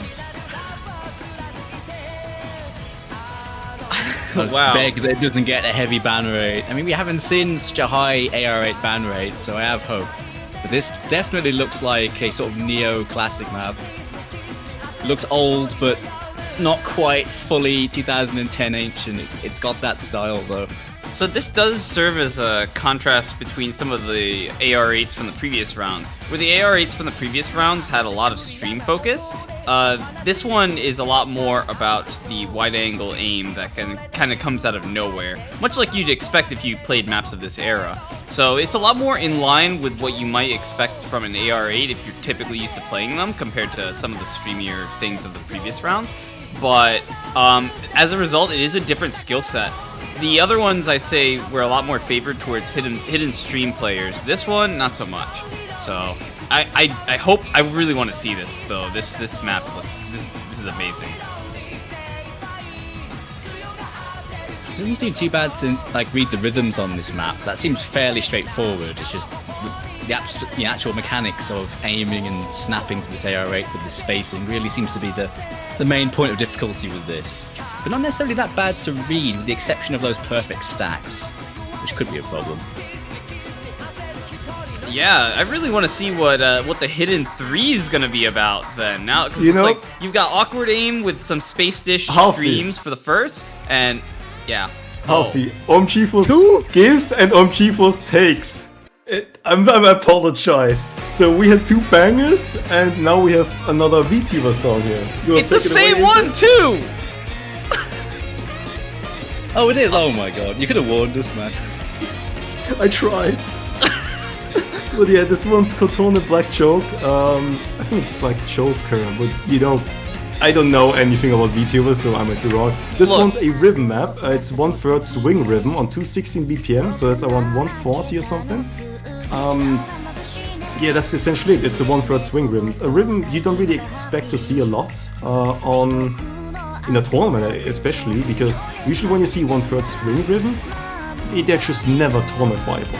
Maybe on a DT pool, but then there's other things to really go for. But yeah, this is throughout 1/3 rhythm. All right, this Yeah. is good. Well, I take back my I'll- initial judgment. Yeah, all right. The map is really cool, but look, I'm just saying, Fours, at this point we have to attach that Nomad 3's diff name to you forever, right? Like, apparently this really is the best VTuber because they appear twice in the same pool, so you gotta live with that one. Alright, listen here. It's not just my fault, it's also Kano's fault because he wasn't present to prevent me from saying okay to this. All right, no, that's perfect, right? Since Kano's not here, all of it's his fault. He's just a huge VTuber stan, right? He goes to the parties with Captain One, like Tallulah, right? Like they just celebrate a shrine to this VTuber, right? Can we say that? Sure, but let's just ignore the VTubers and just look at the map and the skills that it represents. What do you think about that, Ace? I mean, the map looks good. I'm gonna have fun playing this. Hopefully. Maybe muted, but yeah, sure. I mean, the song's okay. Playing this one muted would be quite tricky. I don't really Yeah. know I'm not really a VTuber guy either, so I don't know like the context to this. To be fair, It just sounds like Cotone, any other like Japanese song to me. it's true. You know, it's okay. I mean, Cotone is, I think, one of the only VTubers. Like, I got all of these mappers in. I give them the option to suggest maps, songs, when we want to go for a specific skill set. And I think Cotone is probably the only VTuber I heard which didn't make me wanna say no immediately and bin the mapper. So that's good, I think. Like, Cotone sounds okay, I think. It could be a lot worse. Don't press me. agree. Don't I'd press me, agree. guys. That's a VTuber apologist if I've ever heard one. No, I'm just kidding. I'm just kidding. It's fine. It's fine. As far as the actual skill set, like I do appreciate the kind of like this is kind of like a flow aim type deal with some finger control. Some even streams, which I really appreciate. It adds some nice balance with Hidden 1 and actually Hidden 2, just because it has a lot more of the finger focus. So cool on the BPM range. It's just nice to see this. Yeah, I mean the map This is just another one looks we're going good. to see some low Akon, but high combos possibly. But those squares, those 1-3 squares might be a bit of contention in terms of breaks. Yeah, I'll give it some credit. This song is kind of good, actually. Yeah. So good job on the VTuber choice, I guess. I don't know. I'll take your word. If you say it could be a lot worse, but let's man, not get trust into me. the hard rocks. Here's a map by Serizawa Haruki. I think It's the name change, right? yeah, that's the mapset owner, but the actual mapper is gonna be Elchir Elgatsu. and Algatsu. It's a Okay. collab by two people. And yeah, this one's Hard Rock 1. You should probably know exactly what you can expect from this one. It is mostly focusing on the jumps. On this one, on Hard Rock. There you go. Solid throughout, consistently difficult, everything you should know. Also, no variable timings. Hopefully, I played this, it didn't feel wrong. Please don't kill me if I rage. I thought timing was fine, to be honest, actually. Didn't have any problems with it last time, but maybe I'm just weird. Look, I'm just saying, right? Alia, Honeyworks, they're cut from the same cloth. They're historically, like speaking, Honeyworks songs have had some bonkers timing things, but I have noticed that at least like with these Chico songs, it's not really the case. So hopefully we're not seeing that. The map is, by the way, is pretty standard, so not much to say there. But you know.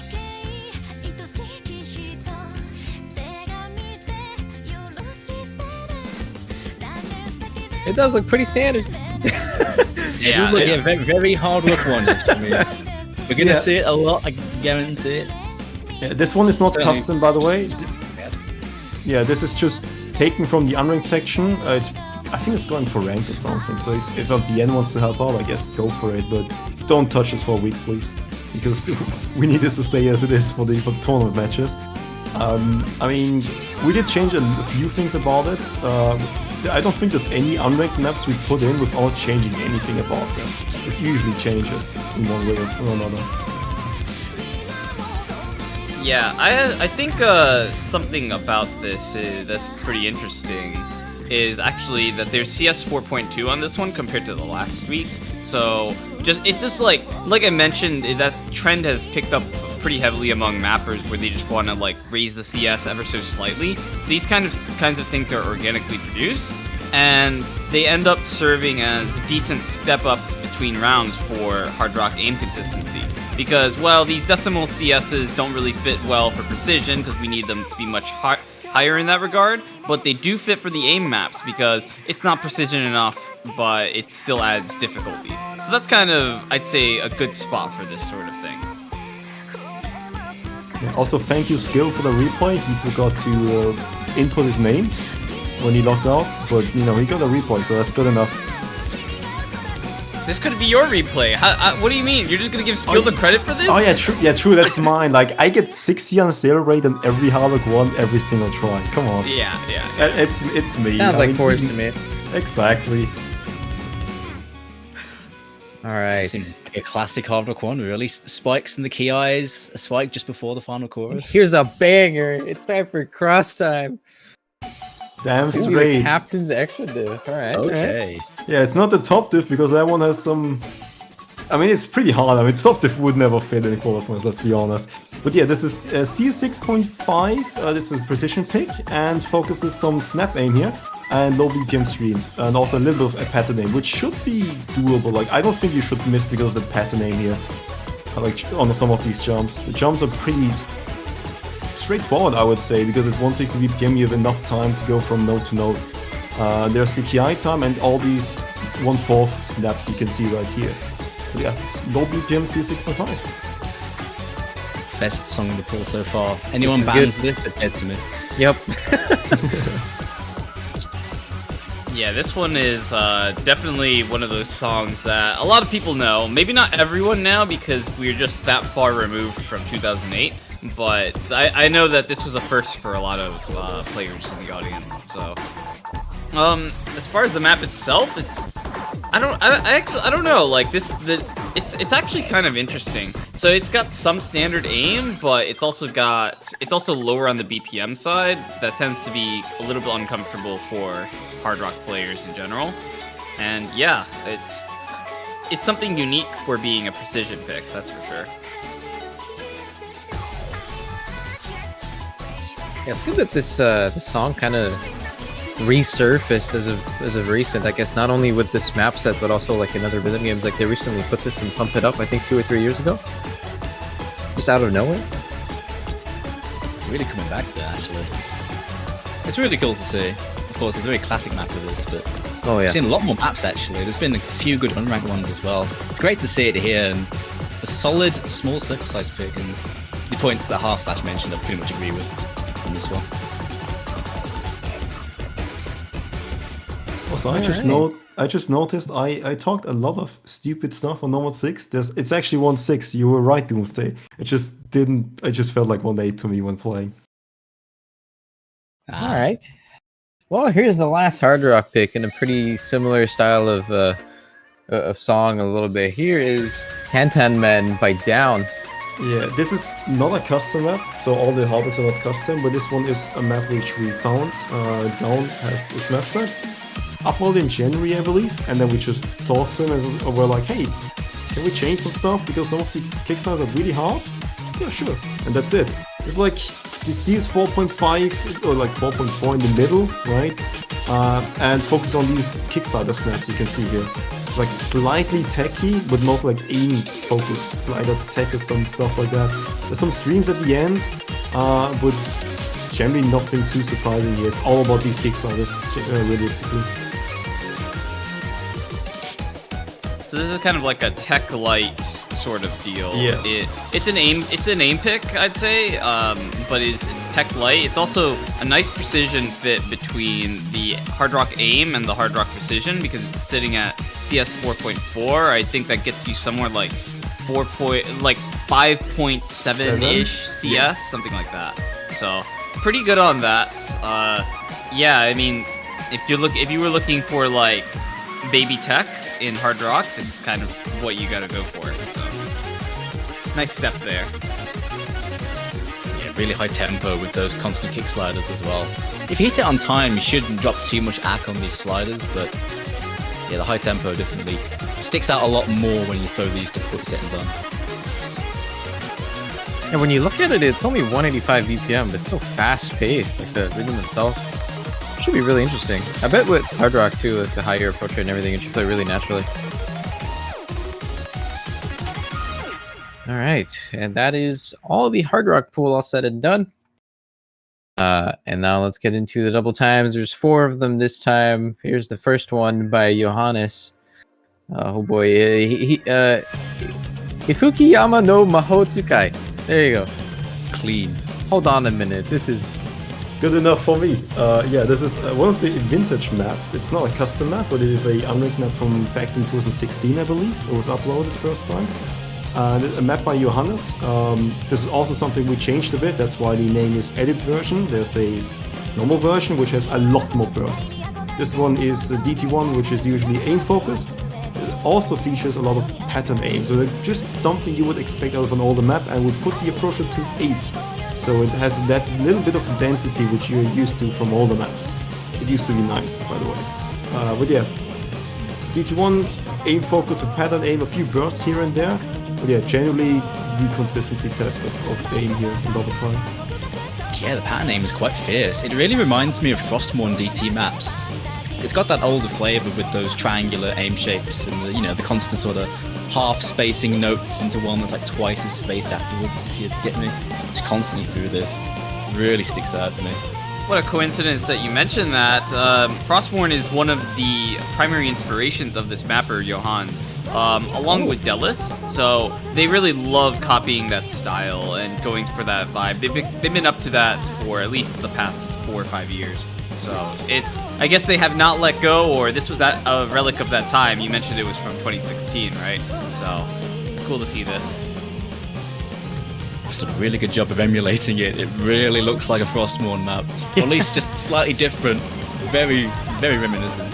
Well, you can really tell when a mapper loves those older styles because they actually end up feeling kind of like it rather than looking like caricature, right?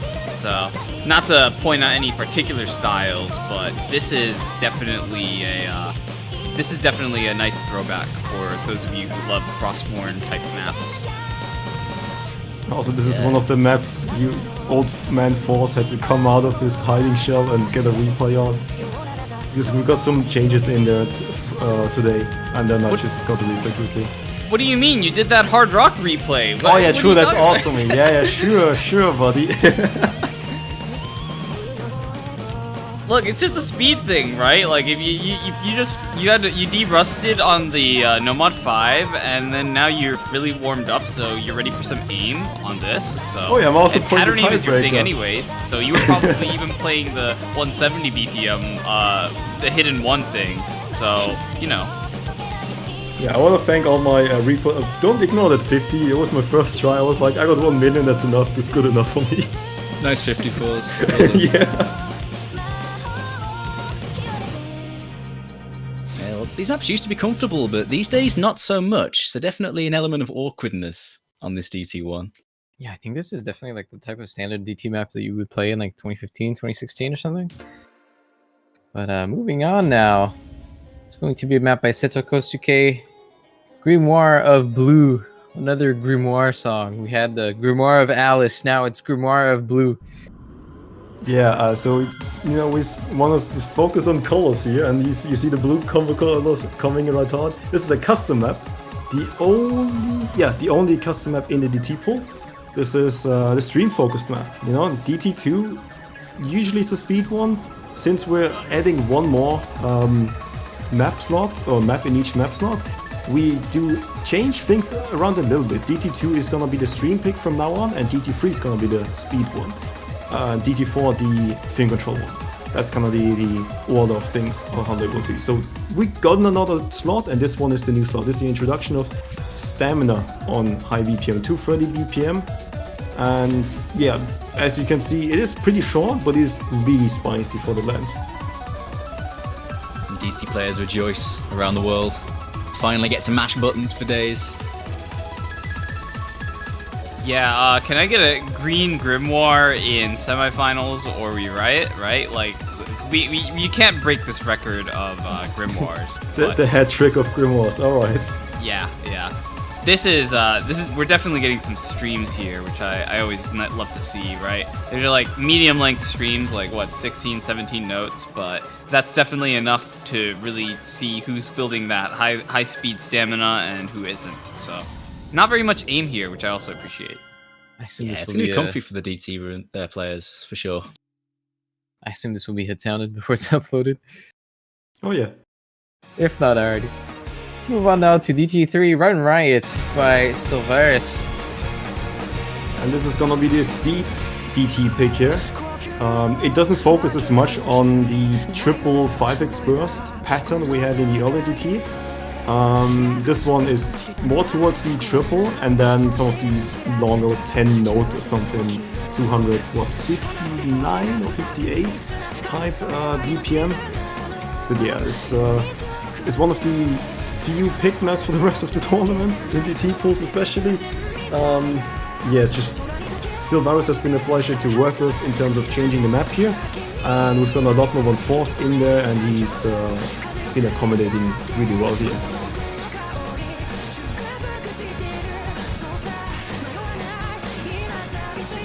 Yeah, looking like really comfy aim in terms of DT on this, so again, for the DT roster, it's going to be a comfy one to deal with, but those were little 1/4s, little bursts, certainly going to make sure you're on point and warm.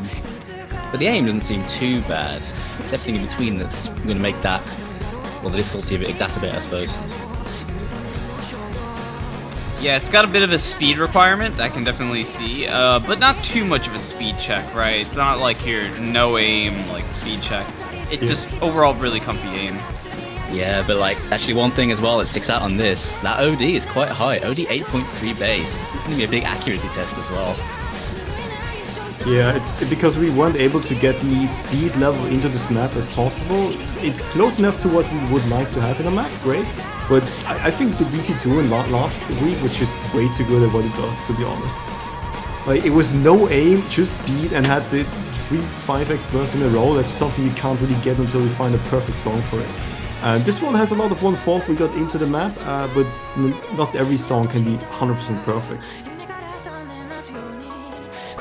It's I not a think banger, it though. complements the DT1 though, because since the aim is a bit comfier, if players were looking for some of that, as long as they also have the speed, then this is right up their alley. Even if they weren't looking for like the 2015 style DT that the first one was.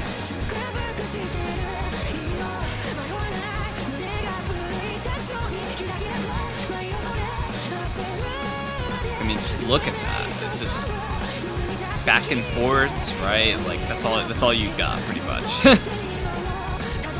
Couple of streams at the end there that start on a stack and run down. When tensions are high, you don't want to misaim that and lose so much axe score. Little things like that can make, teams that aren't quite too comfortable, shake a little bit. All right. Get into the last double time pick now. It's going to be, oh god, that's a diff name. All right, Ratgashin God. Rat. There it is. Yeah. Trin is insane. It's the rat map. Yeah, the dead rat here is the fin control pick of the DT pool. It's also a pick map. I think it's ranked. Yeah, it is ranked because I don't remember getting an NAT check on this one, so it has to be ranked. And yeah, it's essentially a fin control map with longer streams. Reminds me of the Grimoire of Alice map from round of 32, just on a tad harder here. Also 10.3 is the approach rate, so that's your 10.3 for this round. This is the reason why DT1 wasn't necessarily 10.3 or DT2 or DT3. Yeah, we didn't see a 10.3 DT last round, so it's good to see it back. Let's say a lower BPM map, but with these, with the finger control element of this, it's going to exclude the edge case players that can deal with the standard 10.3, but maybe struggle when it comes to more reading intensive stuff. So. Also, shout out to Konyo, who I got this map from like a year ago or two. Yeah, that's about it.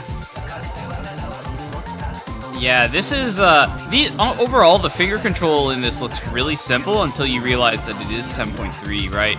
10.3, kind of makes any sort of rhythm change all that harder. So we're definitely going to see the true finger control specialists shine on this one, and everyone else is going to get kind of thrown to the side here. You might see a lot of misses here and there in places where you just don't really expect, or even just when a stream pops up. So.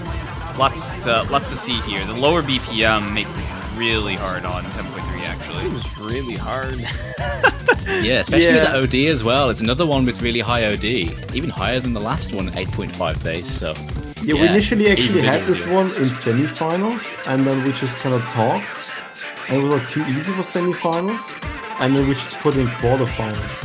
So I know, like this is one of those things I cannot play this. So I have to base my opinions off of other people. So feel free to give feedback for the difficulty in this one. I think at a glance so far this looks like the hardest map in the pool. Oh yeah. I have to agree. This is woo! And this is like if Nomad 6 was like the love letter, this is like Grovel and Die, right? Like, woo man, you're really putting players through the ringer on this one for us.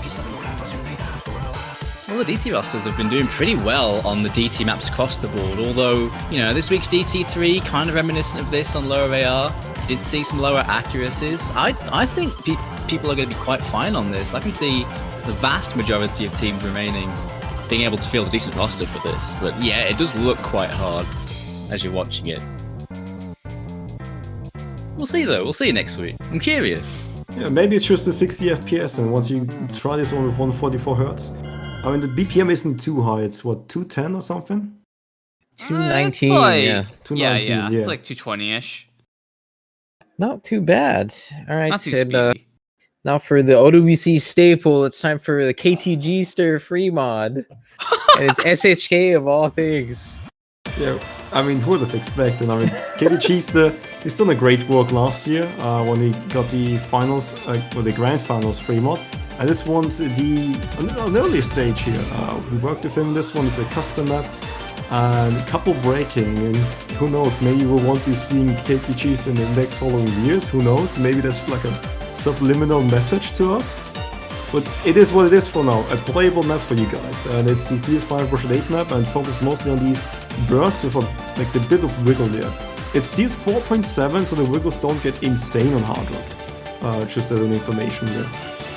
So it's not that standard for CS5 version 8 map. It's change the values a little bit to make it more accommodating for both mods.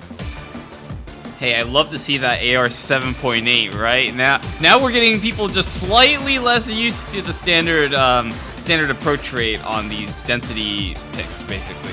So, that said, this map looks kind of familiar. I feel like I've seen it. No, this is definitely a KTG map through and through, right? Violet Perfume comes to mind, except this is much higher BPM. And oh man, some of these like bursts. some of these like triangle streams that overlap on themselves are just brutal. Oh, you guys are gonna have a fun time on this one.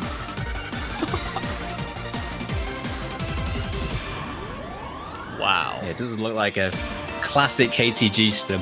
A lot of his recent maps have had a similar sort of visual to this, but yeah, those particularly long streams and those zigzags on hidden certainly going to be quite nasty with approach rate below 8. Yeah, so with those zigzags on hard rock, you really got to aim them when that small circle size. I'm not sure how cheesable they'd be, possibly. I don't think you could, or it'd be really risky to do so with the amount there are. They are not cheesable. These are the types of zigzags that are not like one after the other, but rather like after every 3 notes. And those are definitely going to have, you're going to have to wiggle them. You're going to have to actually just play through them. So hard rock players, you're going to be right at home, but just because you take hidden doesn't mean you're getting off easy either. Well, except if you're FG Sky. Hey, anyone else wanna? Yeah. Oh, I'm not. Oh. No. Well, Hey, anyone else want to talk about this one? Hey, Never look, give it's up, just the Azer. background, Azer. It's just the background. Look, it's even played with hard work just for you, Azer. Thank you. Definitely appreciate it. Yeah. You're welcome. Yeah. What about the map? It's a map, but read out the map name. Come on. We're waiting for you, Azer. I can't talk about the map before you read the map name.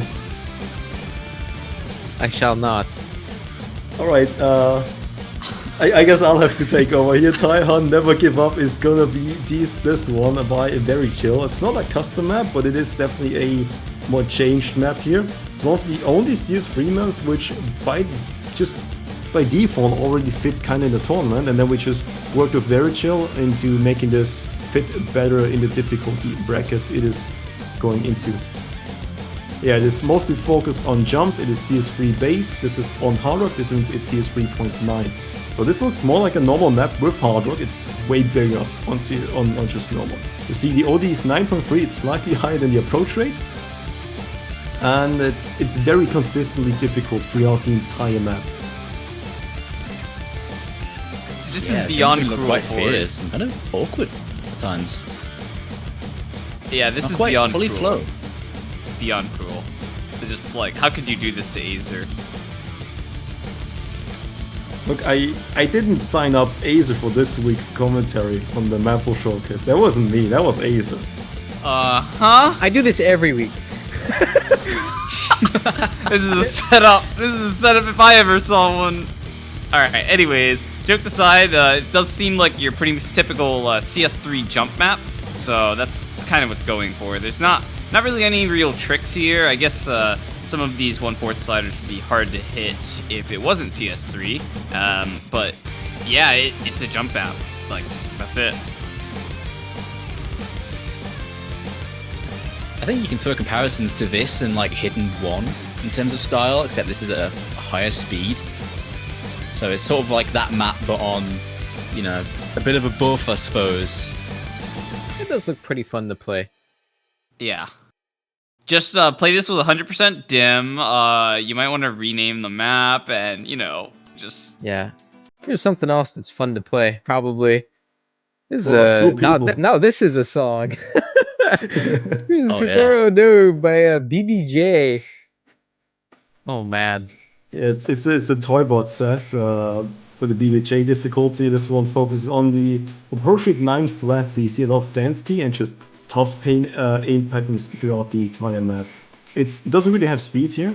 It's just all about the single taps. Yeah, that's about it. 4 minutes of suffering for you guys. You're welcome. Hey, this is pretty cool. I gotta say, like, At least you will be jamming. That's the one thing, right? I'm reminded of that Wuru Yukai girl thing that Garvin had. I think it was featured in a previous WC. When I see this map, right? So it's a similar BPM, similar sort of style. You know, it's just like you got these sliders that are just like relatively slow, but have some SP to them. And then it's like you've just got pattern aim scattered throughout at this higher BPM. So pretty cool. I can see this being pretty reasonable for the hard rock players, with it still being CS4 base. Yeah, as you mentioned, the pattern aim can definitely throw people off, especially on the no mod and the hidden. I think the experienced hard rock players will be looking at this fairly confidently, I think. Although it is quite long for what it is. Like 4 minutes long. Yeah, while we're at this, we can actually talk about the average length of each pool. For this pool, the average length of a map is 2 minutes 50 seconds. For last week, it was 2:44. The week before, it was 2:36, and qualified days was 2:44. This one is, on average, 6 seconds longer. And this map is probably the main reason for it, to be honest. This map usually would be more like a 2 or 3 minute map, but it's one of the only ranked maps and maps you can select. We just had to go for it, to be honest. Like, it just means I save a lot of work. Also, it's a cool map and a song, so it kind of fits the whole play at least. Yeah, it is. I think it slots in nicely with the way the other 3 mods are in terms of style. Sort of like a slower, sort of alternate style map, I suppose you can call it, although at 226, it's not really that much. I can still see a lot of people alternating this due to the style. Yeah. Yeah, when I look at this aim style, I think alternate, right? But when I look at the BPM, I think single tap, right? It really could go either way, but I do see a lot of people single tapping this for sure.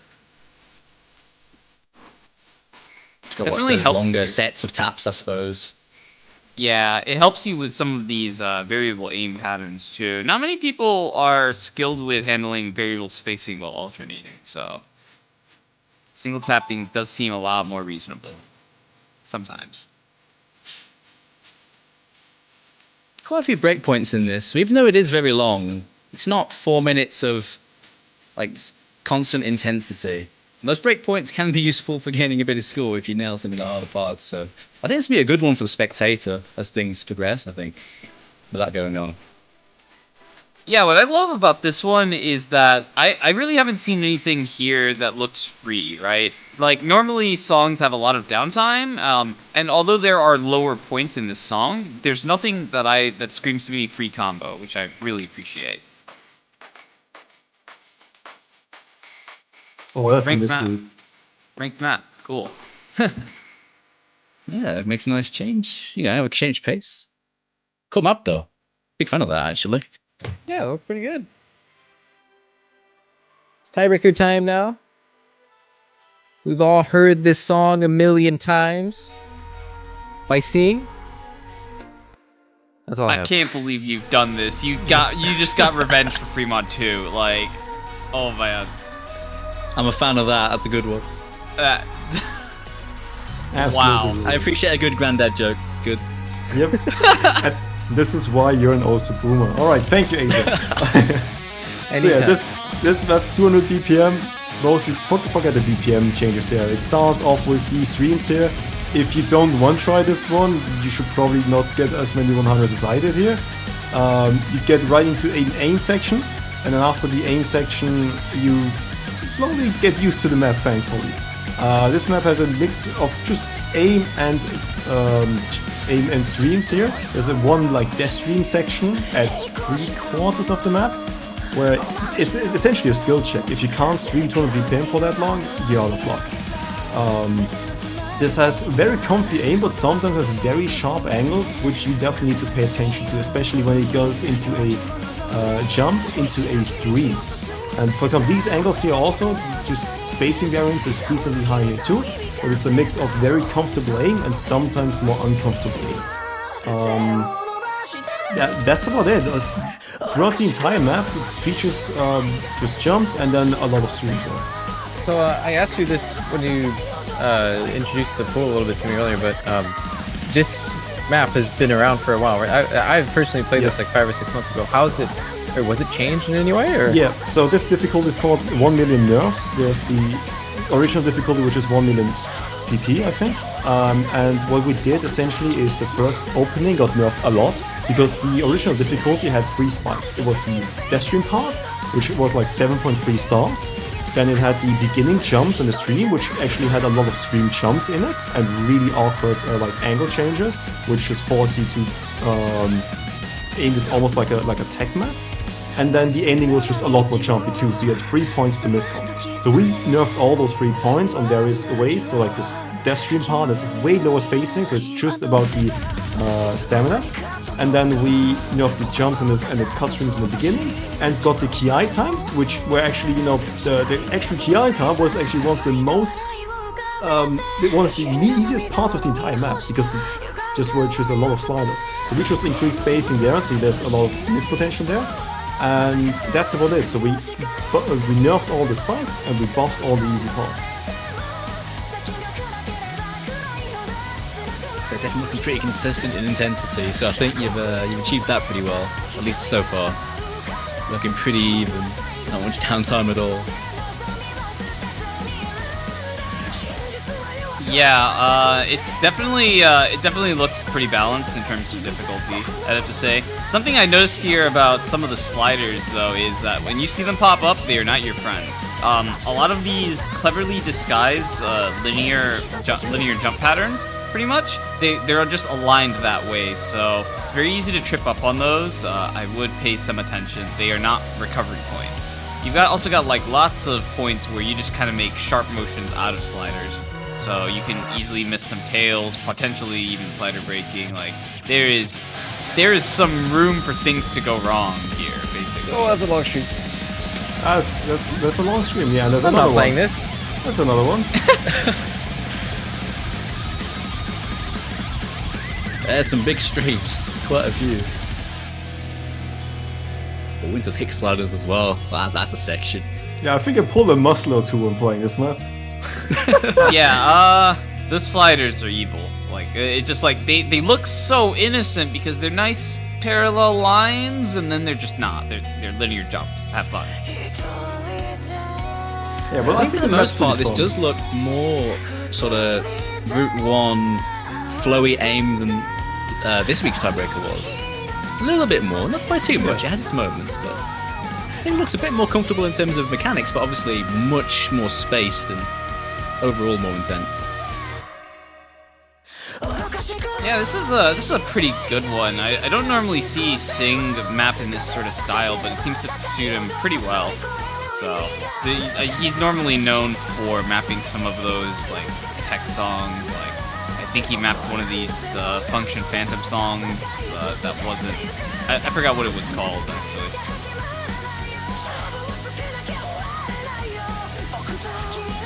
This is the ending, just more hard jumps, and then right after this ending there's gonna be a few more jumps which are tough, which I missed on because I'm really good at the game, and yeah, that's about it.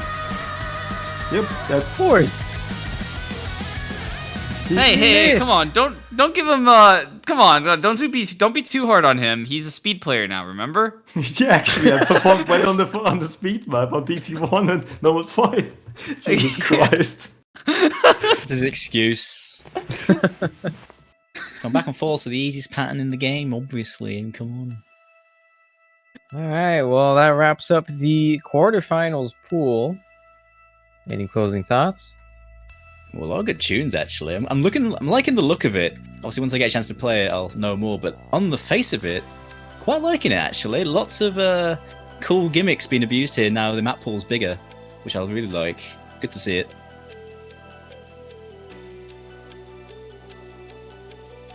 Anything from you, Halfie? I just appreciate this being a nice step up from the previous pools. It seems to fit nicely. Like in some places, it seems to fit almost too perfectly. Like going from 220 to 25, 230 on the Nomad 5s. Doing like intensity scales to like to implement some of the feedback from the previous rounds for the Nomad 3.